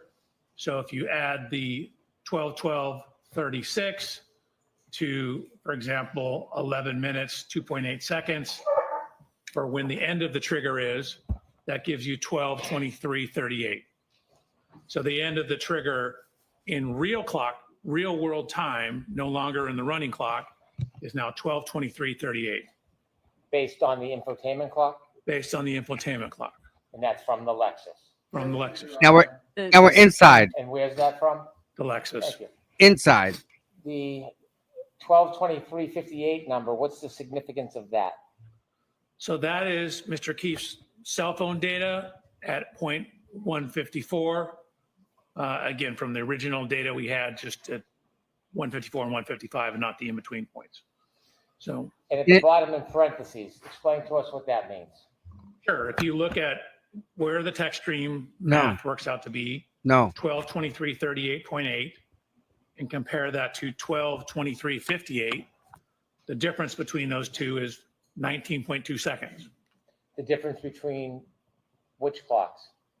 Between what the text stream infotainment system would show compared to what 0.154 on Mr. O'Keefe's cell phone is. And based on new data, do you now have information about what the variance, the difference is between the clock on the Lexus infotainment and the clock on Mr. O'Keefe's cell phone? Yes. And what is that? Going to allow that.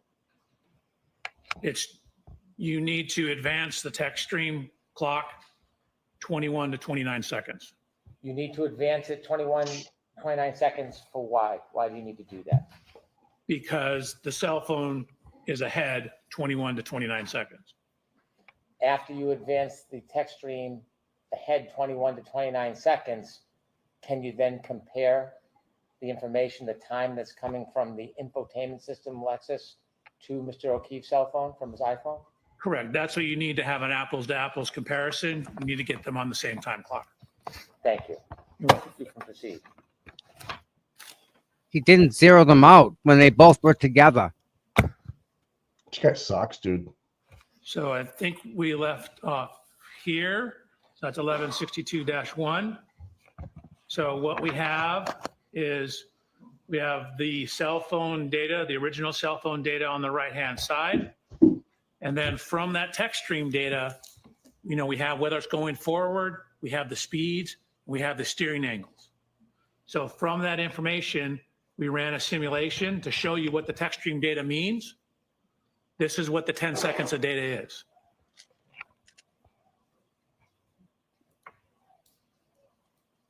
And again, just because the simulation stopped, that's just where the tech stream data ends. Again, as we showed you earlier, that the car's still moving. That's just the last data point we have. So what that tech stream data shows is matching a 3-point turn on that Cedar Crest Street. So we have the vehicle motion, the timing data consistent with the interview statements about making a turn, 3-point turn.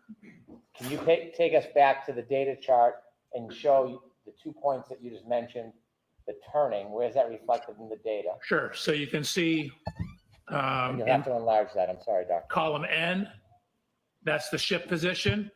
So that's looking, we start off going forward right here.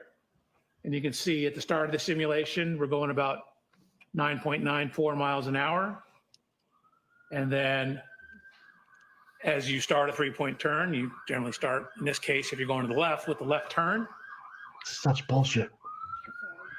Your sensor don't right. Look at it. 24 degrees, 28 degrees, 31 degrees. No. No. So you can see we have this steering angle here, then the transmission. So again, we have the brake application. So you're coming in, but you're slowing down and you get down to a speed of approximately 0. Look at the RPMs, Mike, right next to it. Yeah, 0. I know. Shift into reverse, back up, and then start to turn the other direction as you're backing up. Down. At So again, 600 you go to the rear, RPM. go to the right, you turn No the steering fucking wheel way, to the dude. right. Not happening. Right Nope. is negative. And then as you start to pull around and pull forward, you turn back to correct for the steering. And so that's what this shows. You're So wrong, if you dude. put it No. all into a simulation program, the speeds, the shifting, the distance. Keep in mind, we only have that 10-second window of data and the steering angle for that Lexus. That's what it indicates. Can you Why do they care enlarge so much about the the 3-point photograph turn? on the right with the data points and explain to us the significance of that? Sure. So again, what we're trying to do is we have the infotainment, we have a text stream. We're now trying to see how that correlates to Mr. O'Keefe's cell phone. So we had originally very coarse data points, 154 and 155. There's additional data points between here. So we're looking at how well does our predicted time compare to those two. No. Can't be So predicting shit here, guys. with the cell phone correction, you end up with the Christ.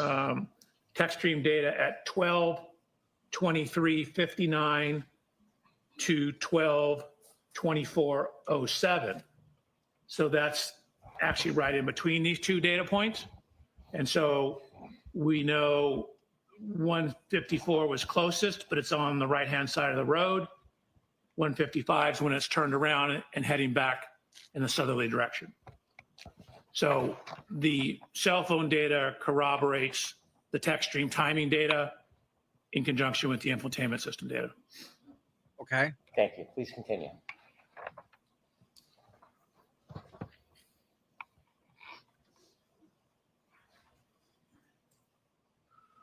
Okay, so we talked about 1162-1. That's the first trigger on the text stream.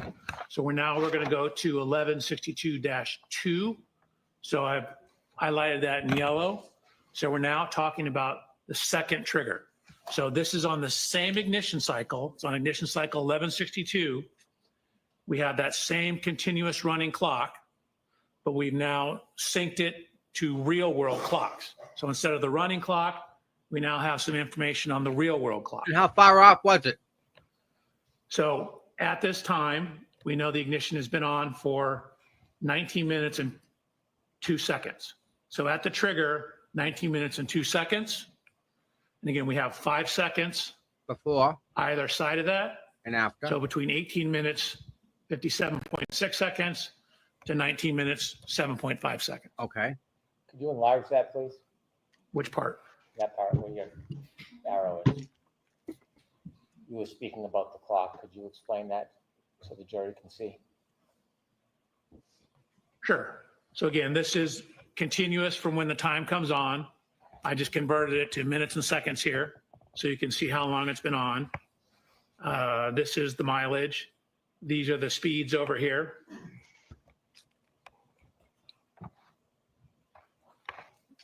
And this is some information on how far it traveled.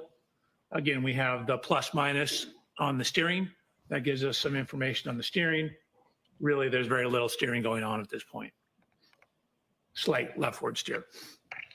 Dr. Welcher, did you determine how long after the first trigger, that 3-point turn, that this second trigger occurred? Yes. 3-point turn occurred about 8 minutes after. You said the 3-point turn occurred I'm after. sorry, this event, I misspoke. 11.2 occurred about 8 minutes after. After the 3-point turn. Correct. Okay, thank you. Can you walk us through this data? Sure. He looks flustered. Just can't answer the questions. This isn't fair to the jury, man. Okay.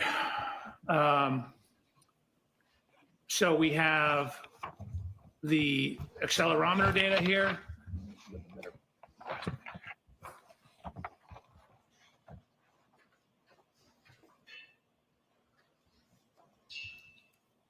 I've highlighted a shift from drive to neutral to reverse. I'm sorry, Okay. you're gonna need to zoom that in so we can see it. Absolutely. We have information on the brake switch, brake oil pressure. We have the acceleration data here. And then from that information and using the acceleration data, calculating the speed at which it's backing up. The reason we have slightly different calculations here is we have some evidence that the wheel's slipping on the ground. So we need to use the accelerometer because the wheel speed is simply testing No, the speed of the wheel. no. It's You like if can't you're use that. stationary burning Nope. rubber, No. the speedometer reads a certain speed, but you're not going anywhere. But the accelerometer tells you how much the vehicle's moving.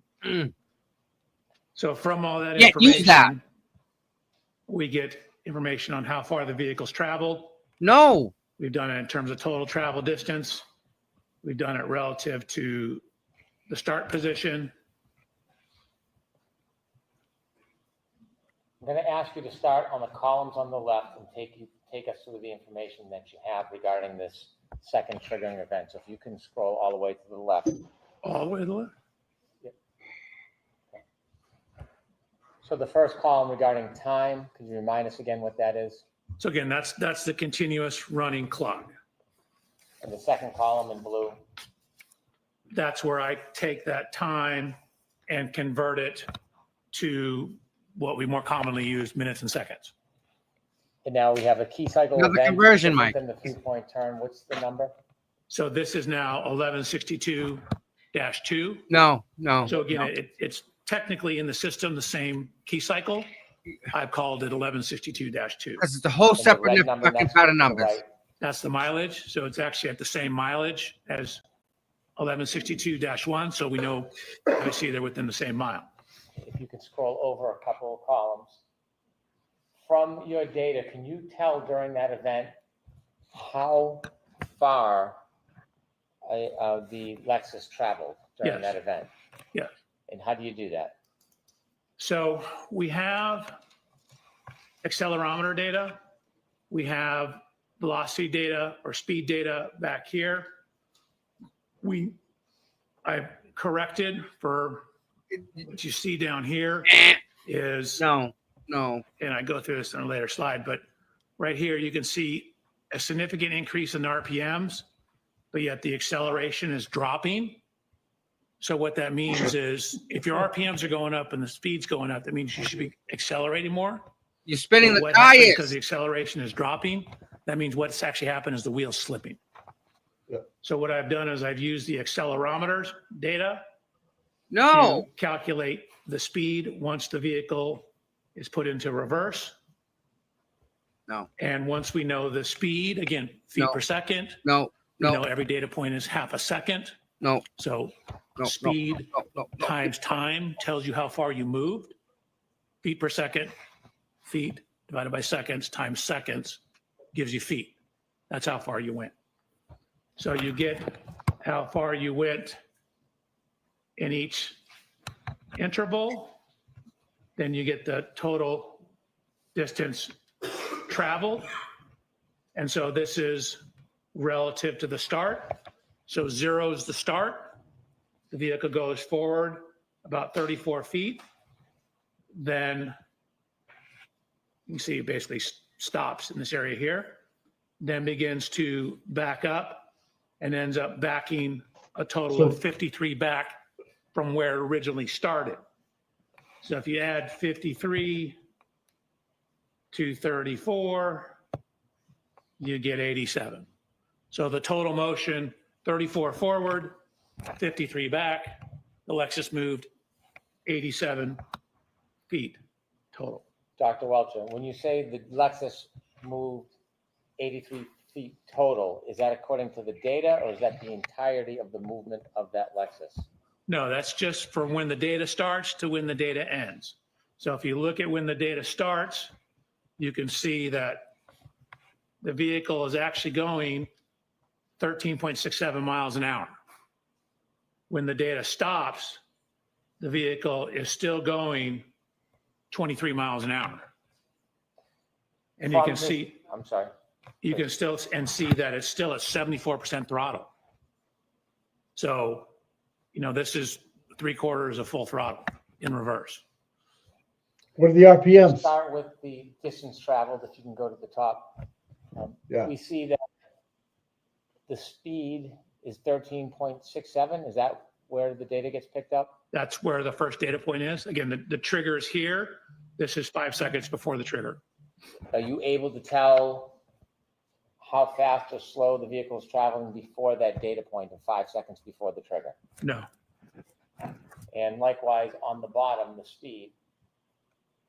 At the end of the 10-second data points at 23.61, can you tell whether or not that speed stayed the same, increased, or decreased? I mean, considering you're at 74% throttle, it likely increased. How much, I don't know. And you can see that up here, she's on the brake. Down here, she's not on the brake. And so she's not on the brake and at 74% throttle. And what is the percentage of throttle that has to be initiated to cause a triggering event? For a shift into rear and a rapid throttle application, it's 30%. If you look at the next column over, if you can go to the top heading for the jury to see the engine RPM data, could you explain Thank you. that? Sure. Again, that's the engine RPMs. And so, as I mentioned, you have this jump in engine RPMs and a very dramatic jump in the reported speed of the vehicle. But when you look at the acceleration is actually dropping. So again, that's a telltale sign that the tire is spinning because the vehicle is not being accelerated. And so I've used the accelerometer data. Again, if you just, a process called integration, you integrate the accelerometer data, it will give you the velocity. So what I've done is it's called piecewise integration to get the speed data that takes into account the tire slippage, and from there calculate the speed or the position at each interval. What's the RPMs, dude? If I could stop you at your column that says JBW speed at each time. This step. fucking guy. He just asked for it. You wouldn't give it to him. Go to the bottom, please. So does your data indicate that the speed is? Tom, did you get the emails from Martin Smallwood? CPU, Tom? Is I the believe speed so. changing at the All right. end of this event? Yes, I did. I'm looking at. I was just looking at it. Well, Yeah. again, you can see it's increased about 1.9, or excuse me, 2.7 miles per hour. And again, we know from Oh my what I God. already no. stated that last time step, you're still at 74% throttle. and you have 0 brake application. Is it possible from the data to tell how far the Lexus went forward before it went in reverse in total as far as feet? Not in total, no. We just have this 10-second window. I can tell you what it did during this 10-second window. Is it possible to tell how far it continued after the data? No. The shift position changes from 1 to 0 to 2. Can you again explain to us what that means? Sure. 1 is drive, 0 is neutral, 2 is reverse. And then brake switch status, again, a 1 is you're on the brake pedal, enough to activate the brake lights. 0 is you're off the brake pedal. Each one of those indicators, 1, 0, 2, how much time is for each of those? 0.5 seconds. So can you tell how long the Lexus was in neutral for? So again, it only occurs at one time step. And again, there's a little timing issue. Like we only have data every half second. You don't know exactly where in that time it was. Okay, you can continue, Dr. Welcher. This guy's making no sense, dude. Unless there's something Nope. else you want to point out to the jury on this slide. You can Nope, I'm move to good. the next. He didn't bring up the RPMs. He was asked the So, question and he went around it. Similarly, Just so you know. using this information to then try to tie it back to the cell phone data to make sure we have the real-time information. Again, this was written back in January before I got the additional information. So what you can see is, I'll zoom in. Again, we're now talking about trigger 1162.2. We know that that's 18 minutes that the vehicle has been on, 18 minutes, 57 seconds, 19 minutes, 2 seconds. This is the range. Again, the plus or minus 5 seconds. The 19 minutes, 2 seconds is when the trigger occurred. Infotainment system, adding those two together, 12:36, plus the 19:7.5 indicates the end of 1162-2 is at 12:31:43. That 12:31:43, is it based on the Lexus clock from the infotainment system? It is. It would need to be corrected to the O'Keefe cell phone data. And when you reconcile that variance of 21.9 seconds, what is the time? You end up with 12:32:04. So if you simply take this and add 21 seconds to it and add 29 seconds to it, so you get between 12:32:04 and 12:32:12. When you reconcile the two clocks and you have that range of 12:32:04 to 12:32:14. 12:32:12. I'm sorry, 12:32:12. Does that simply accommodate the window of data, but not before and after? Correct. So, again, even on John's O'Keefe cell phone, even within his cell phone, there's somewhere between 21 to 29 seconds difference on his cell phone. So even that one piece of instrumentation has some variance to it. So we know it's between 21 to 29 seconds at this approximate time. So this is taking into account that variance. So the only time window that you have is based on the data, and that's reflected in the 12:32:04 to 12:32:12? Sustained. Is there any other window you can accommodate with the data you have other than that 10-second window? Yes. What's that? So I was given information about a final lock event on the phone. Let's stick with this window if we can. Okay. Since you only have 10 seconds of data, is it possible from the Lexus clock data to have a larger window than this 10-second window? No, the TechStream will only give you a 10-second window, but it doesn't tell the whole story because the vehicle's still moving. Understood. Okay, continue, please.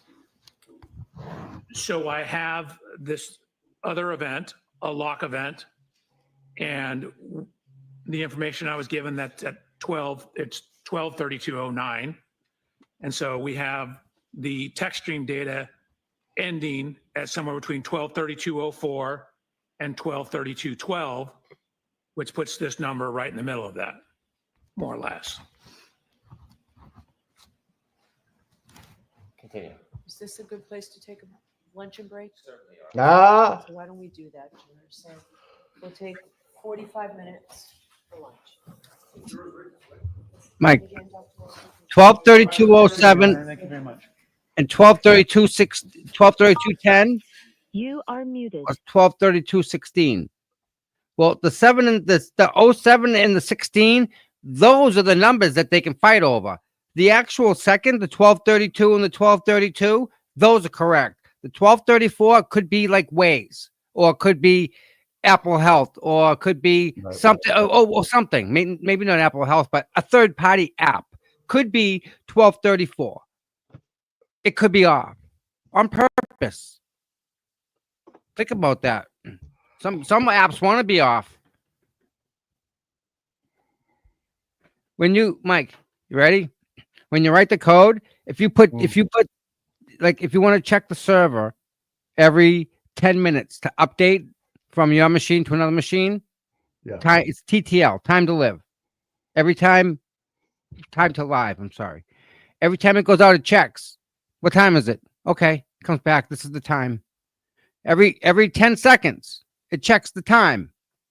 Or every 10 minutes, or every 10 hours, whatever I set it at. Set it at 0, it's a constant connection. Whenever that changes, you're up to date. Do you understand what I'm talking about so far? Yeah, I someone just posted 12:31.43 and 12:32:04. That means Karen had 3.5 minutes to get home. It can't happen. There's no way. Right. And here's the thing. The one number we're all not talking about is the one number that each one of these things use to connect to the satellites. The satellite has the time. We're on the receiving end of that. Whatever my phone, if this phone checks the time every 10 minutes, it could be 9.59 minutes out. Give or take 5+ on either side. Get it? Yep. That's just saying that this isn't accurate for that time. It hasn't checked the main server. That's all that's saying. Not that this isn't accurate. It's just not as accurate as the time upstairs.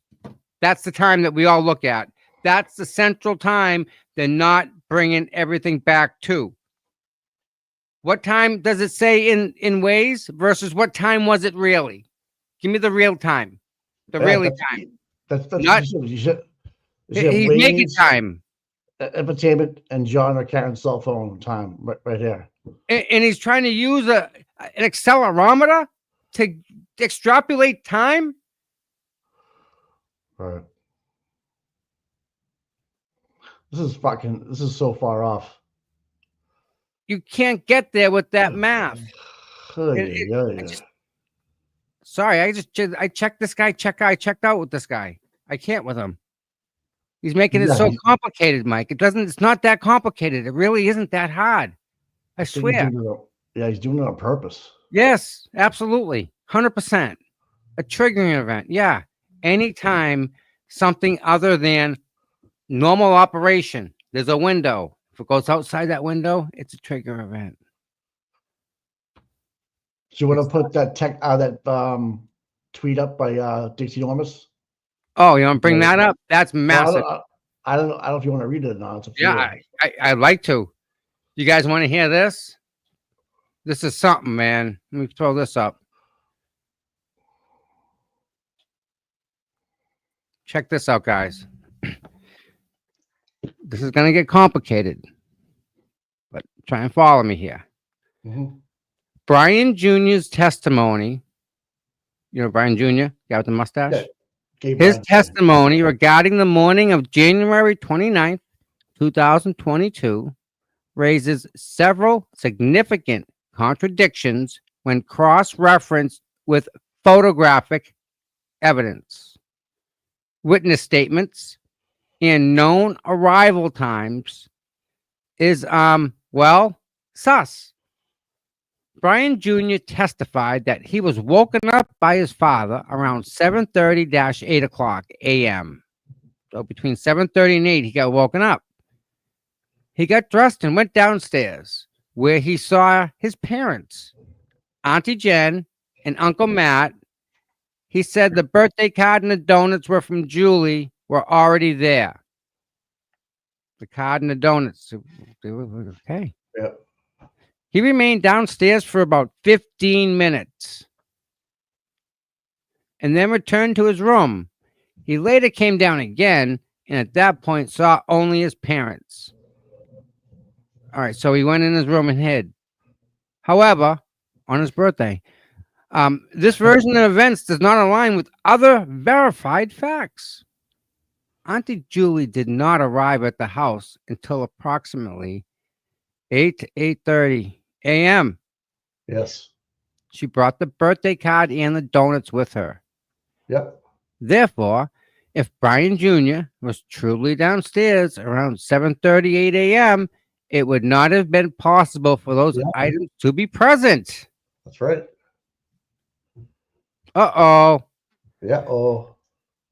His claim that they were already there is provably false. Dun, dun, dun. Wow. Mike. Wow. All right. Lieutenant Gallagher photographed the driveway between 7 and 8 a.m. and Brian Jr.'s vehicle was not present. If he was home and downstairs during that time, his car should have been visible. Its absence suggests he was not at the house during that time window, directly contradicting his testimony. Caitlin Albert was reportedly present at 34 Fairview the night of January 28th and was said to be the last to leave around 1:30 in the morning. Allegedly picked up by a boyfriend, yeah. Tristan, but that narrative raises key questions. No one, including multiple officers, Jen McCabe or Julie, reported seeing Chloe at the house that morning. Chloe's never mentioned in any official conversations, observations, logs, or footage if Caitlin's claim about Tristan picking her up is not truthful. Then the possibility emerges that she left at 1:30 with her brother, Brian Jr., using his vehicle to return to Easton. This would explain why Brian Jr.'s car was missing in Gallagher's photo and why no one saw Chloe the next morning. Yeah. Given the inconsistencies in the lack of visual confirmation from key individuals, a plausible alternative timeline can be made. All right, timeout. Didn't she go and find a dog? That was the sister. That was Allie McCabe. Allie McCabe. Okay. Yep. All right, so. All right, here we go. In the early morning hours of January 29th, Brian Jr. drove Caitlin and Chloe back to her Easton apartment. He then returned before 8:30 before Aunt Julie arrived. Let's lay it out. Canton Chronicle style. While Allie was cruising town like she was training for Uber Olympics and Higgins was allegedly peeking in cars back at CPD for no reason. Lost his keys, looking for snacks, who knows? Brian Jr. was playing chauffeur. Simplest answer might be the right one. Brian Jr. took his sister Caitlin and the dog, Chloe, back to her apartment in Easton.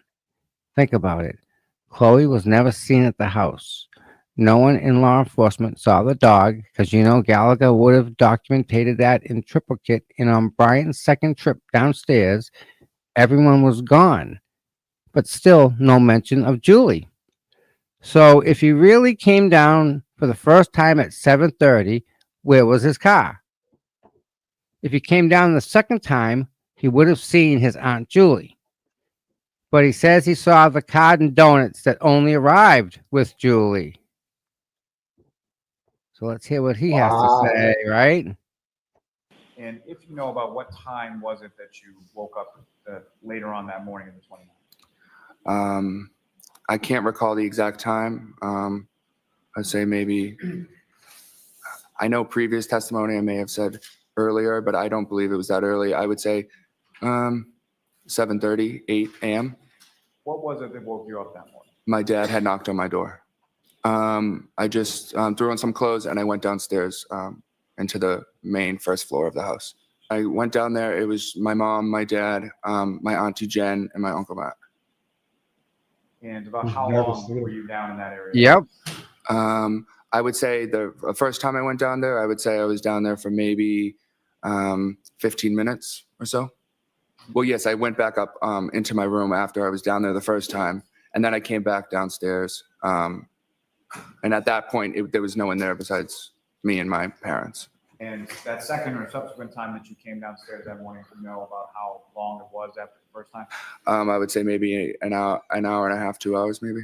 Yes, I believe that when I went downstairs the first time, the donuts and the card were there already, so I had known that she had come by and dropped them off for me.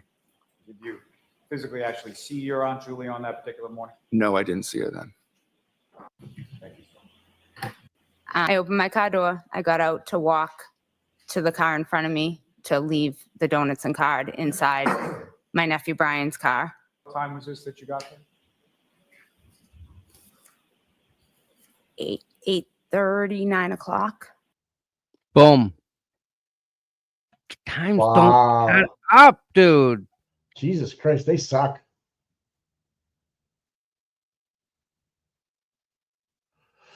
Wow. What do you say to that, Mike? What do you say? Someone says check out his comments. There's a timeline in there. Kama Hamadama says it. So in Dixie Norris's comment section on Twitter, look at the timeline that someone put in there. You know about. I don't know if you can do that or not. Yeah.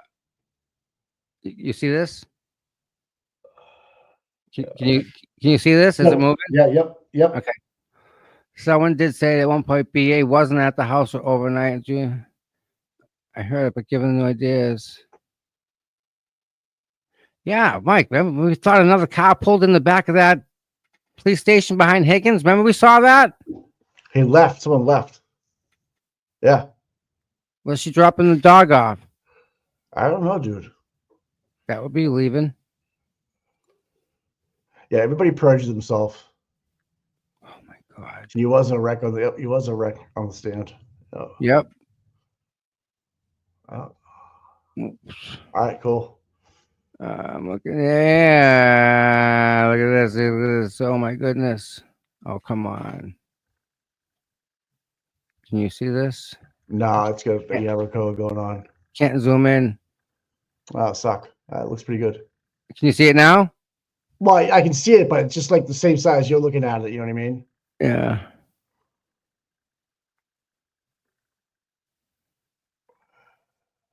John Keefe Interesting. arrived. Yeah. Interesting. It's where everybody was from time to time. So, if you're the defense knowing all this stuff, are you starting to call these people? How can you not, dude? How can you not? How do you want to? Don't you want to know where Tristan was picking up Caitlin for? Yeah. She had a car. Didn't she find a dog? No, she was. She didn't have a car there. No. How'd She went down to. Who found the dog? What? Who found this? Who found the puppy in the snowstorm? That was Allie McCabe, not a McAlbert, not an Albert. Oh, okay. Okay. Right? Yeah. Yeah, nothing. This is all falling apart, man. How come we didn't catch this before? Because we're bedazzled with How come we don't catch? Yeah, how do we catch this? And then we getting more bullshit now. What are we being fed this wrong intel right now? Like, is that what we're looking at? Dude, no, listen, no offense. This could be correct, but what they're giving us is wrong intel. Is what I'm trying to say. This is probably more accurate than their timeline and stuff, because it doesn't make sense, Mike.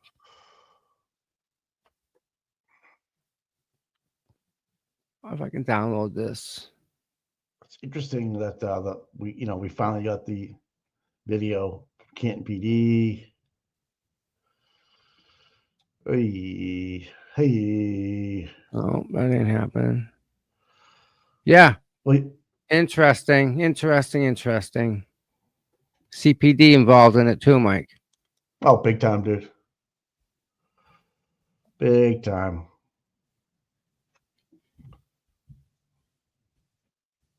You got this for a minute? I'll be back. Yeah. Hey, dog's out. All right.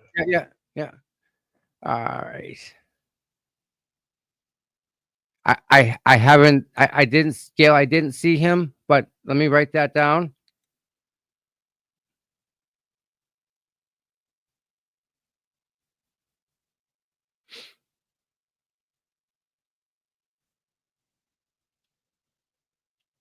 Thank you, Gail.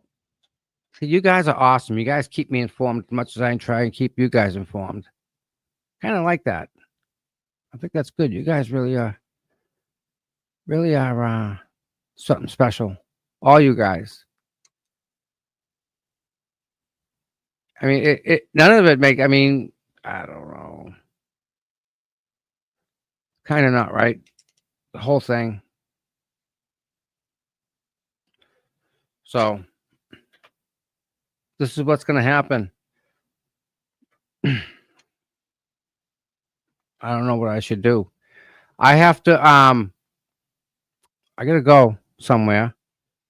But in order to go there, I got to take medicine. These freaking things are wicked small. Wicked small. I mean, check this out. Little bitty dot.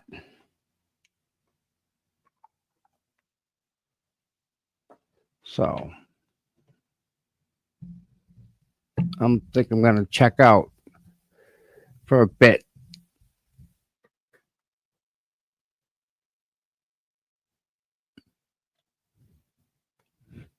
I mean the Sally Port stuff, the inverted video? How do they account for that legitimately? What's their excuse for that? Inverted video? Who does that? How can you make a determination if you're a state police detective? How do you make a determination on what something's inverted to see what's happening?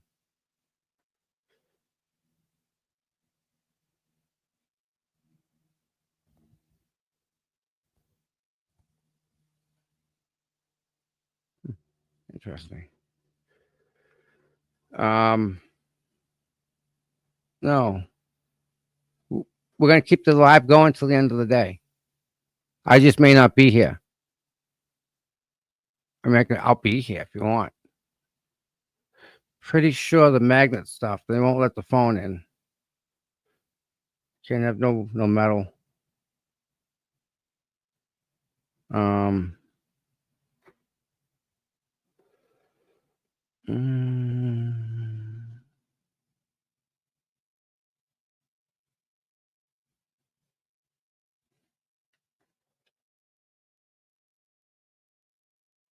January. So everyone that's here, everyone, I thank you. I appreciate everyone that's here. Because without you guys, I wouldn't be here. Because you guys are the reason why we do this. You guys are the reason we do this every day. We'll do this tomorrow. We'll see what happens. I want to oh, great.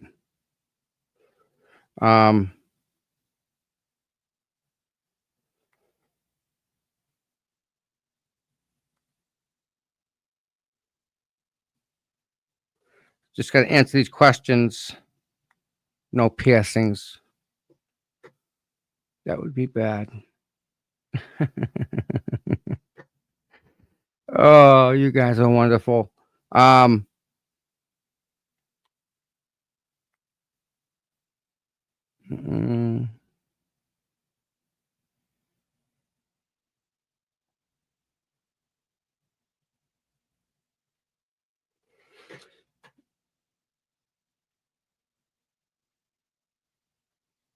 Prepare.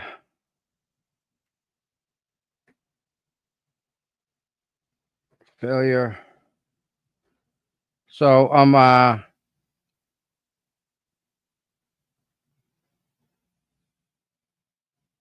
no allergies. No.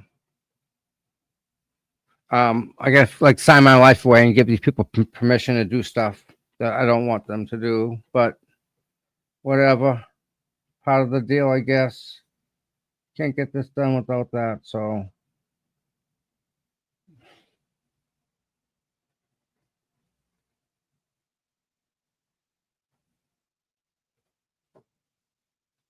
Okay. I think I'm all set. I hope. Done. What do I identify as? Identify as a male. That works. English. What's this race? Okay. Ethnicity. Why? All right. Check. Nothing. That's no. I think I'm done, guys. I think I'm all set to go. Submit. Thank you. I'm done.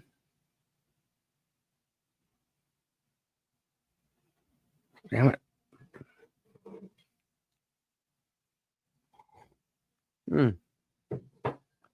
So you guys, we're at sidebar 5. Happened at 12:10. We have, if there's no more, then Killer has 5. Mary J. I think it's Mary J. Is it Mary J? She has 6. Or Mary T. I don't know. I can't read my own writing sometimes. I have 7. Mike has 8. Barry's got 9.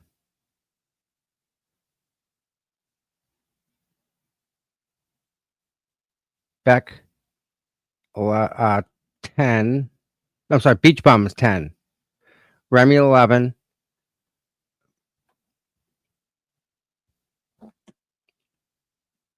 I can't read 12. Can't read 12. 13, Camilla.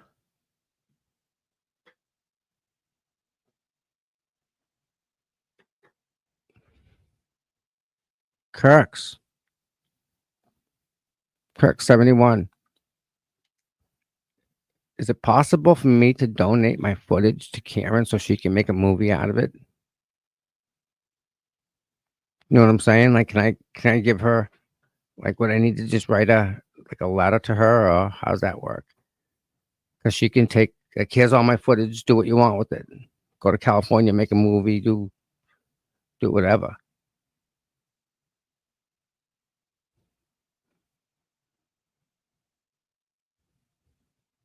I mean, they made a 5-part miniseries out of the footage I gave. That was only 18 minutes. I have like 600 hours.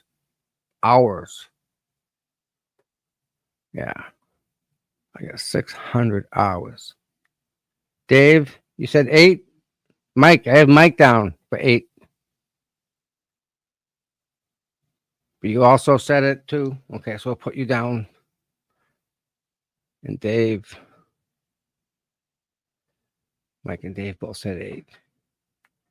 Yeah, Michelle said 8 too. You guys on the 8 number. If you guys feel it.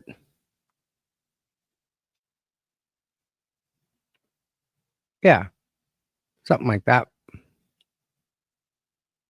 I know, Kirks, but part of it was I think part of what anything is, I think it would have to go to ethically to what I think would be the right thing to do. If not, I would probably revoke it.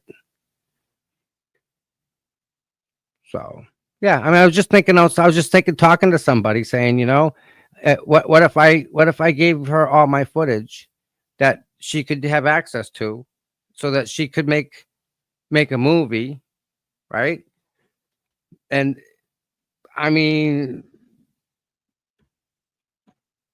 I don't know. Yeah. It's just, I mean, there's got to be a way, right? I know there's got to be a way. We have smart people here. We can figure that out. But yeah. What about remember all these troopers that wouldn't take that, I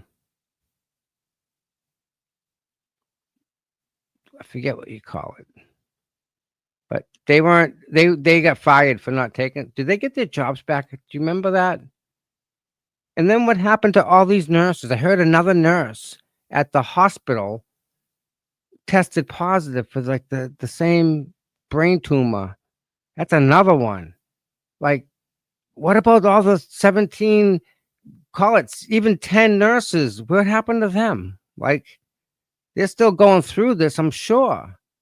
We don't hear anything about them. I emailed the lady back. I had like a contact, and I tried to get in touch with her, and then she's busy, so I haven't heard anything back. So, like, I kind of got a dead end on that one. So, I mean, I hope they're doing well. All the nurses, remember them nurses there? So, there's that. Mm-hmm. Linda, 10.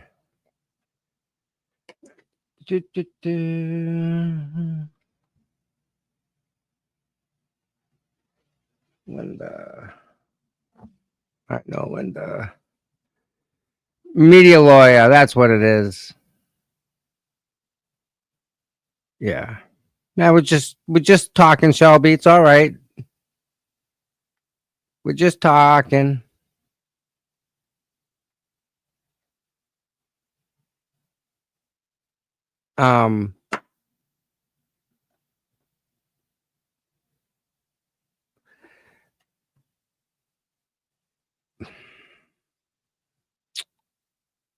So let me show you guys this. This is interesting. This is interesting. Where are you? Does anybody have GPS software?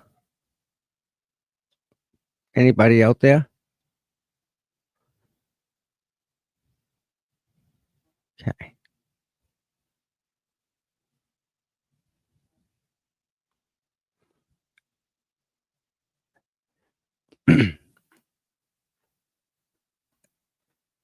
This is the data. 42, 175, 80. Let me do this. See if I can punch it in. 42.175. 6355.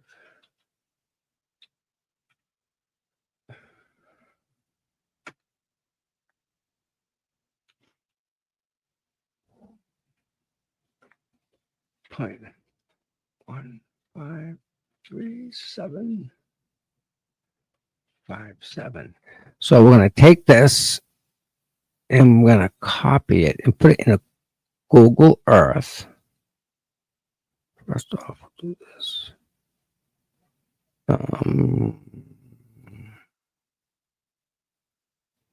Nope. That didn't work there. So let me go to Google Earth and see if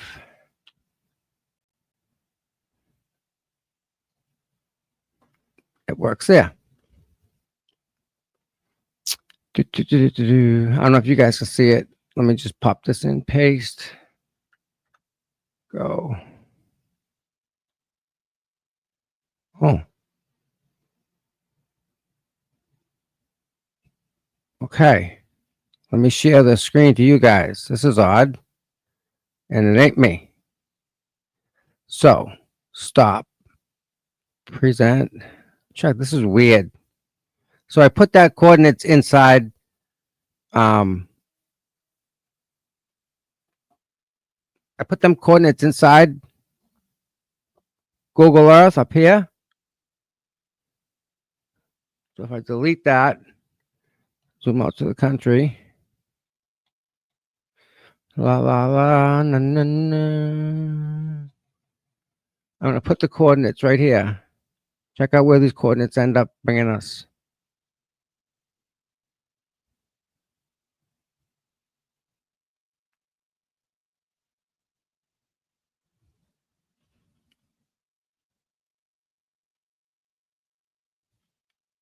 Cedar Crest. Yes. 3-point turn. You know what? Looks like that driveway, doesn't it? 3-point turn.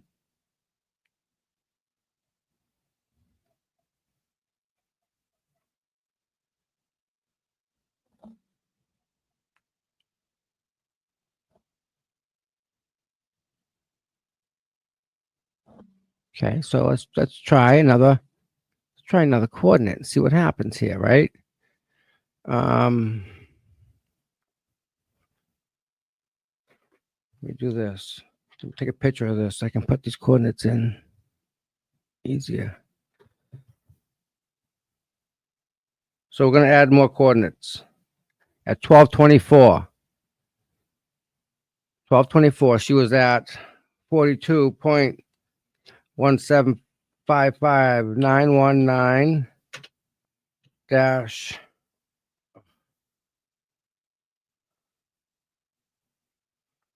where am I at? 71 153.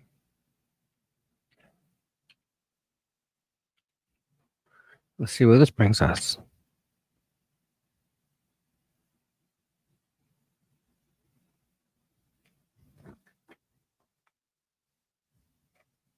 Cedar Crest again.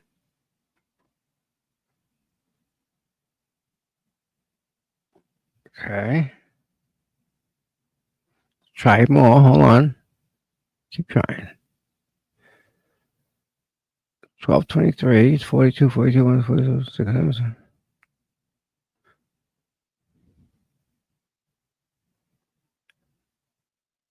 So the GPS, so that's a thing now. So the GPS is giving us, where is it? I can't find the stupid thing. Active window. Don't want that. Where are we? Down here. So it brings us back here, back to that 3-point turn. 421, they're the same numbers. 19, right? 417.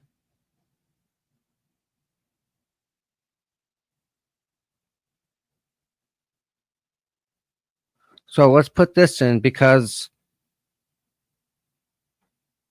7 seconds before they were at 42.17.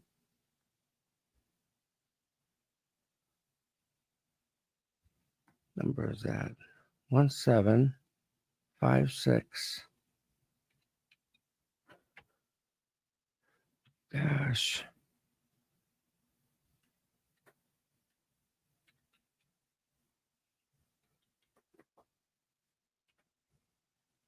It jumped right ahead. You guys see that? So it didn't go far. That data point, 7 seconds from one to the other.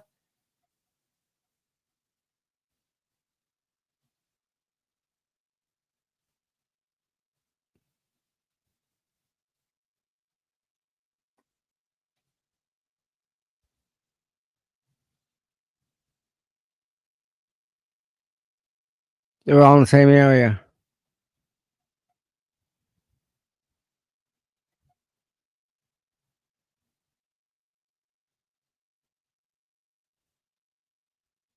They were all in the same area. So she obviously did a 3-point turn there. That's it. Okay. So 9 seconds to do a 3-point turn sounds about right. 1, 2, 3, 4, 5, 6. 12. Yeah, that's about right. Would you guys say 7 seconds to do a 3-point turn? Time, if you could time yourself to do a 3-point turn, right? Would you say it would take 7 seconds?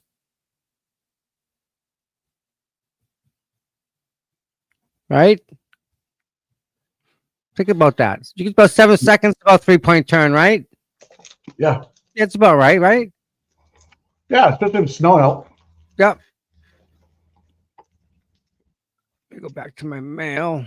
There we go. There we go. There we go. Oh, sweet dude. You talking about Martin Swallowed? We got the best fans, Mike. I tell ya. Right, tell ya. Yeah. And that's like right there too. Like all these data points, Mike, they must have just drove by and collected them and thrown them up on like here. Yeah. Because they're all relative to this one house. Like they turned around in the driveway. You can tell, right? Mm.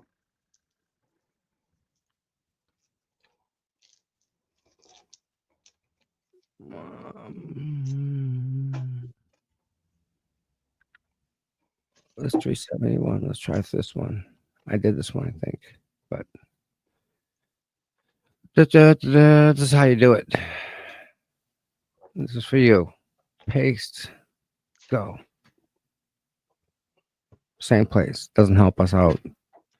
Everything comes right back to that house where they did a 3-point turn, man. All them coordinates that they're throwing up on the screen, Mike, they all come back to one place. So are we saying that there actually isn't any reverse happening at that time they wanted to and on Fairview? That's what I'm trying. Cedar Crest reversed once. She reversed one time. That's all she had to. Right. Everything else was a forward movement. Right. Right. And then the other triggered event, 1162-2, 70% acceleration rate. They never told us what the RPMs were. They never told us what the RPMs were. You and I know if we give any vehicle 70%. Oh, fuck, dude. 5,000 RPM? Easy. 70% right there. 70% pulls the front tires off the ground. That's 70% when you hook up without spinning the tires. There's no way she did 70%. I bet you she never, the whole time if she's on that car, she probably never did 70%. Probably, I guarantee, no way. You see her driving 450, 500 horse around? No. 70% RPMs would have shut up. She would have fucking on the wheels. 70% is second gear rubber. Bang. Yeah, she would have been. She 70%. The front lawn. Yep. Oh, no way. No way. Nope. We'll get the steering angle. Yeah. Oh, I don't know, man. I don't believe this data. No, I don't believe it, Mike. It's not. I don't think it's right. If you notice what he says, what was provided to me. Right. He says that a lot. What was provided to me. Right. He says this. Bob Alessi, if he gets time today, is going to smash him. I can't wait. This is good. Oh, Barry's looking at the steering wheel angles. It's unreliable. That makes sense too.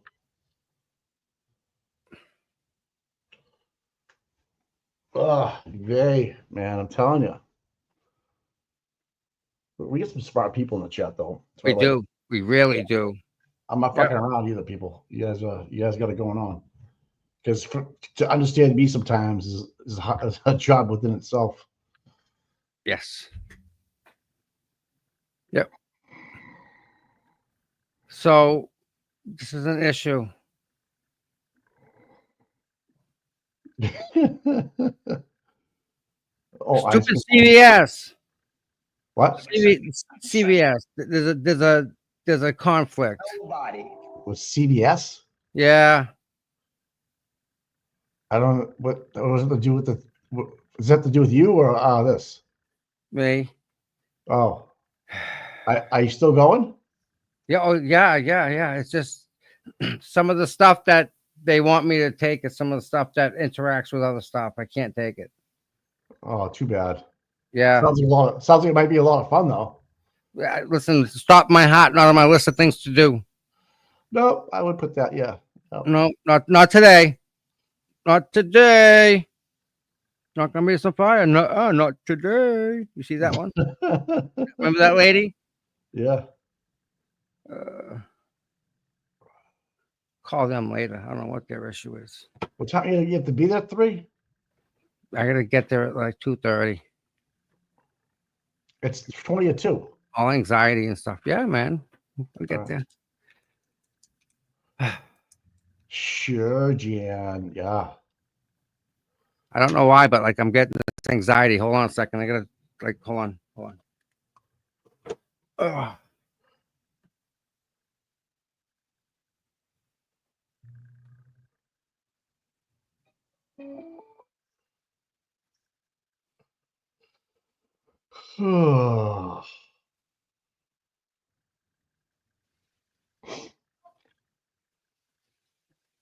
Tommy's got to go inside that little tube thing for ultrasound. No, it's on. What do they call those things? CT scan. What the fuck they call them? MRI.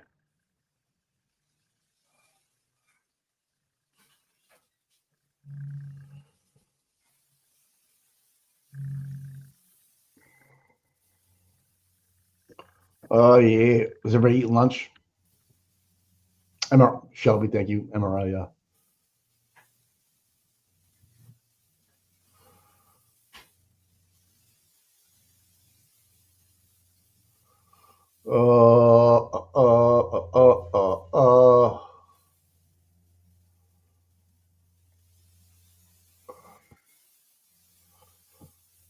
I hate the tube.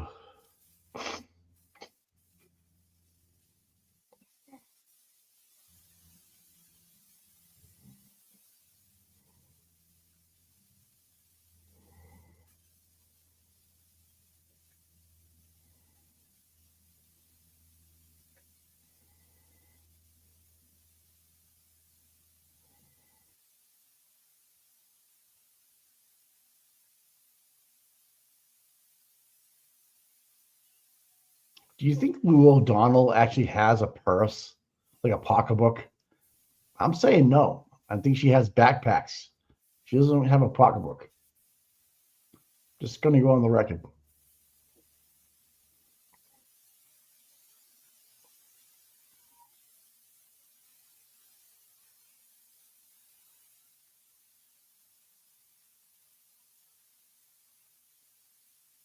Everybody's the inside has got some good data about the airbag not going off, or why it shouldn't go off.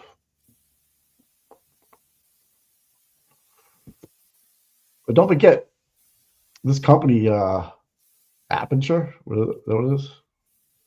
They just paid for the dinner for Person of the Year for Bev the other night. They were a platinum sponsor. So not only that, Bev gets her Person of the Year paid for a dinner by Aperture that's on the stand right now. That's funny.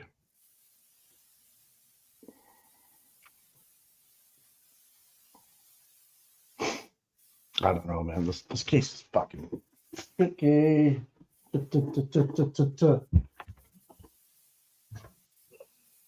I clean up my desk right now. Can't do it this whole stuff. Yeah.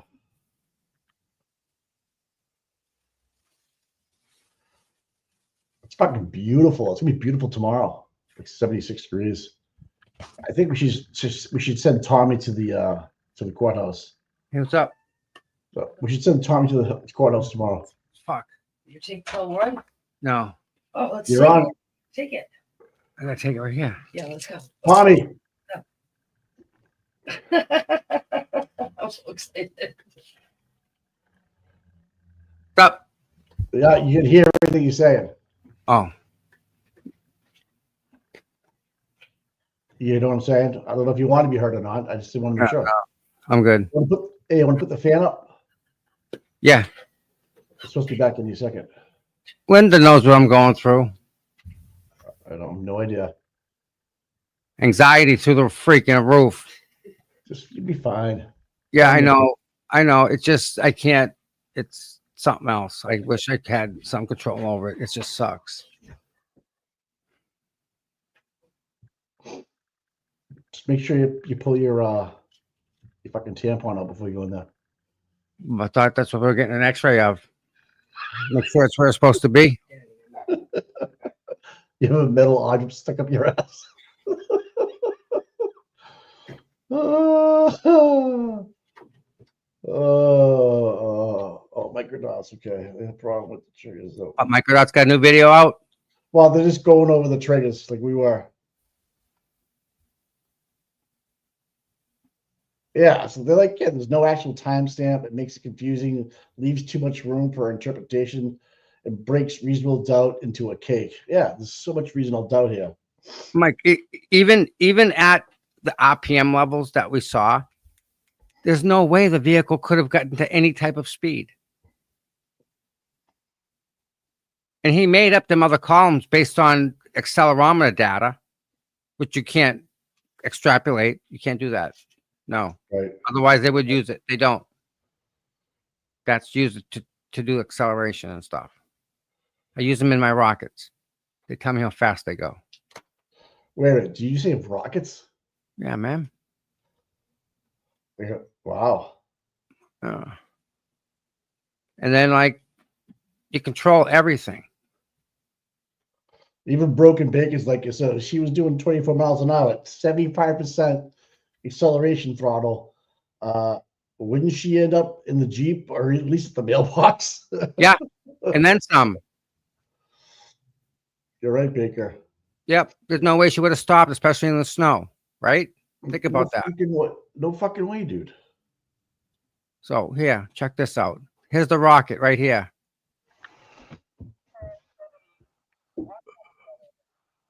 This goes 2,025 miles an hour and 18,000 feet. And like, pow. Wipe that fucker off, man.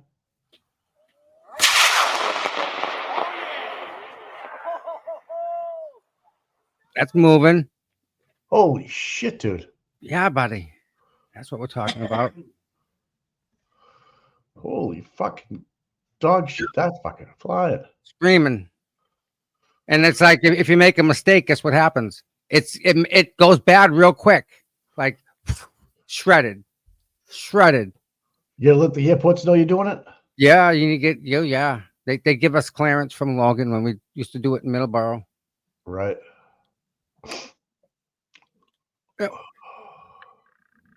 Oh, we'll do the. Oh, Mike. Oh, car guys. Check this.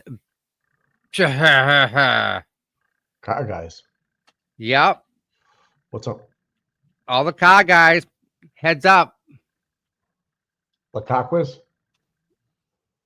Wait to see what I'm going to show you. I saw this and my jaw dropped. Where are we?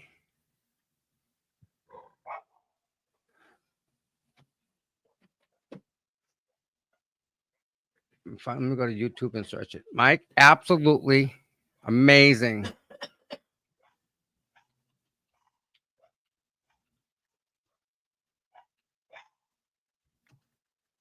Let's just X.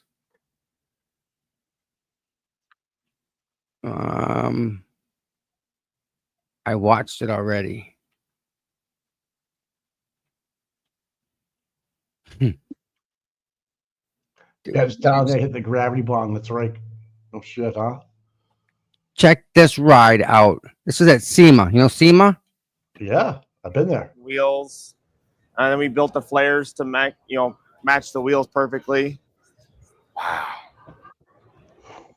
Let's try and keep that really OEM type vibe to the car. GNX. That's next level. Next level. The back wheels. What size are these? What size is this back wheel? That is a 20 by 12 with a 345 on the back. Obviously, custom one-off wheels. You use somebody to do that. That's Yep. crazy. Jason Rushforth designed them, and then they were machined by Jesse Greening. He does a lot of one-off wheels. He's known for doing one-off machine wheels. And then basically, we cut the quarters off, the fenders. We put the wheels on the car, and then we built everything to that. A lot of this car from here down is all handmade. This is all different. If you look at another Grand National, it's a tubular chassis. I mean, Mike, it's all there, right? Look at the engine. Watch how they open it when they open the hood. plastic stuff, just to refine the metal. better fit and finish for that stuff. That is awesome looking. All right, so you've also got some, twins on here, right? So yeah. tell us about that, and tell us about this GNX-S. So that's kind of the name of the car. It's like the S is just like the GNX was to go like to the next level. This car is just about refining beautiful the factory, what they would maybe do today. They made it better, kind of taking that car to the next level. Doing the flares, the billet hood vents, side vents, and just added performance and just making it better. All functional. Yeah, the hood is awesome. I bet you guys had a lot of fabrication time in that. Yeah, so we always thought that the bulge on the Grand National hood was a little small in comparison to how big of a hood this is. So it's the same shape, but it's just enlarged. And then the vents are machined that sit right over top of the turbos. Like you would see on a Grand National with the turbo shield guard, we made those out of stainless, and we had them lasered with the GNX-S logo in it. And that is really cool. So we love that. Just so much stuff we did. We made custom clamps, so it wasn't just a rubber boot. Yeah, coupler. Those are insane. A lot of mechanical type stuff. We made 3D printed a little cover here that you would see that covers like the throttle body and the couplers. So that car is a GNX on steroids, my friend. That's a ride. Ain't that something? Oh, your dad has one of those? My dad had one of the GNXs. He had a Grand National. He didn't have the GNXs were hard to come by. There was only 300 made, I think. This Andrea Simonelli. My dad has one of those. A GNX or a Grand National? Grand Nationals are special. Yeah, it's a GNX. Yeah. Yes, GNX S. That's the one we just saw.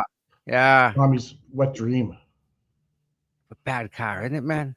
They had 1,000 hours, I think, in it. Oh no, 100,000 hours into that car, maybe, with all the people 10,000. working on it. 10,000. It's just something like that. Some ridiculous, stupid number. Love it. I can't wait for fucking Bob Alessi. I know, huh? Yeah. This guy's all done. He's fucking junk. Yeah. And again, just like what's his name? They freaking spanked him around. Judson? Whatever his kid name is. That guy with the Shannon Manning. Man Shannon, yes. That guy, yeah. Nice. Bull, he hides the GNX. Oh, I would hide it too, man. He wants to be a sleeper. Yeah, they were a badass car back in the day. Not still alive. You still have one. What do you think that car's worth? Yeah, lots of money. Buckets of money. Buck and a half? Yes. More, at least. All right, listen, I gotta jump over. I need to get a ride over to this appointment. So, yeah, is this thing ready to go? Yes. I'm gonna get on my phone. This should be coming on any minute, man. They're way past an hour and 45 minutes. And that should go right away. I Because don't that's know. what happens. It goes live. It automatically goes live. We gonna do full screen or no? Doesn't matter. Yeah, I can do that while I'm here. Active window right there. It is full screen. You mean on us? On us? On us? Like there we go. There we go. I like that idea. Mute. Okay. You're on mute, CB. So you're going in your car? Yeah. Can you hear me now? I can hear you. All right, cool. You still have your headphones on.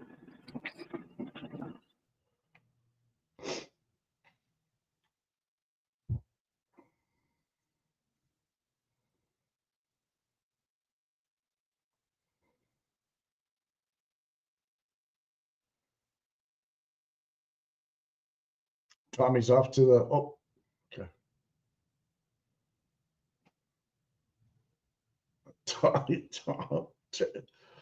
shut your camera off, you fucking clown. Thank you, fucking guy. Next thing you know, we'll be taking a piss. Oh.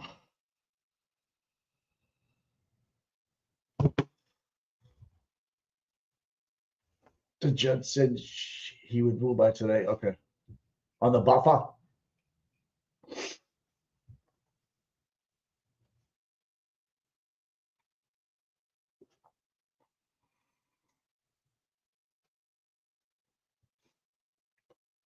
Well, it's been an hour, past 45 minutes on Beth.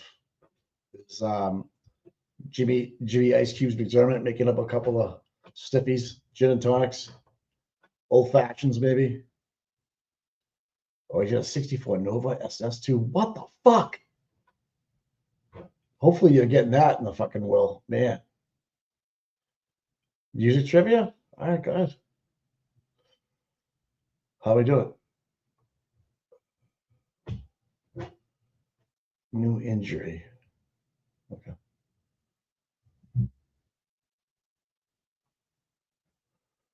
Yeah, Jeff Wesley, I think so too. If I'm in that jury right now, I'm fucking checked out. I have to play something. I have no control to do it over here. Tommy won't let me control anything. He thinks, oh, fuck it. Your ex has a 67 SS Nova. Fuck, man. Jesus. This is an awesome car. I'm not going to lie. Those cars are the fucking best.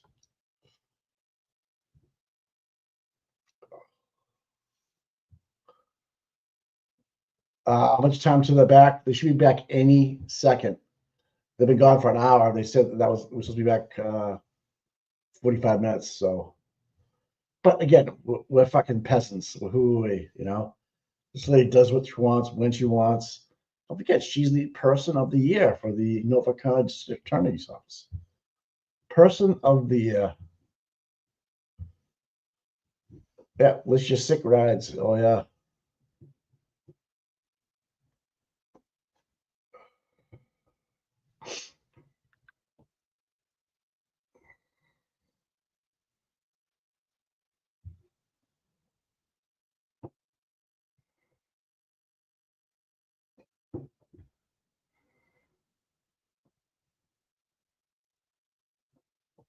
Yes, Bev knows Alessi's about to annihilate Welch's testimony. She's in, yeah, you know, right now, fucking Welcher and fucking Brenda are going, are you ready for what's coming down the pipeline? Because you got a taste of it this morning, right? You just got a taste of it, what he's going to do in the voir dire. Get ready. Yeah, he's probably in the bathroom taking a shit. My stomach hurts. Oh,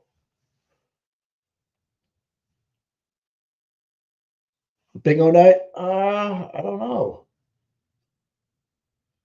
Good question, man. We're thinking about doing all kinds of stuff. We see all kinds of shit, but Tommy is usually right now I'm picking stuff out of my belly button. Sorry. Tom and I come up with all kinds of crazy shit, but just been so busy, man. I got like shit at home. Like I got, you know, I'm not a bingo guy, but I'll help out for sure. As long as I can do it from my house. I'm kidding.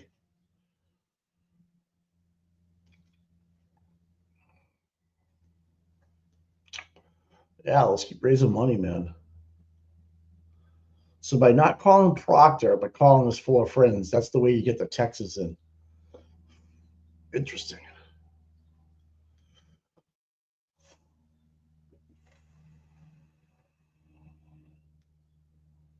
Yeah, so like, yeah, I think farts are funny. Like there's people I watch on YouTube that guy goes in with a fake fart thing and he'll stand and just look at people and he has it in his pocket and he'll pretend like it's a fart and just stare at people.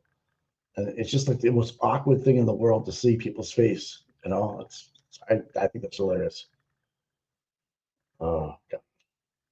Yeah, I'm really immature. Wicked. No, just kidding. Oh, here comes Tom. He's in the car. Yeah. Hey, we're here. Oh, yeah. We're here. Yeah, gotchas. Yeah.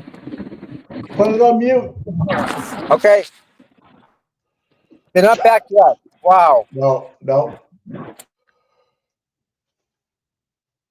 I'm getting a breaking tweet that the Welch can't be found. He's on his way to the airport. Tully's driving him back right now. Fucking cuck. Nope. Here we go.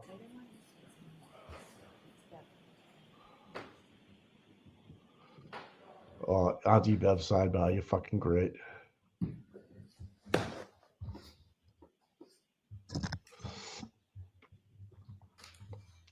Welch's grapes. Ah. Oh my God. This court is in session. Please be seated. Here we go. All right, Mr. Brennan. Thank you, Ron. How do we get this big? Tell me.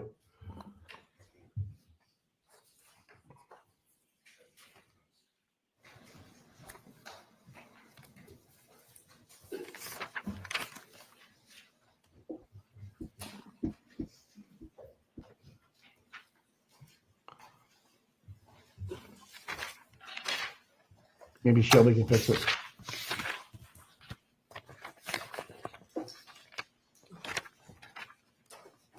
Dr. Welcher, when we left off, you had given us 35. No, it's actually Your opinion on this slide. channel Can we 25. proceed to slide 35, please? Slide 35. I believe the next slide is 35. Okay. Now, when we look at this slide, I'm going to ask you to zoom in, and if we can start from left to right, and we can identify each category as you discuss it and explain to us the importance of the columns. So we already touched on this from left to right. The first column is the continuous running clock. Second column is where I converted it to minutes and seconds. So it's not us, it's channel 25. 1162.2. This is the second trigger. The particular boxes that are highlighted are where there's change. There we go. And then I already discussed this a little bit, but where the wheel's slipping, you can see you have high acceleration pedal application, increase in the RPMs. But when you look at the effects on the vehicle, you can see that it's accelerating less. So that's indicative of slippage of the wheels. And then I simply show at the bottom the math I use to derive all that. So again, we touched on most of this. It's the same slide you saw before, just to show how corrected for the speed. If you could zoom in for a second, I want to ask you a question about the RPM column. RPM column, go ahead. If you could zoom in. Oops. You see in the last line, the last piece of data captured, the RPMs changed from 3,200 to 3,300. Correct. And the accelerators is fair to say, is that depressed? What's the way you characterize that? Sustained. How would you characterize 74? What does that mean? I mean, it's 3/4 of full throttle. It's 74% of full throttle. If above it's 74.5, it drops to 73.5 and then back to 74, why is the RPM higher than above? So there's, again, this data is referred to as being asynchronous. You're reporting it at particular times, but the computer's scanning the network for the data. So it's not all on exactly the same time step. Not only that, but there's frequently, oh, sorry. What the fuck? Yeah, Sorry. dude, you suck. There frequently is a delay from when you step on the accelerator pedal to when that translates to increased RPM at the engine. It takes a little time to build it up or take it down. Okay, thank No, you. sir. You're welcome. You also So understand similar to more. what we did on the first one, basically what we did is we took all the text stream data that we had, which includes the shifting, the forward, the reverse, and the steering. Again, there was a tiny bit of leftward steer, and put that into a simulation program where we're simulating what the Lexus will do. So we've taken into account the mechanical characteristics, the steering response of the Lexus. So this is to show what it represents on the left-hand side. So each one of these little hash marks, different color, represents 10 feet. The red lines show the extent of motion. Remember what I said, it initially pulled forward, then backed up, past its initial spot, and then went backwards further distance. So what this shows is where we simulated this in a program called HVE. So that's the vehicle, the Lexus pulling forward. And then it accelerated in reverse, past its initial starting position, and came to rest right there. Doctor, when you say it came to rest there, do you I'm have sorry. data that the defendant's Lexus stopped there? No, it did not come to rest. I misspoke. That's where the text stream data ends. As you can see here, it's still going.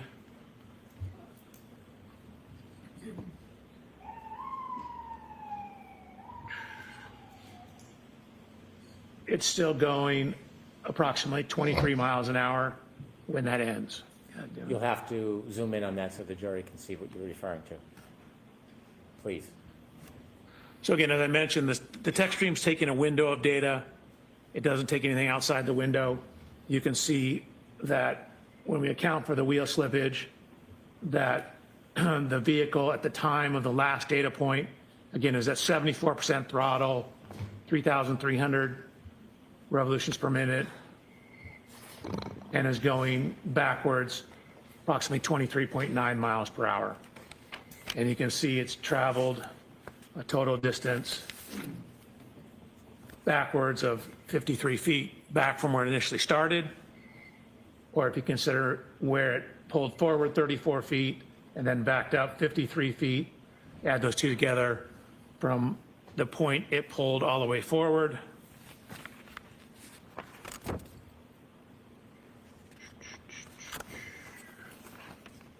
So this is 10, 20, 35, forward. And then I'll go 10, 20, 30, 40, 53 back for a total of 87 feet. So from the maximum point I pulled forward to where it backed 87 up. feet. Okay. Again, that was 87 feet. No, all right. 34 feet forward, then a total of 53 back, total travel distance of 87 feet. So went all the way forward where it stopped, it then backed up 87 okay. feet. And when the text stream data stopped, it's still moving. It's still moving about 23 miles an hour, and you're still at 74% throttle and 3,300 revolutions per minute on the tachometer, RPM gauge. Got Turn nothing, the light nothing, on pal. for a moment. Dr. Welcher, in your analysis of the data and the information you acquired and the evidence that you relied upon, did you come to some conclusions and opinions regarding the defendant's Lexus that evening? I did. As part of that opinion, You mentioned that you considered mileage to map distances as one way of mapping the location of the vehicle. Do you remember that? I do. If you could provide us with slide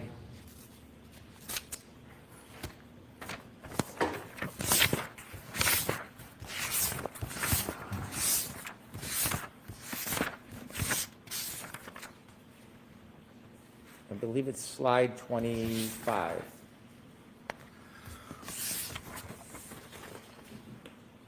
And could you widen the left-handed box a little bit?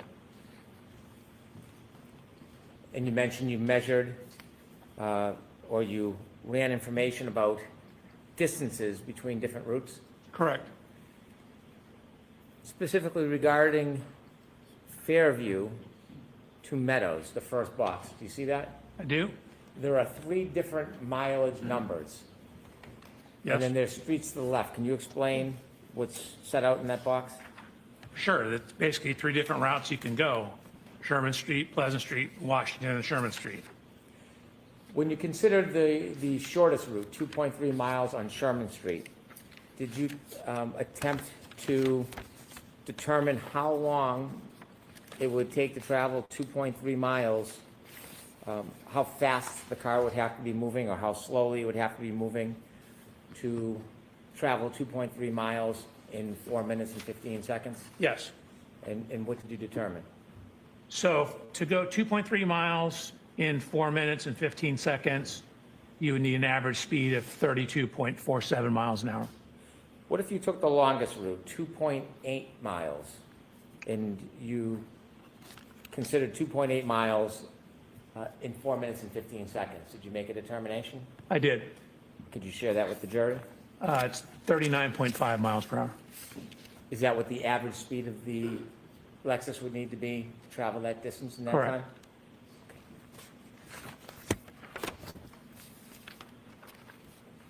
Now, turning to your study of these tech stream events, do you have an opinion, to a reasonable degree of engineering certainty, how many triggering events occurred? How many triggering events occurred in that ignition cycle 1162? Objection, Your Honor. I'm going to allow that. In 1162, the tech stream recorded 2 triggering events. And do you have an opinion as to the type of triggering event, the type of movement of the defendant's Lexus in those 2 triggering events? I do. Regarding the first triggering event, 1162-1, do you have an opinion, to a reasonable degree of engineering certainty, what type of event the first triggering event was? Objection, Your Honor. I'm going to allow that.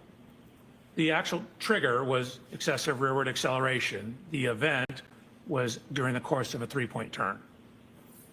And do you have an opinion, to a reasonable degree of engineering certainty, the time between triggering event 1 and triggering event 2 in that cycle 1162? Yes.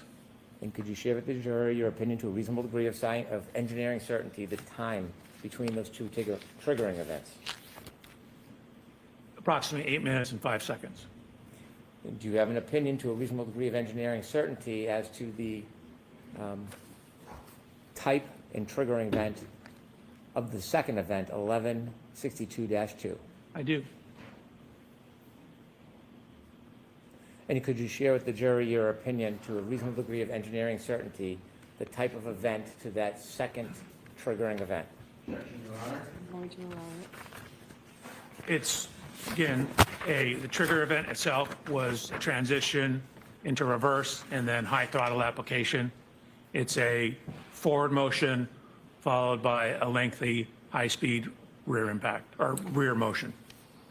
Your Honor, I'm going to move to strike that portion of the answer. Yes, I'm not going to highlight it. I So appreciate get the answer again. Would you like me to ask the question again, Your Honor? Yes, Mr. Lessie, yes, right. I'll strike the previous answer. Go ahead and ask the question again. Okay. Do you have an opinion, to a reasonable degree of engineering certainty, as to the nature of the second triggering event, 1162-2? Just for the record, Your Honor. Yep. Yes. Could you share your opinion with the jury? The triggering event was high throttle opening in a transition to reverse. It's a forward motion followed by a higher speed rear motion. And at the end of the trigger event, you're still at 74% throttle. Do you have an opinion to a reasonable degree of engineering certainty the entire distance captured in that 10-second window during the backing maneuver or 1162-2? Do I have an opinion about it? Do you have an opinion to a reasonable degree of engineering certainty about Yes. the entire distance that is captured in that 10-second window of the second triggering event, 1162-2? So it obviously only captures what's going on during the trigger. It doesn't capture before or after the trigger. Understood. Do you have an opinion as to just what is captured as far as the distance? Yes, And what is your opinion? that it's 87 feet. So again, the initial forward motion is 34 feet, followed by it backing, crossing the initial point, and then backing up an additional 53 feet. And finally, regarding this part Thank of your God. analysis, do you have an opinion to a Jesus reasonable degree of fucking engineering Christ. certainty as to whether the defendant's Lexus was decelerating, accelerating, or remaining the same at the end of that data captured at the triggering event 1162-2? It was accelerating at 74% throttle. Thank you. That's it. In addition to your Damn. analysis of the tech stream data, one final question. Do you have an opinion to a reasonable degree of engineering certainty the relative time this backing maneuver occurred with the defendant's Lexus that you just spoke about? Yes. And could you share with the jury your opinion to a reasonable degree of engineering certainty? Sure, it matches the window of the cell phone data for Mr. O'Keefe that puts it in front of 34 Fairview. So the backing event occurred somewhere between 12:32:04 and 12:32:12. Sir, I now want to turn to a different part of your study of this case. Okay. At some point, did you try to determine whether there was an intervening event that could have caused damage to the defendant's right rear taillight separate from a collision at Fairview? I did. Objection, Your Honor. So. Sidebar. The questions to Brennan. Okay. At some point, when you looked at the data and analyzed this case, did you consider including or excluding evidence, or did you analyze evidence to reach a conclusion, including or excluding whether there was an intervening event that caused damage to the defendant's Lexus right rear taillight? Yes, I did. When you started your analysis, what information or claim or evidence did you become aware of that you want to analyze to include or exclude as the cause of that damage? Sure. So my approach to this case is three prongs. I'm looking at the downloads, the technical information. I'm looking at this backing incident, and then I'm looking at Mr. O'Keefe's injuries and how they relate to the event. I need to find a new job. So the second prong, which is looking at this data. So I had a Ring doorbell video showing Miss Reed backing the Lexus out of Mr. O'Keefe's residence at approximately 5 o'clock in the morning. And so we wanted to look at the backing activity and whether that backing, contacting Mr. O'Keefe's vehicle, whether that was sufficient to cause, or what damage it could cause, and particularly was it sufficient to cause damage to the right rear taillight of the Lexus. When you were asked to engage in the study, were you ever asked to reach a certain conclusion? No. Yes. Was there ever Yes, any you were. influence Don't other you than the fucking data lie. and facts on your analysis? There's never been any influence. The influence, again, it's whatever the data shows. When you It's called a engaged in check. whatever studies you undertook that you'll explain to the jury, were you given any direction or limitations on what you could or should do? No. Yes. When you received the information, did you understand regardless of the result, it would be provided to everybody? I guess generally, yes. I mean, I go through the data, I give you the results, you do with them whatever you see fit.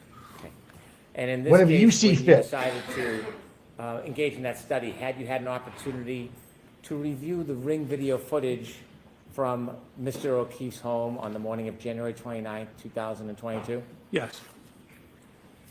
Tell us how you went through your study, how you began, and the steps you took, please. Sure. Probably best on the slides. So one of the things we first did was to get an exemplar Lexus. What does exemplar mean? It just means I got the same exact year, make, and model vehicle as Miss Reed. So Miss Reed's vehicle is on the left-hand side, taken during my inspection. And then I found this exact same year, make, model, manufactured at the same plant, everything Lexus in Texas. So even though it looks like a European plate, it's a Texas plate. Purchased the vehicle, had it shipped out to California. So I verified that the Lexus is in fact the one I got, the same exact one as Miss Reed's. These are all the standard equipment. Miss Reed's is on the left. My exemplar is on the right. It says Reed Lexus TIS, that's Toyota Information Services, or Toyota Information System. So I ran it through TIS, which is the umbrella program under which TechStream runs. I also ran it through My Lexus, which is the Lexus website, and then started about doing what's referred to as a photogrammetric analysis of the video. Can you explain to us what a photogrammetric, help me with the word, photogrammetry? Photogrammatic. We're doing photogrammetry is a photogrammetric analysis. What does that mean? It's just a big fancy word to saying you're looking at data and photographs, and what we're trying to do is take two-dimensional images, say you get from video or photographs, and knowing some information about the photographs and some of the dimensions of things in the image, get or convert it to a three-dimensional space. In other words, be able to get exact three-dimensional measurements out of that two-dimensional image. So I had the video, just to show the provided video that I was given.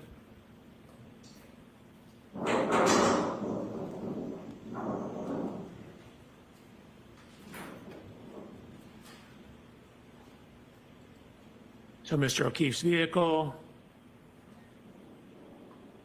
I don't know if you noticed, but there actually is contact between the vehicles.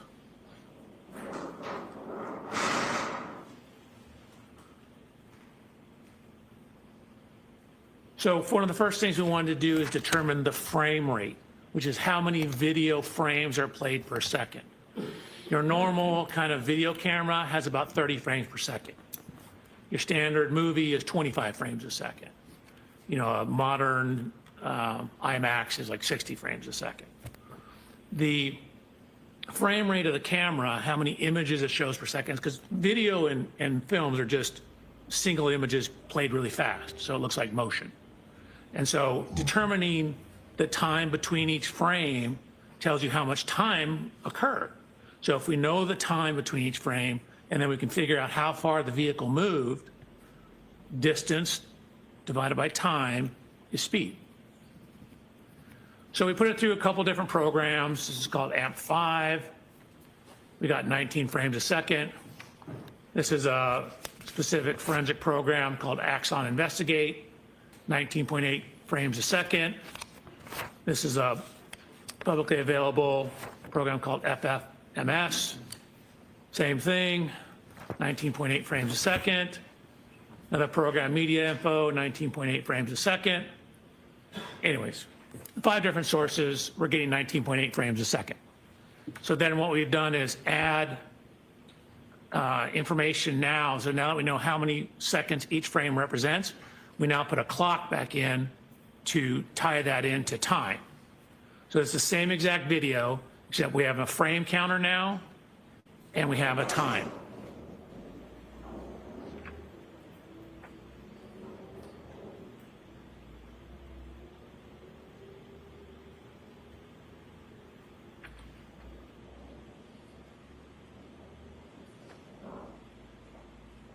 So we have some information now on the time between each frame. So here's frame 0. This is frame 265. We're 13 seconds into it. Here's frame 305. Notice you see brake lights on the back wall here. Notice how they're not super red because you still have reverse lights on. Now they all go off. So the Lexus brake lights have been turned off at frame 353. 356. Lexus brake lights begin to come on. 357, they're back on. Lexus comes to a complete stop at frame 369. 384, the reverse lights turn off. So now look how red this is because we no longer have the white reverse lights in it. And you can see the Lexus starts to drive forward. So frame 825, this is after the Lexus has left the scene. But notice the tracks in the snow. So we have very definitive locations for the wheels of the Lexus. We lay over a grid on the various frames.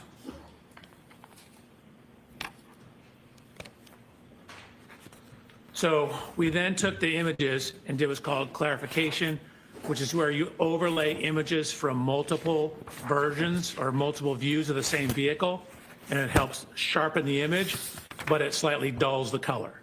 So you get a little cleaner, crisper image. So here's Mr. O'Keefe's vehicle before clarification, after clarification. Excuse me, Your Honor, pardon my interruption. Can we get numbers of the slides as we're toggling back and forth? Sure. Absolutely. Okay, I'll make an effort. So slide 76. You're welcome. Going to slide 77. We're going to focus in on this area here. So what we will actually show is where the snow was displaced in these two spots. Spots right across from here and right across from here. If you could focus your attention on those. Slide 77. So slide 78. To bring us all together, we went out to Mr. O'Keefe's residence and took a scan, a laser scan. So you see the laser scanner over here. Laser scanner is right here. Fence hasn't changed position. The camera's changed a slight position. We can account for that. So here's the subject video. We have the correct resolution. There's a new camera. It's going slightly faster frame rate. That just means we have different times between frames on the new camera, but we're simply using it for calibration to the old camera. It's the same container for the MP4, and it's using the same video codec. A video codec is how the computer encodes the video. Slide number, please. Oh, yes, thank you, Your Honor. Slide 79. Slide 79, part 2. So really, we care most about is the resolution. So slide 80, you can see these are what are called control points. So from the laser scan, we locate these various points. So the 3D scanner knows the exact position of all these points on slide 80 in the image. And so what we can do is use this information in conjunction with the video to create a scaled version of the video. So when we have three-dimensional images or three-dimensional measurements, we can then use that to give us some three-dimensional information from our 2D video. So there's the points on slide 81. Slide 82, excuse me, slide 81, second part, we're basically just fading in. So what you see now, if I go back to the beginning of slide 81, this is the picture from the video camera. And then what you see here is, which is barely any difference, and that's because what we've done is we've now overlaid the points from the laser scan. So now each one of these little speckly points we know the exact 3D coordinates of those. So we can now know the exact position of all these fence posts, all the positions on the driveway, and we can use that to calibrate. Going to slide 82. So using that information, it's called solving for the camera. We verify that we have appropriate residuals, meaning we don't have too much error. Slide 83. Okay, subject video.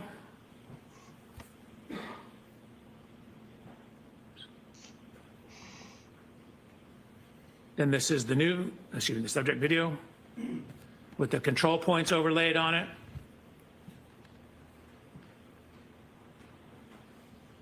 That's the subject video where we're phasing in the laser scans of the scene, 84.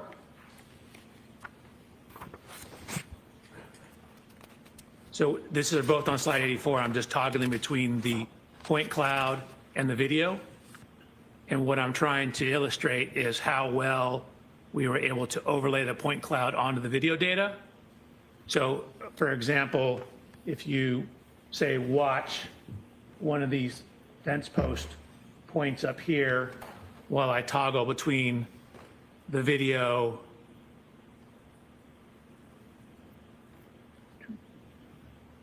there's a laser scan, there's the video. So we've done a good job. Again, the residuals show that we've done an adequate job of matching the data. Slide 85. So fucking cuck. So what I'm doing here is toggling between, this is the video of the car. And remember I told you I went out and I inspected Mr. O'Keefe's vehicle and did a laser scan of it? So we're now taking that laser scan of the video, or excuse me, of the vehicle, and overlaying it onto the car in the video. Yeah, video Jesus already showed us this shit, okay, dude? So this is the video image. That's the laser scan laid on top of it.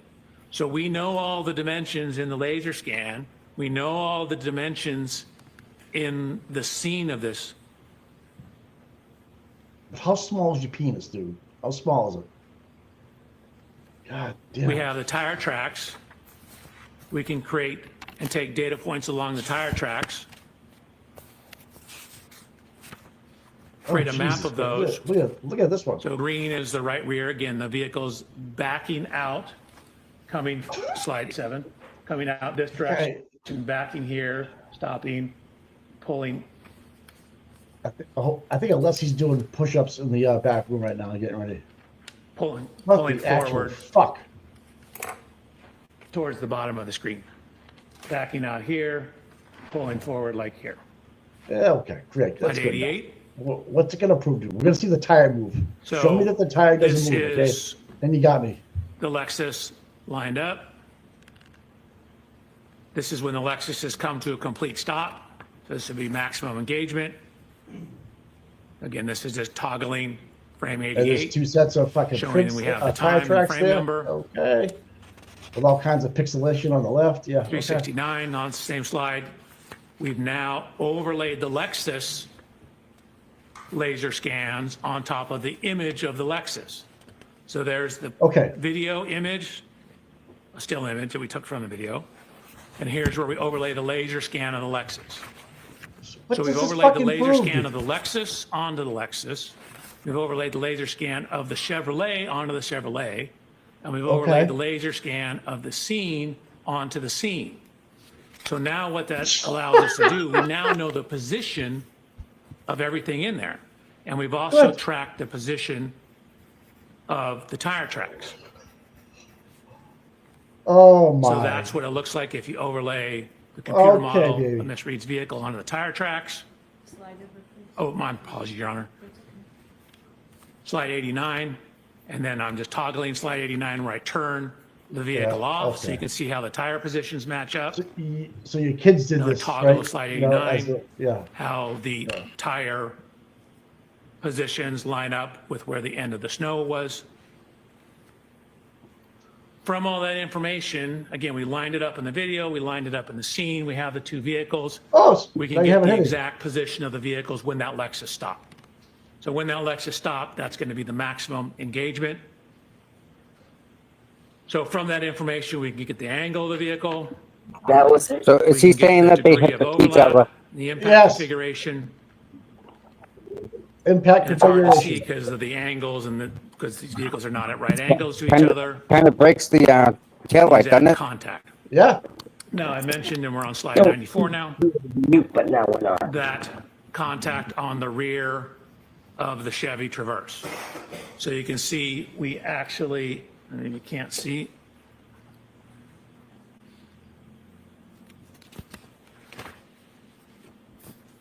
So we took a whole bunch of data points within those two areas where the snow got dislodged.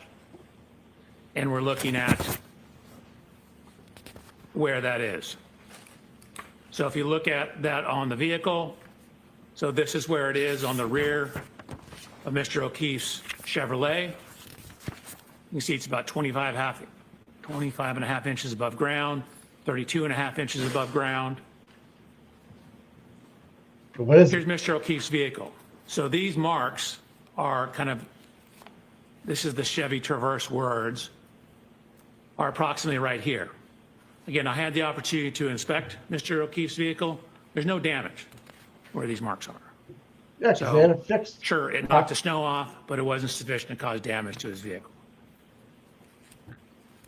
We then mapped that data onto Miss Reed's vehicle to look at where that height is. So you can see the only contact marks are down at the bumper level. I mentioned how that bumper sticks out. This is exactly where you'd expect it. So the only evidence of contact is nowhere near the upper tail light. I emphasize the word upper tail light because it is right in line with the lower tail light. But yet the lower tail light also was not broken.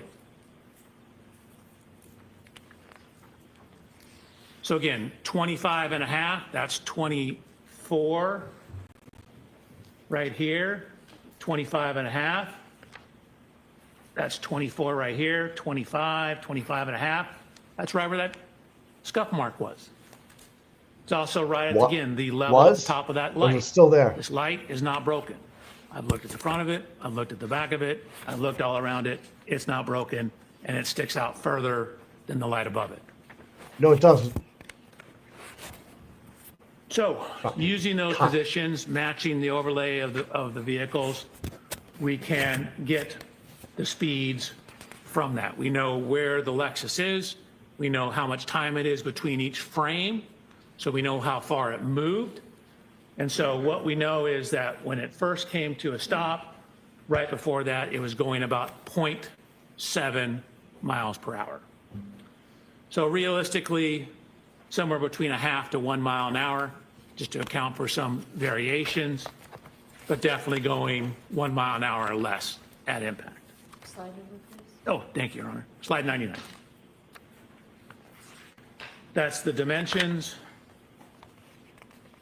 Slide 102. Similar to what I said, no damage to that light, no damage to Mr. O'Keefe's Traverse in that area. And then if I could, I would like to go back because I realized I skipped over something. Yeah, your whole fucking testimony.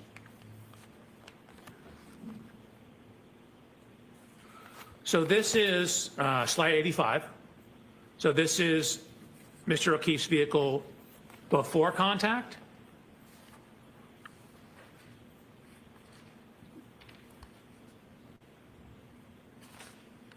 This is the fake vehicle. Huh. Oh, oh, oh, oh!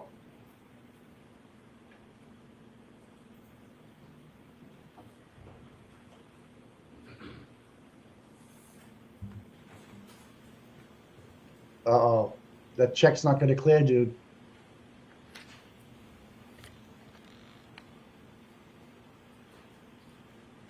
This guy's the absolute worst.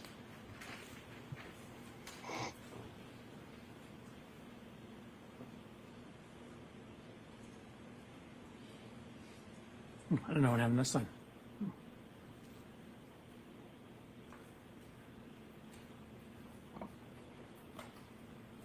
Well, that's gonna wrap it up.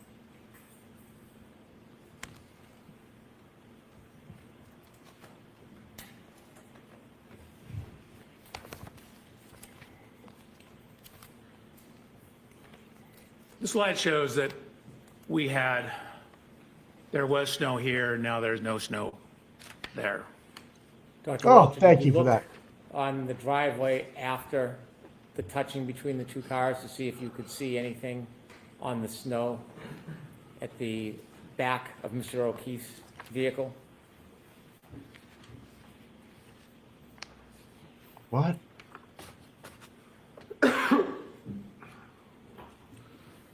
So referring to this slide, this is after the Lexus has pulled away. Looking in the snow, I see nothing in the snow. Were you looking for anything in particular? Of course I was. I was looking for taillight fragments. In any of the videos that you have that show Mr. O'Keefe's vehicle after, So if this the happened at defendant's 5 Lexus hours, touches you know, before she do you left to ever go see any get the remnants gents. or So where's the shards taillight or that's fragments smashed of taillight on the all over ground? the fucking I lawn? do not. Okay?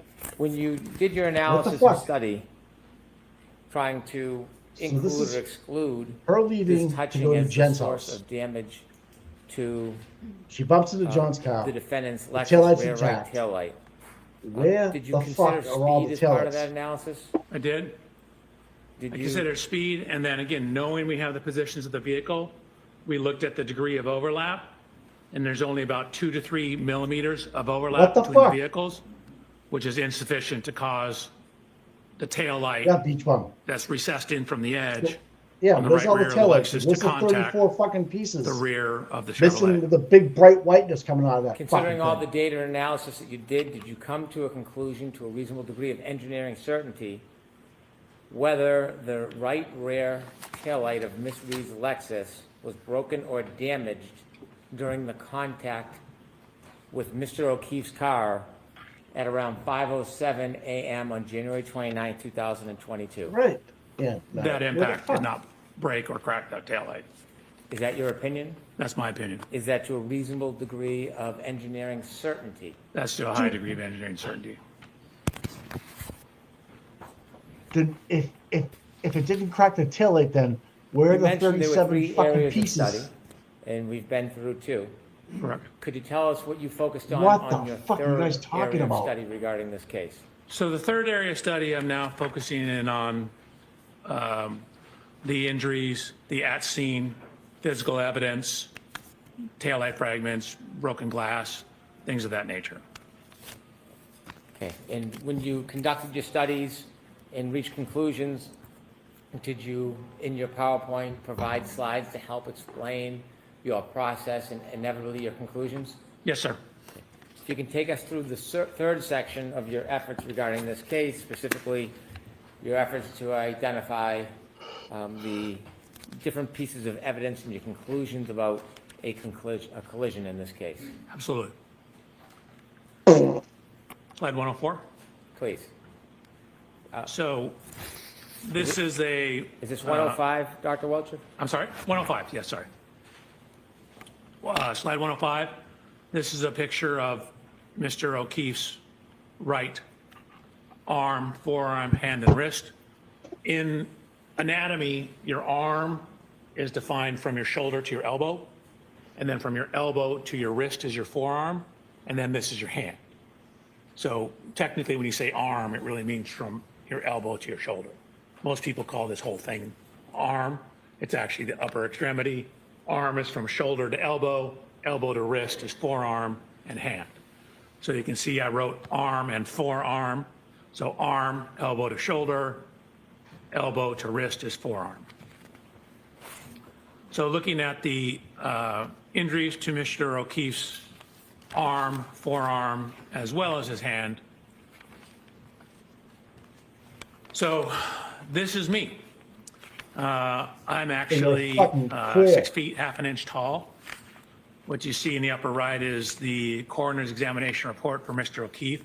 He's 73 man- inches tall. You got That's man 6 boobs. feet, 1 inch tall. At this time, I was 220 pounds. Mr. Yeah, O'Keefe, at fuck. the time of this incident, was 216 pounds. So I took measurements of myself. I'm actually wearing the same make and size shoes as Mr. O'Keefe, the same brand of jeans as Mr. O'Keefe, the same brand and size shirt of Mr. O'Keefe. You see the Lexus in the background. We have matched the height to the Lexus. What I'm showing here is both my height, and then keep in mind where the height of this wing is relative to my right eye. So now I'm wearing, in addition, the same shirt and shoes, same type of sweatshirt, and actually the same kind of baseball hat. We tried to determine the exact glass from the Waterfall Grill. Found out they were getting different ones at different times, but I ordered my glass from the same distributor that Waterfall Grill ordered their glasses from. So you can see in my right hand here, I have a glass. Here's a glass. It looks similar. It's from the same location. Nope, wrong one, dude. And then in the lower right photograph, what I've done is I've rolled up my sleeve, taken the Get a tall sweatshirt glass. off, and I'm going to look at how this contact pattern lines up. So the first set of slides, I'm simply standing next to the Lexus. We know we have a broken taillight. We know how scratches on Mr. O'Keefe's arm. I'm seeing how those may or may not relate to the height and position of the taillight. Dr. Welcher, if you could back up one slide, I have a question for you. In the middle photograph, at the top of the Lexus, there's like a rim. What do you call that? I call it a wind wing. I mean, it could No, be it's a a rear deck wing. spoiler. Okay, thank you.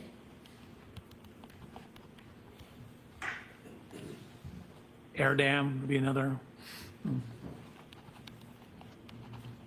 Does he have a tramp stamp? Okay, You think? so I then set about to do a little bit of testing with the Lexus.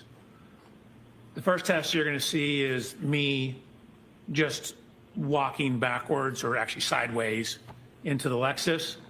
What I've done is I've painted the Lexus right rear tail light with what's called grease paint.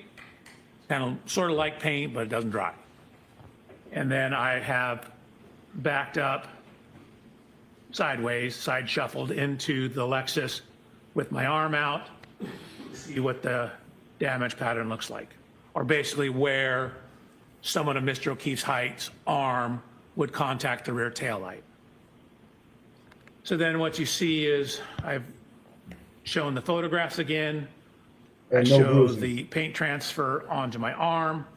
The No yellow bruising. grease paint on my hand was to show where my hand would hit the taillight. And so just kind of me walking slowly sideways into it, the approximate location of the taillight, and I'll line it up with the broken taillight in a second, Well, lines up with Alicia the is gonna approximate absolutely location of the fucking lacerations on crush Mr. this. O'Keefe's arm. Dr. Welcher, let me ask you a question. When you're engaging in these demonstrations, are you attempting to try to show exactly how Mr. O'Keefe was struck? No. So we don't know exactly how he was struck. And pedestrian impacts are extremely sensitive to exact angles. And so where exactly your foot is, whether your foot's off the ground, can have an effect on where you end up after that. We just don't have enough information in this case to determine all that information. We know the taillight was broken. We know the glass was broken. We know we have damage to the rear of the Lexus. We know we have lacerations in Mr. O'Keefe's arm. So I'm trying to see if there's any correlation between all those. Well, can body posture on a clip or a side slight collision change the trajectory or the injury? Of course. Can the way somebody moves or reacts before impact change it? Objection, Your Honor. Sustained. What are other things that can change the trajectory of the person and the injuries? So for example, if you get hit and knocked off balance or clipped and knocked off balance, you can take additional steps. That'll affect how far your body travels. If you have 1 foot on the ground versus the other foot on the ground, affects how the body rotates. If your arm is at 90 degrees or 85 degrees, will affect the kinematics.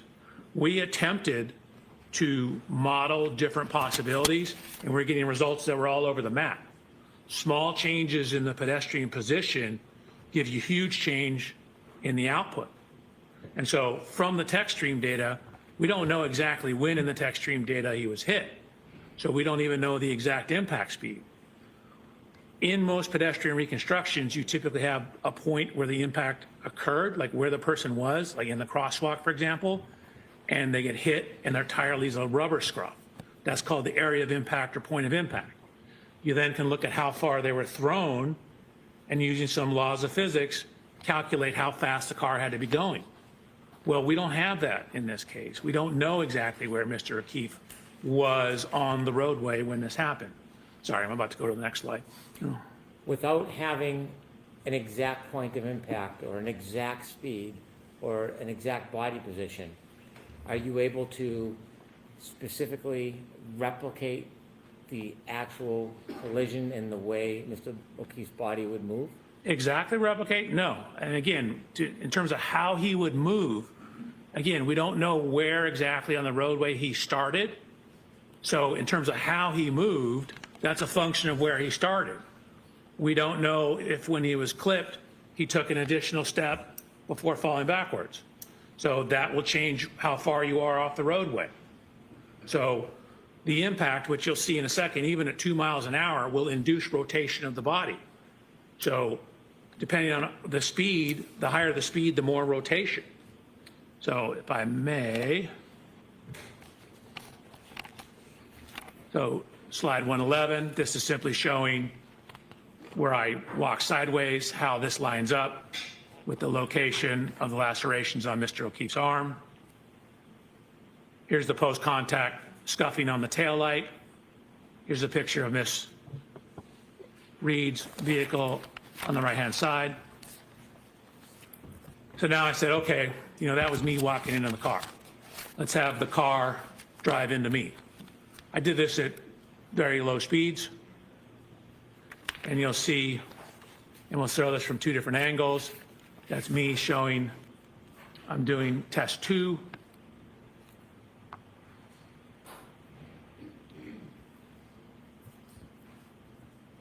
This is from a camera that we have pointing down at it. This is the speed. You'll see it's only about a 2 mile an hour impact. But even a 2 mile an hour impact redirects me back and causes me to rotate and take a step. So at what, 24 miles an hour, he doesn't have a bruise? Are you serious?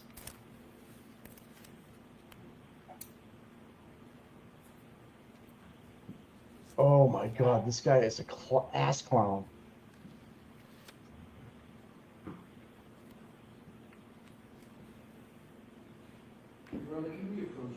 Yes.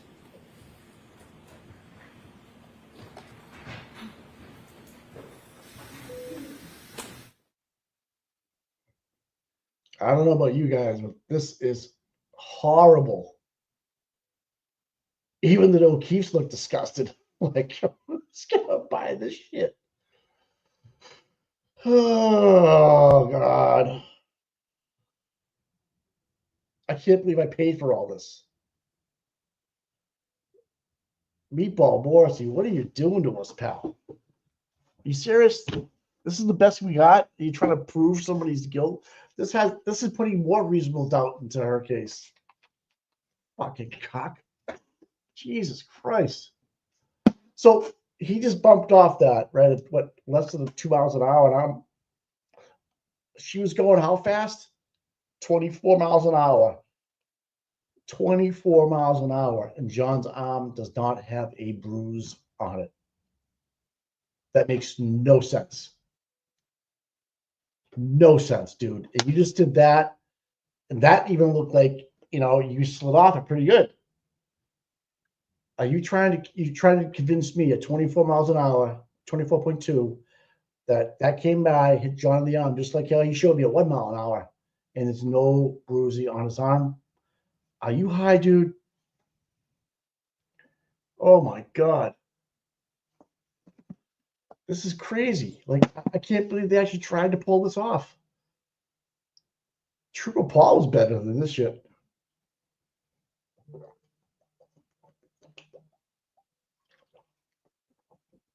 This is crazy. Like, legit. So 24 miles an hour. He's not going to bruise? He's not going to bruise. Okay. Okay.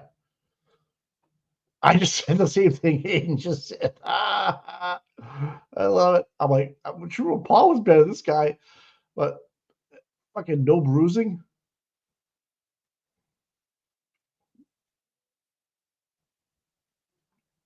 This guy's fucking grease paint. Yeah, you know what you're going. You got grease paint everywhere, pal. Fucking cuck. Oh my god, dude. I'm the same height as John. Well, actually, I'm only 6 foot. Well, John was 6'2", dude. 2 inches make a big difference in this thing. And your glass was wrong. Did he have a tall bar of glass, guys? All right. I don't know. This is the best that they could find. This is the best they could find to go and represent this. Ah, fuck. Oh, God, man.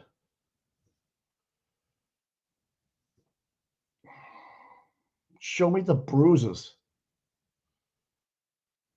If you had bruising on his arm, it'd be so much more believable. How does his shoe come off? That's a great point, Mystical. Yeah, so he's saying how does his hat fly off? How does his shoe come off? Now you're still holding on to the glass when you get sideswiped. So you're saying now at 24 miles an hour, he's not gonna have any bruises, but that glass is gonna fly up in the air, and his phone's gonna be where now? In his back pocket again? Yep, sidebar. Oh shit. So we're up to 6? Yep.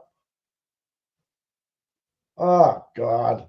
And then the glass on the bumper doesn't match the glass in his hand. Okay. All right.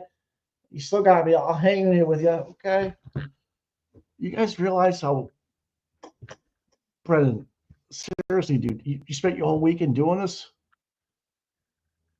Seriously, you spent your whole weekend doing this with Tully being an Uber driver for him, and you can't, Shelly's like, I need to smoke. You can't even tell me that there's no bruising. Somebody just ask him the question. He's 6 foot. John's 6'2". 2 inches make a difference, right? Take a look at my right eye. He says, well, yeah, if it was 2 inches higher, I would. So you changed everything. Bob Alessi, this is like pickup fucking trial court for this guy. Yeah, right, Jim. This bullshit. And then so if he slides off, how does the taillight explode? You fucking assholes. If Bev comes back and says this is a good time for us to stop tonight, I'm gonna lose my shit. Yeah. And then she backs up 23 miles an hour, 24. How does she not slide into the front lawn or the Jeep? Right? Has anybody here in the chat bought any of this stuff today? Like really, really believe that this actually is the way it went down? Because I bought nothing of it. Nothing made sense to me whatsoever. They just tried to bedazzle us with bullshit. They tried to pull a Lally on us. Just let's talk about the 3-point turn for 2.5 hours. Right? Oh.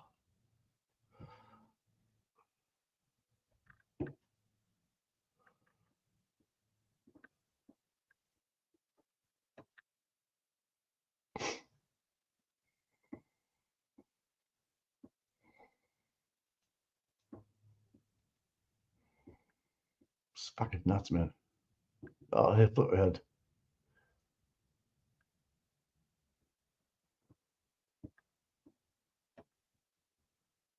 Yeah, good point, Joe.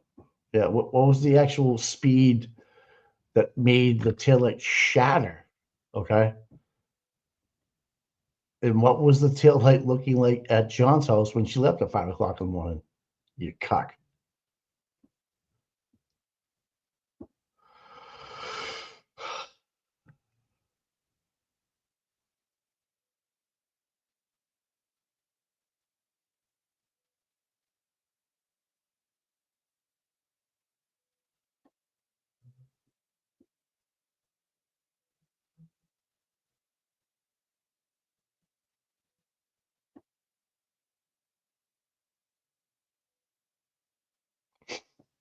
Can't get over this stuff, man.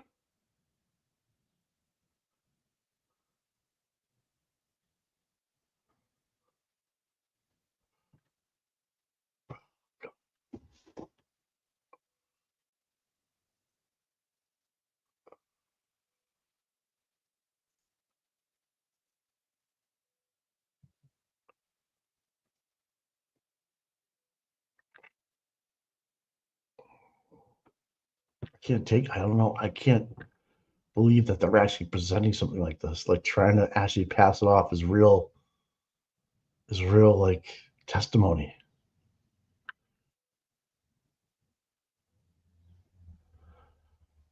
Right? Like, can you believe?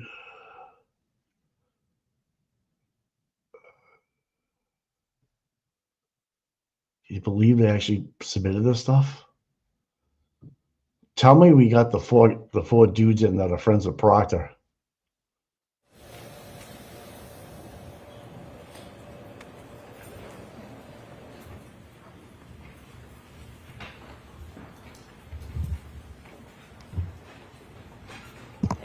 And what slide is this? I think I just can't see it. What slide is this? 114. Thank you.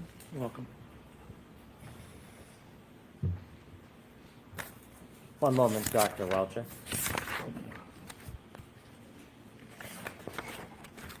When you were showing us this video, you walked to the side of the passenger side of the car, didn't you?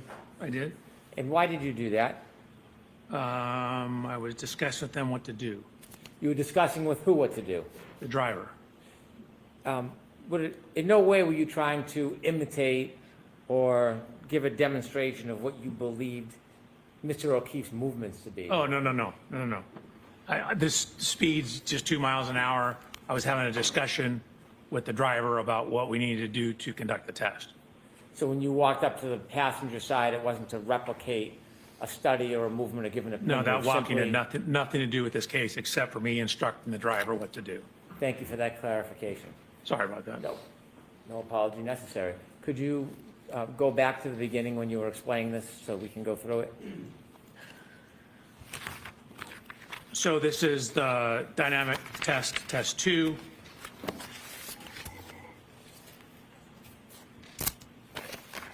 So again, this is the view from behind. Just to avoid the confusion, I will start it here.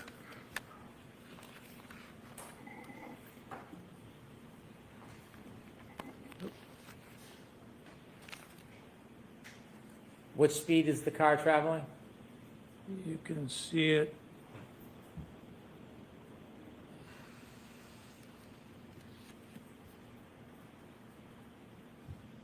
About 2 miles an hour.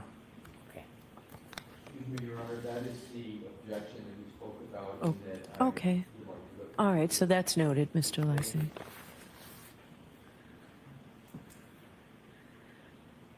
So similar to the other tests, this is the post-contact image of the transfers onto my arm. Actually, the yellow paint, you can see from my hand is here. This is from the arm and forearm. Here's the paint transfer pattern. And that slide number, I'm Dr. sorry, Welcher? I'm terrible with that. That's Slide okay. 116 now. That was 115. Thank you. Slide 116.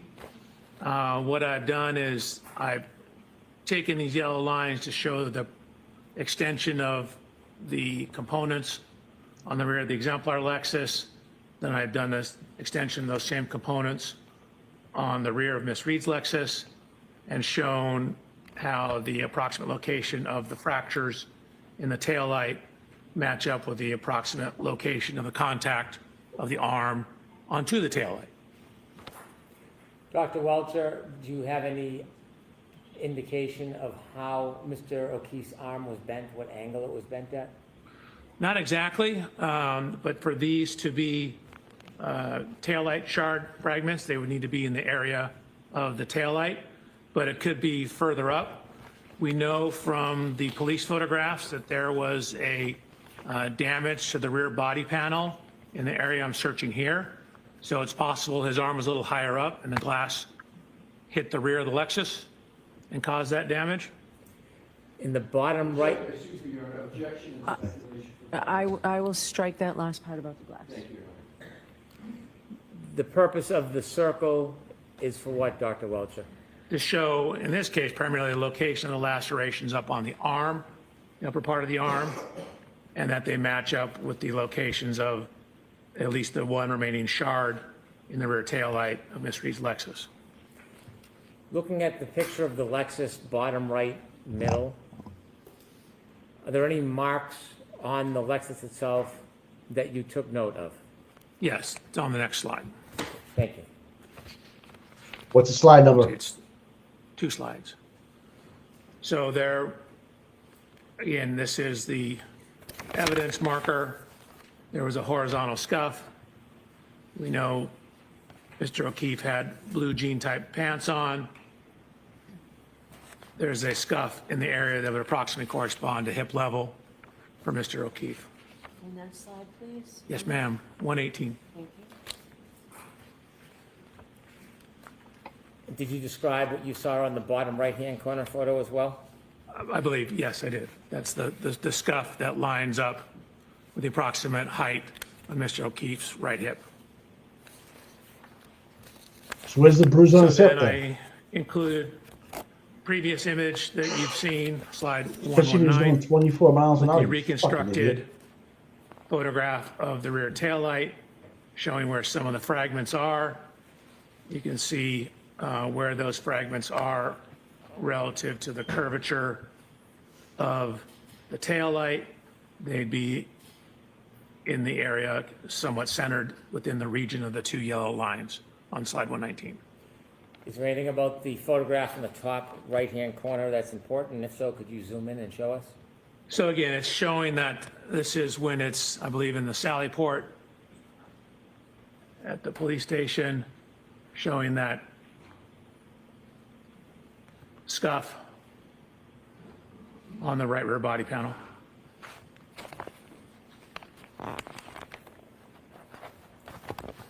Did you see any similar scuffs in the middle back of the car? Objection, Your Honor. Sustained. Did you see anything notable as far as damage to the middle back of this Lexus? The middle, Yes, like back where the doors are? but with the middle of the back of the car, did you see any similar damage to the middle? or There the were left? scuff marks that ran along the bumper. Okay, continue, please. So this is just showing his jacket he was wearing, that the puncture marks coincide to the marks on his arm. This is from the autopsy report. A couple things it notes: a 0.5 centimeter abrasion on his right lateral knee. He's got a laceration on his right eyelid. That corresponds to the height of that rear wind wing on the back of the Lexus. Your Honor, I'm going to object. Sustained. Thank you. How tall was Mr. O'Keefe? 73 inches tall, 6'1". And how high was 6'2". that wing from the ground on the back of the Lexus? It was about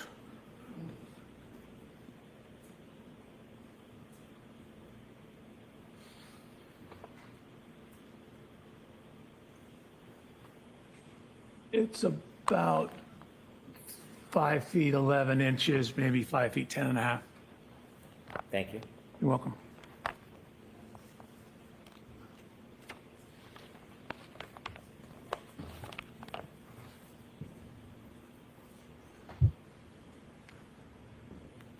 Did you notice anything about Mr. O'Keefe's right knee? I noticed there was a 0.5 centimeter abrasion on the right lateral knee. Did you note how high from his foot that bruise was on his knee? We don't know the exact length of his knee. The abrasion appears to be right here at knee level. If you go back and look at where my knee is, that would be at the approximate level of the bumper. And could you focus in on the bumper to show it relative to the height of your knee? Sure. Oops.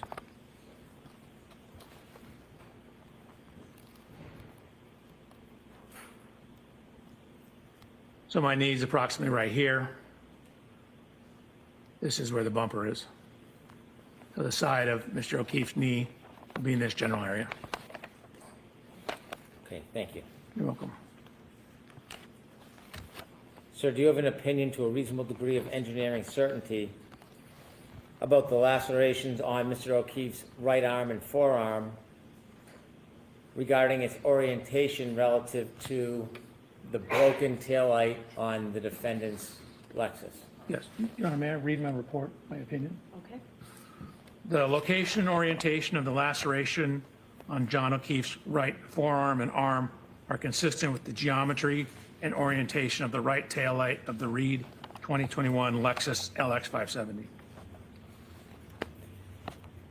After considering these three different subjects that we discussed, the tech stream data, analyzing the touching between the defendant's Lexus and Mr. O'Keefe's car, and then your demonstrations regarding the injury to Mr. O'Keefe's right arm, did you consider further evidence in reaching any conclusions as an accident reconstructionist and a biomechanical engineer?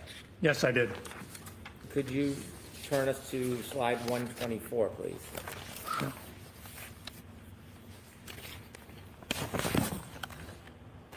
So this is some of the location of the physical evidence.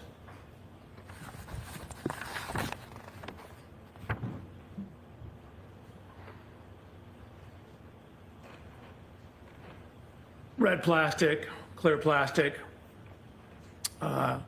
There, his point of rest was indicated to be 7 feet off the roadway. There was a sneaker that was found near the curb.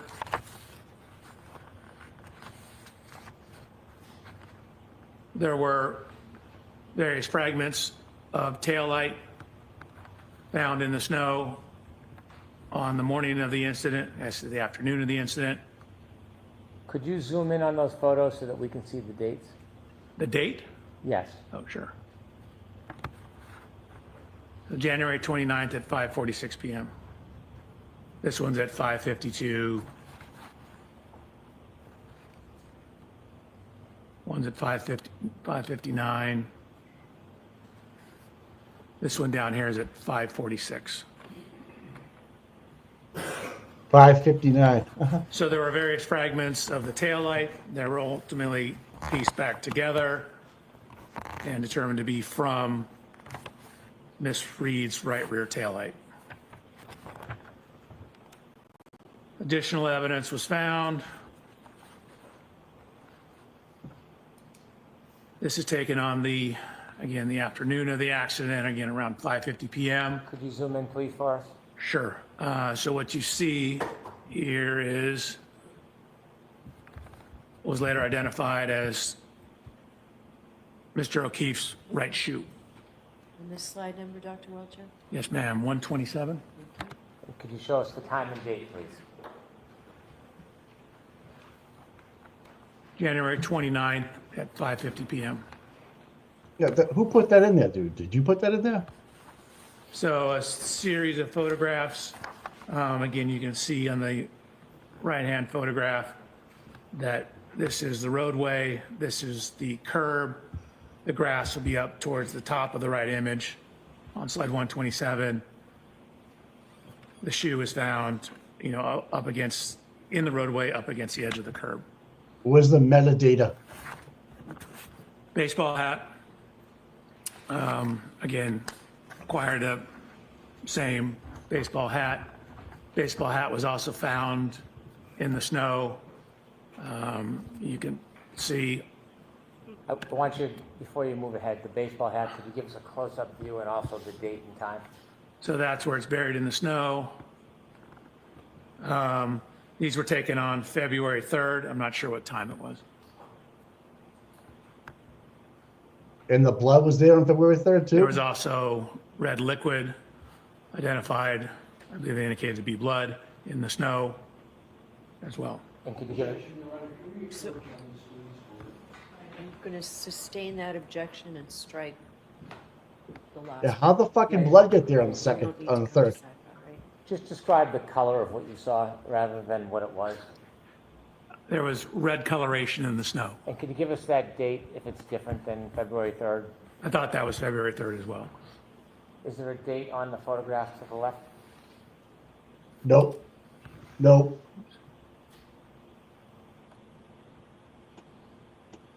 I don't see one. Okay. Nope. Fucked. Woohoo! Do you know if those photos were taken by the Canton Police Department? They were. Do you know Yes, when they exactly were. those photos were taken? I don't, except I have them dated as February 3rd. But I think that may just be the baseball hat photos.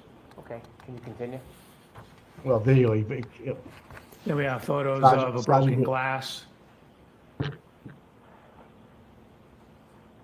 Oh, now there's blood all around it, huh, guys? Surrounded by red marks in the snow.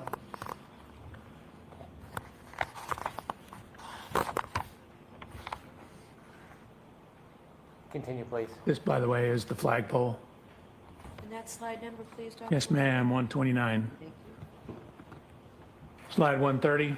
Can you enlarge that and explain to us what that is? Sure. So at the bottom, it indicates where it's from. So this was from a presentation I gave looking at pedestrian injury biomechanics back in 2005. And what it's showing is where what are the most common injuries in pedestrian impacts.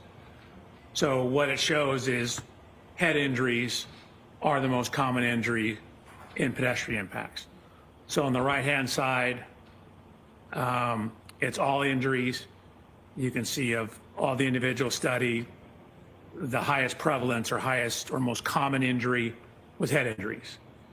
In those that sustained severe life-threatening injuries, again, the highest was also head injuries. So head injuries are very commonly associated with pedestrian impacts. This is anatomical drawings just to help you understand the anatomy. The middle section here is from Mr. O'Keefe's autopsy report. The lower right diagram, the green line represents the fracture lines, predominantly here, at least in the base of the skull. So in the biomechanical and forensics just means the legal related scientific industry, there's something called hat brim line or hat line analysis. And what it is it's looking at where the hat line, you can imagine, is where the brim of a hat would be. And what it is, it's literature that's looking at where head injuries from falls commonly occur. I'll strike, I'm going to strike. I'm going to strike. Yes, yes. Thank you, Your Honor. So that was slide 131. No, that was 132. I Oh, moved it, sorry. as you said, to take it off the screen. Your Honor, one more request is to agree to not take that into consideration. So jurors, when I strike something, that means don't pay any attention to it. Thank you, Your Honor. Continue, Dr. Welcher. So, Your Honor, I need to go past that slide. Okay, go ahead, go ahead. Who's the attorney? This is the next slide. Okay, if you can continue. Sure. So I provided peer-reviewed scientific literature that looked at a metric where they were publishing research trying to delineate falls versus blows or assaults. And so this metric is in that scientific literature. They looked at a total of 400 different events, 235 falls, 165 assaults. And so you can see where it says mandible. So mandible is your lower jaw. Can you enlarge that a little bit, please? Your Honor, pardon the interruption. I'm moving to strike. Yeah, let's take that slide down, and I'm going to see you inside. Please. It's 7.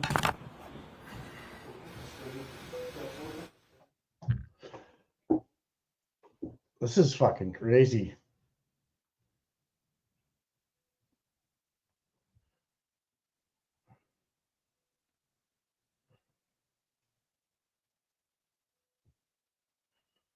This guy, he's making shit up. Oh my God. He's not, yeah, and that blood picture, whoa. See how fresh that blood was? Like it wasn't even like diluted into the fucking snow yet. Whoa, yeah. Why is he so? Why is the blood so red? Oh man, 600,000. Wow. Imagine. Well, I mean, you gotta write that check if you want me to bend the science. It's gonna cost you.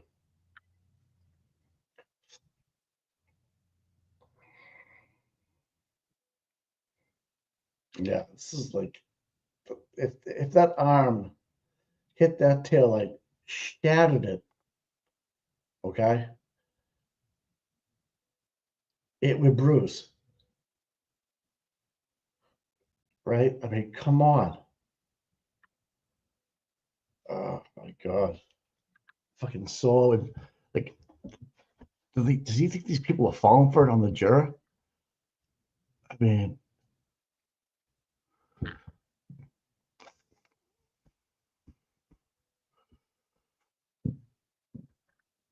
flip ahead. If you told me this, to make up the craziest testing Justin Wilson could have come up with as to how the injuries happened, painting his arm wouldn't have been on the list.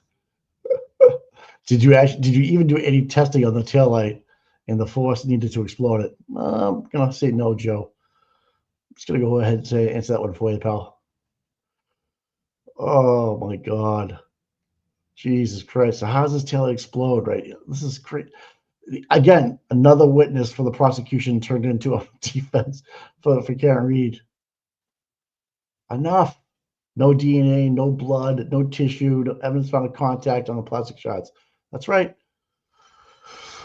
That's right.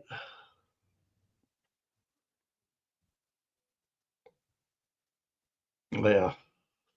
I can't even. I get so tired just watching this shit go on. How does it actually happen? How's it even happening right now? Well, hit the like and subscribe button if you're here right now. Yes, if you want to. But man, this guy is wow. I guess, man. I'm gonna say Trooper Paul probably did a better job. Right? I'm just saying.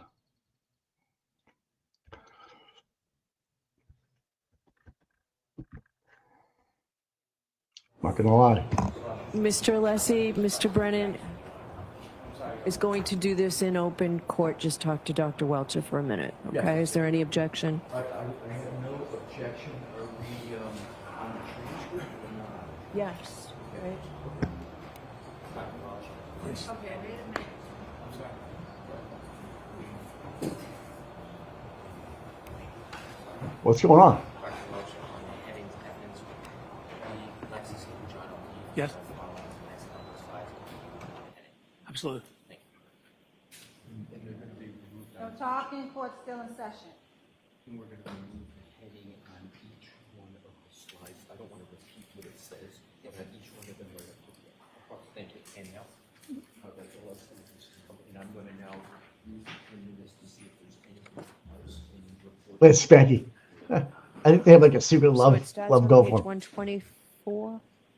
Is that right, Mr. Brennan and Mr. Alessi? I don't have the whole one in front of me. Do you think your Welcher, firm is will that hire right, me after sir? this, Bob? That appears to be, Your Honor, yes. Because I just ruined my career in Massachusetts.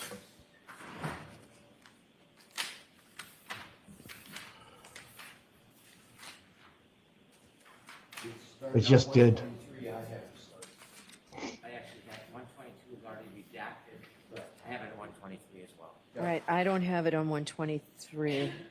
123 was a blank slide. May I approach, Your Honor? Yes. I have 123 as a blank slide. Okay. Is this a clusterfuck? Triple M, you do not have that. Even Bev knows more that's going on right now. Thank you. Yep.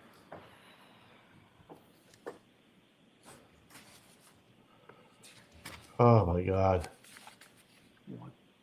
124 through 138, is that accurate, counsel?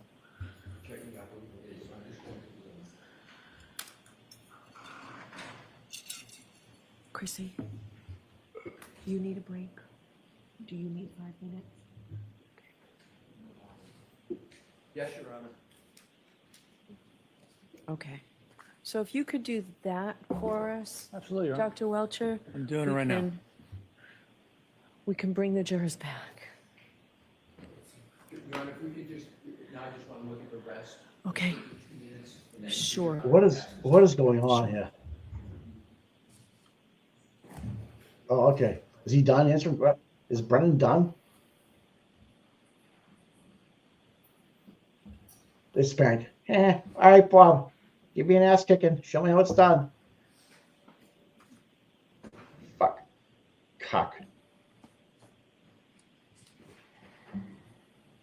Yeah, confer with Mr. Brennan at one point.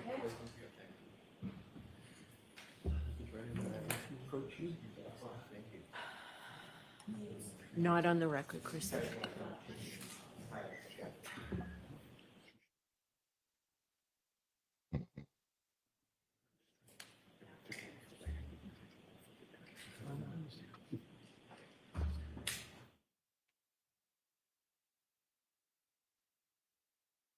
Do you say I have no further questions? Oh, unless, I mean, Brennan's actually talking to Lally. How they do? All right. Did you do okay?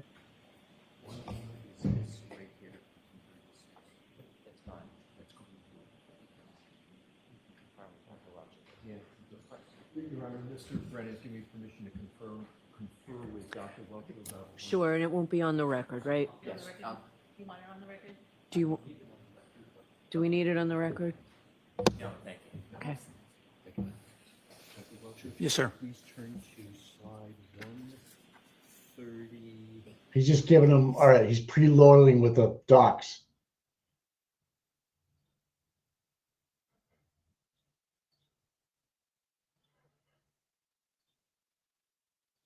That opportunity.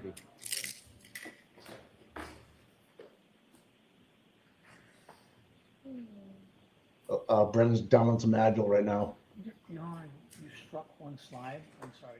I didn't strike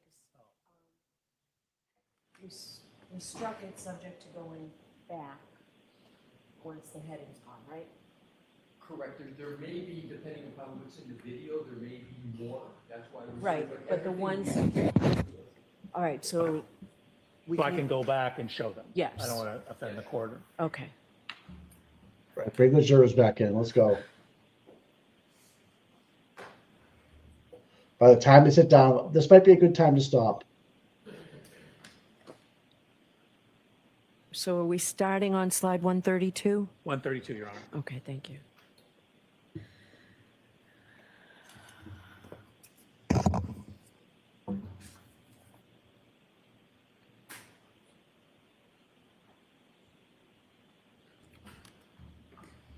Are the jurors are the jurors there?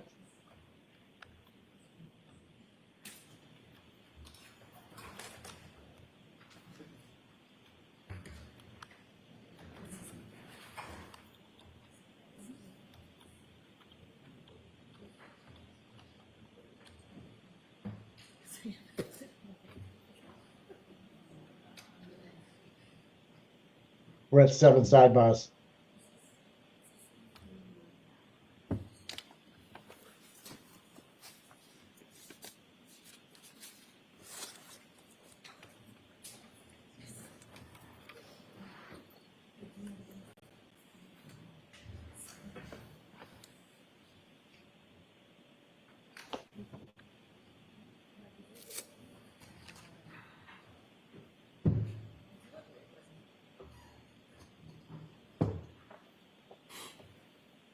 May I inquire if Dr. Welch's PowerPoint is ready on the screen? It looks like it's up. Is it ready, Dr. Welcher? You got me scared when you asked me that. I need to double check. Is it up, Dr. Welcher? Yes, I believe I redacted everything and we are on slide 132. Thank you. And by the way, It appears that way to me, Mr. Lessie, from here. the battery died on this. Okay, thank you. Whoever in charge of. I mean, I brought my own, fortunately, but actually, no, I can't find mine. Yeah, they're Oh, fucking Ms. putz. Gilman has one.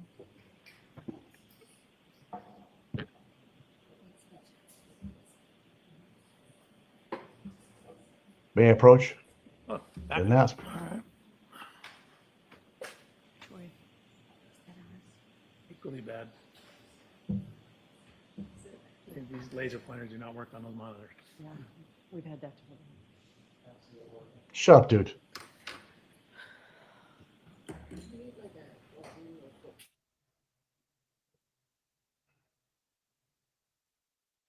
Jimmy, 2 cubes. What's going on, buddy? You need a stiffy? You're all banged up from the weekend?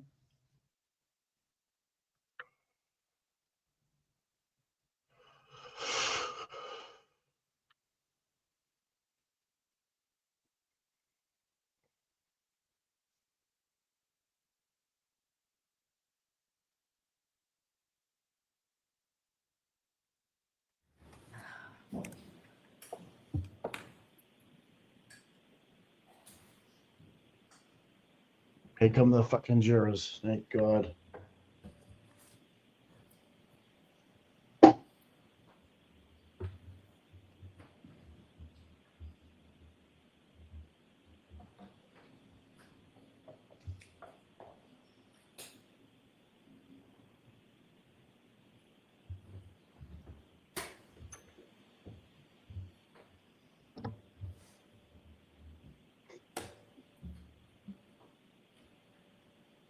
Please be seated. Court is in session.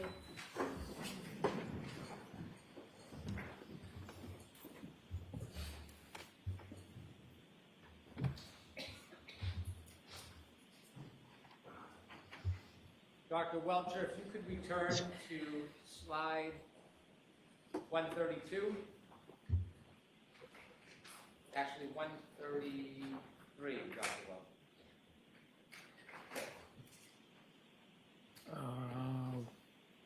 Is that me or?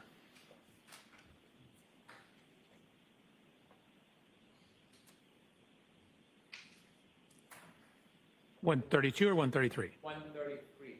The next one after that. So we did skip over 132. We skipped over that one as well. Keep going. There we go.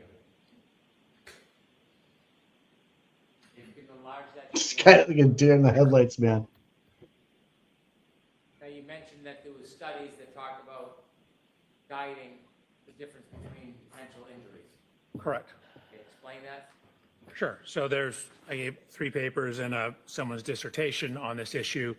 They were creating a analysis methodology to differentiate whether the nature and pattern of injuries are more consistent with a fall or more consistent with an assault, or they're calling it blows.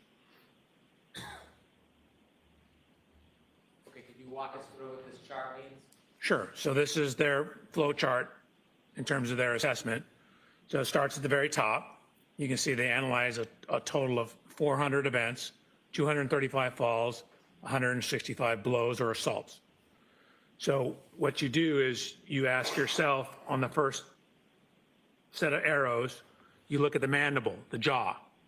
And MRS, as you can see at the bottom down here, refers to a simple fracture or multiple fractures. A is no fracture.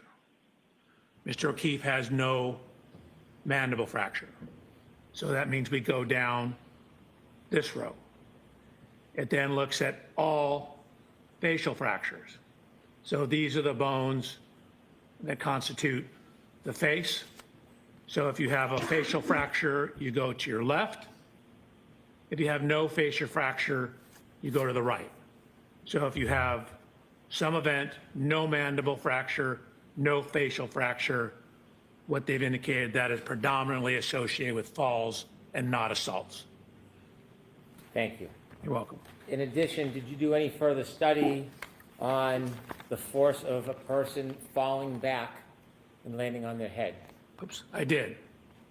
Could you So what I did was I did what are called drop tests. I took an anthropomorphic test device, ATD, which is just a fancy name for a crash test dummy, and dropped it backwards onto a hard surface to look at what happens if you were to, say, fall backwards and hit your head onto a hard surface.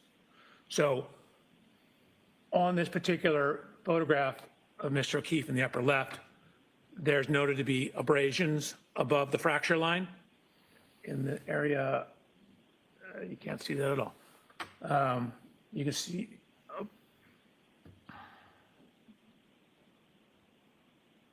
noted to be abrasions right here. Your Honor, I brought a hat. That was the one I used in my testing. May I put it on and demonstrate something? Mr. Lessie, If you would like a sidebar, or I can. are you objecting? I am objecting. That's sustained. No, you can't put it on. Okay, so I will show you the dummy testing I did. Watch when the shoulders hit the ground, then the head hits the ground. It creates kind of an arc path that will drag and slide objects up the head. So if you have something such as a baseball hat, it'll cause it to drag across the scalp, dragging it up to a similar location to where these abrasions are. So here's the testing. Again, this is like the crash test dummies you see on television. This is myself.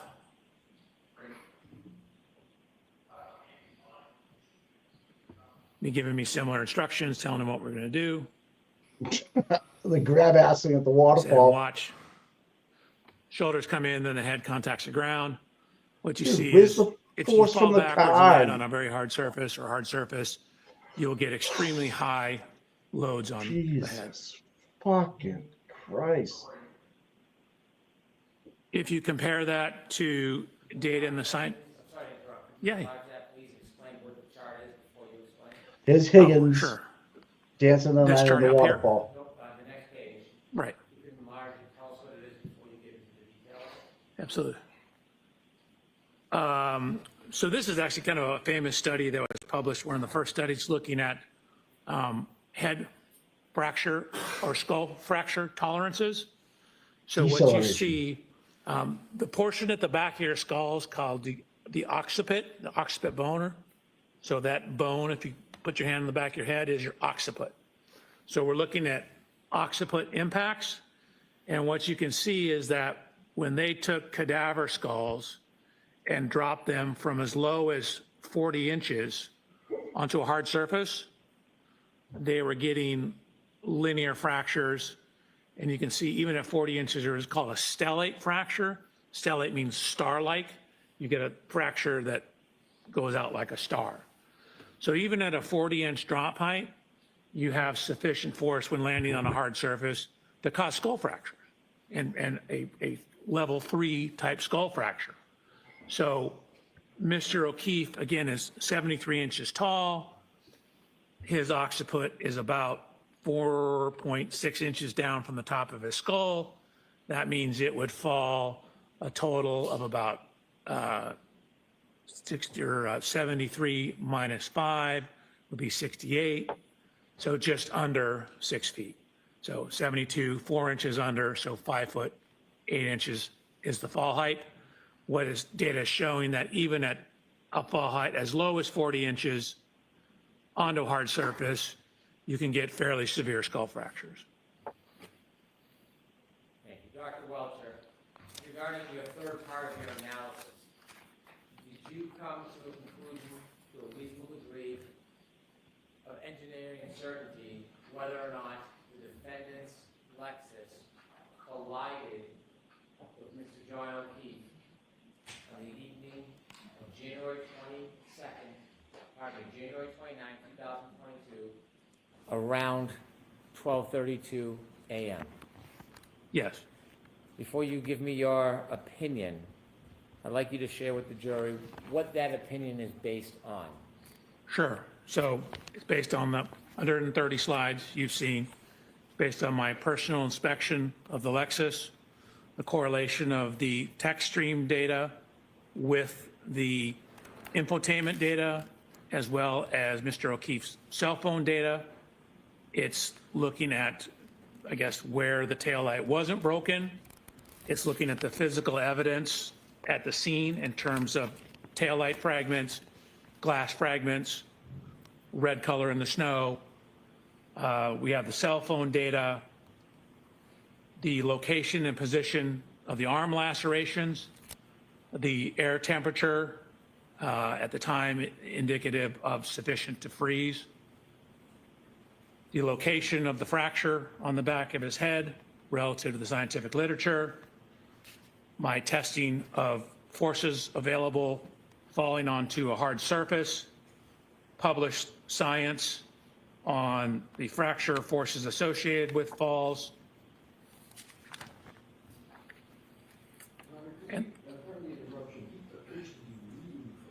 I'm sorry, I'm reading from my report. I'm reading from my report. Can you answer without reading from your report? Probably it's more complete if I read my report. Any objection, Mr. Leslie? I do on this question, Your Honor, reading from a report to this question, some years reference some data. So, try not to read, don't read from your report. Okay. Okay, Dr. Butcher, let me ask you again. Based on your analysis, data available, reviews, study, based on the fact that you are an accident reconstructionist and a biomedical engineer, have you reached an opinion to a reasonable degree of engineering certainty whether the defendant's Lexus struck Mr. John O'Keefe on January 29, 2022, around 12:32 a.m.? Yes.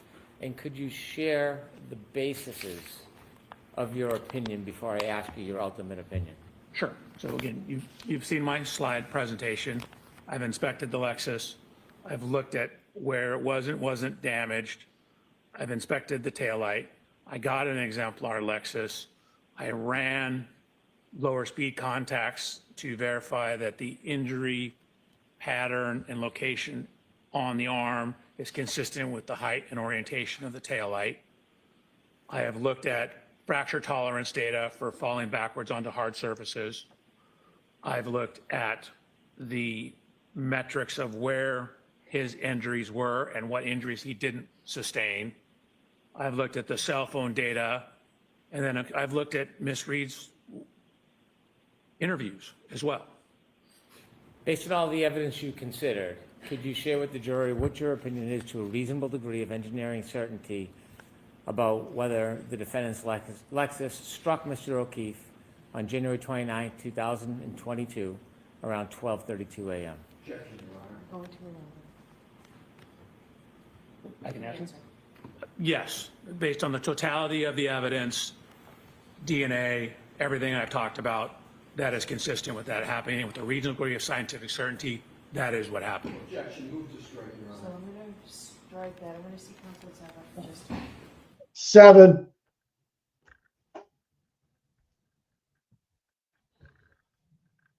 I'm gonna win this.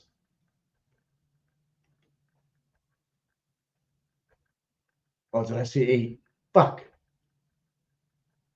They don't look happy.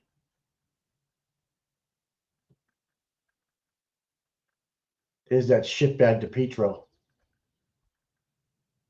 Yeah, you heard me, you fuck. Look up. Fucking piece of shit. Listen, turtle.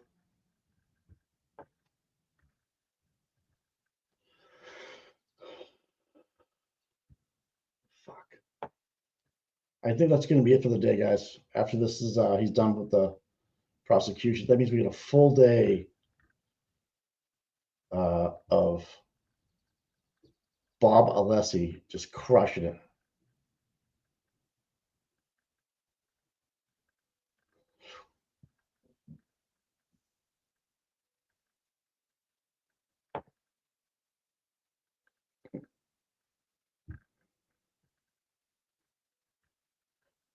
I don't know. This has been like the worst day of court so far. What do you guys think? Who's the one on the far left down there with the, who's that? What newspaper? Is she watching us? You gonna look up? No, she's not watching. Jonathan Hall right there.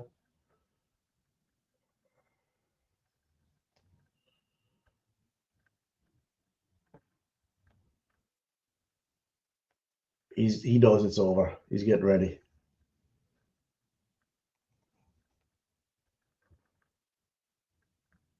Oh, I was gonna take their badges off, huh? Yep, that's it, folks. Let's get those sterilized from DePietro for sure. Something wrong with Jonathan Hall's head? What the hell?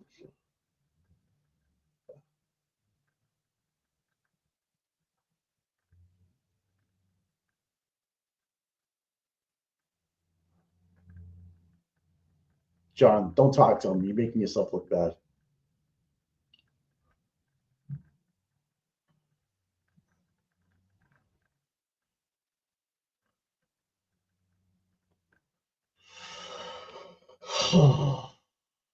Unless he's like, hold my beer, you're right, Shelby.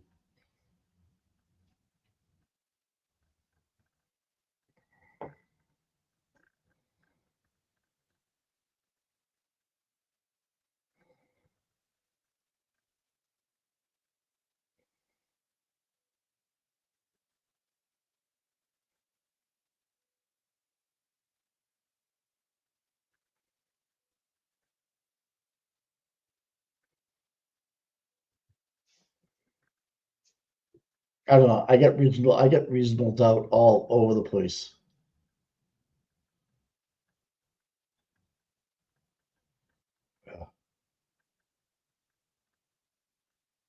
What do they do now? I think she has back. She doesn't have a problem.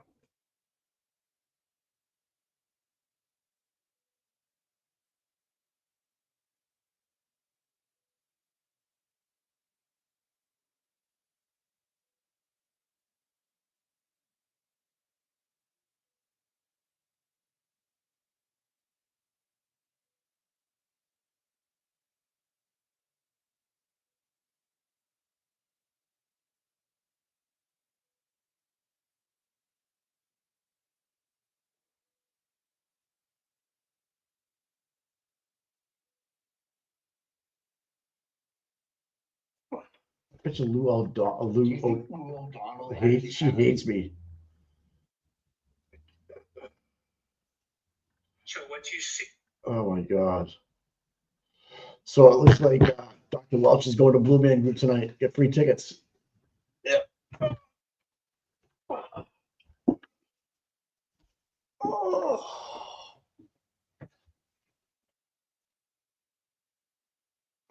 It looks like they're in church, just sitting there. Oh, where's Bev? I mean, Peg Leg. Peg's gone. Peg, peace out, Peg.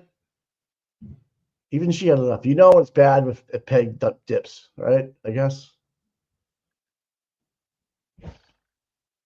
Oh, someone's home. Someone's doing something. Yeah. Where's Peggy? Yeah, I heard Peg's got a sister. Do you guys know that? I didn't realize that. Or I mean, a cousin. No one really knows about it though. I know her name's you have Peg Leg, and then her cousin's name is Eileen.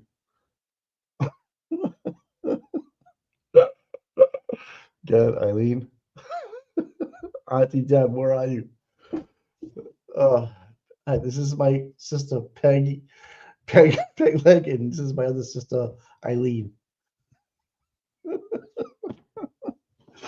Sorry. Yeah, I hung out with Paul. Yeah, just basketball though. I didn't hang out with them. Like like go to that shit. I was a lot older, like 8, 9 years older than those guys. Yeah, the old band, Paul and John. Yeah, I think that's Galvin on the far right there. Can I be wrong? Is that a Galvin? I don't know. Paul's like, get me the fuck out of here, dude. I don't blame him, dude. Is he gonna fall asleep? He's gonna do the fentanyl fold right now. Someone tap him. What's he doing? Oh yeah, he's out of it.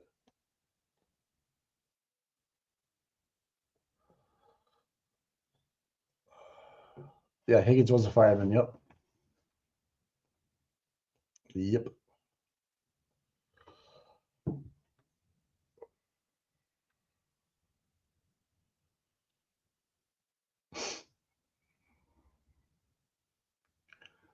Wow.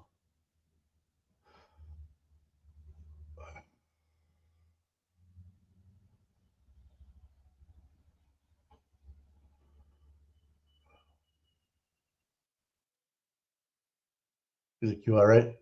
Yeah, it's tired, man. I've been up for 72 hours. Poor kid. Everybody handles stress differently. I missed my friend Lou O'Donnell in the front row, though. I really did.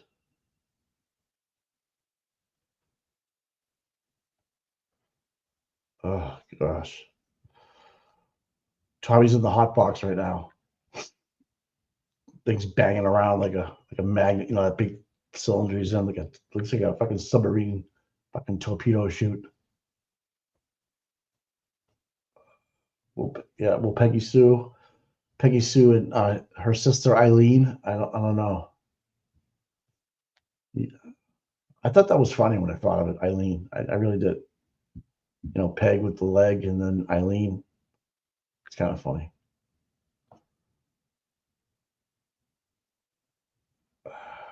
Man, I don't know.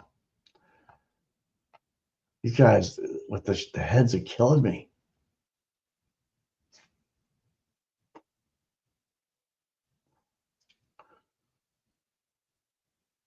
They just want to get out of here. They just want to go get some claws. We have to be back tomorrow anyway. Jers, I don't want to stay on any longer.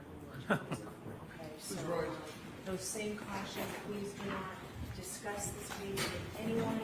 Don't do any independent research or investigation into this case. She looks hungover as well. Anything about this case, please disregard it and let us know, and please be very careful with your social media use. So we'll see you tomorrow. Oh, I'm sorry, we're starting an hour late tomorrow, is that what this is? Yes. 10 o'clock tomorrow, people. 10 o'clock tomorrow. So we'll see you. The court officers will tell you about your specific directions. Wow.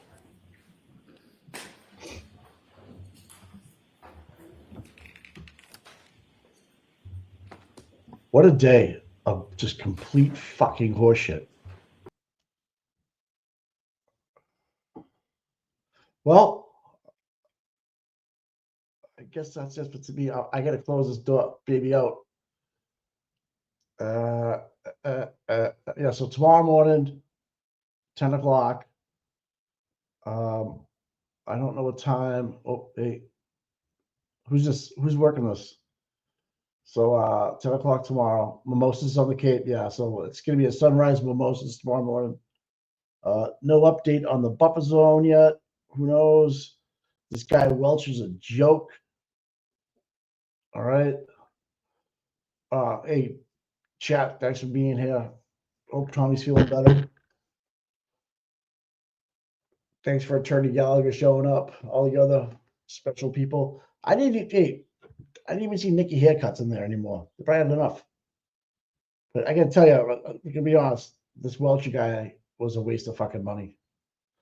I can't wait to find out how much he was paid, because anything over $100 was too much. All right. I don't know how to play the Boots in the Ground song, and I hope you enjoy your morning off. Do something, with your time. Plus the cost of the Lexus. That's right. Oh my God, these fucking. So I'm gonna say a 2021 Lexus. It's 50 G's.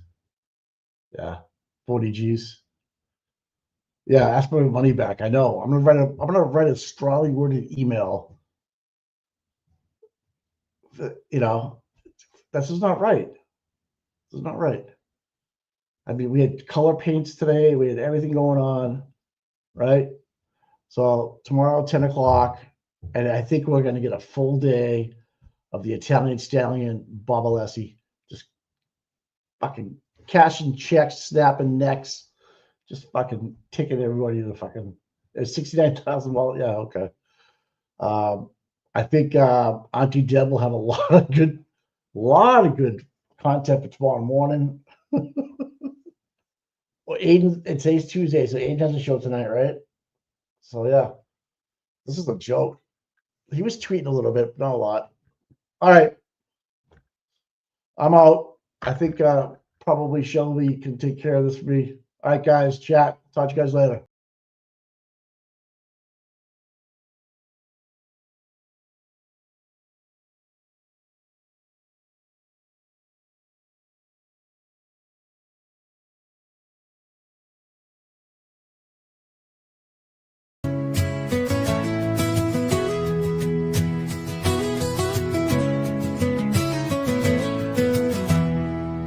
Cold mornings, cracked pavement. government courthouse steps.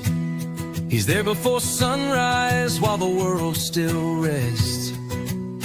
No cameras needed, no spotlight glare. Just a man with a purpose, always standing there. Facing the crowd, but the fight in his veins. Truth in his hands, pushing through the rain.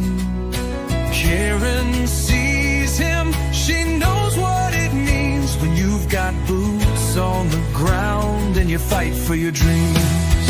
Boots on the ground, day after day, standing for truth in the hardest way. No fame, no glory, just a promise kept. Tom CPU, you never left.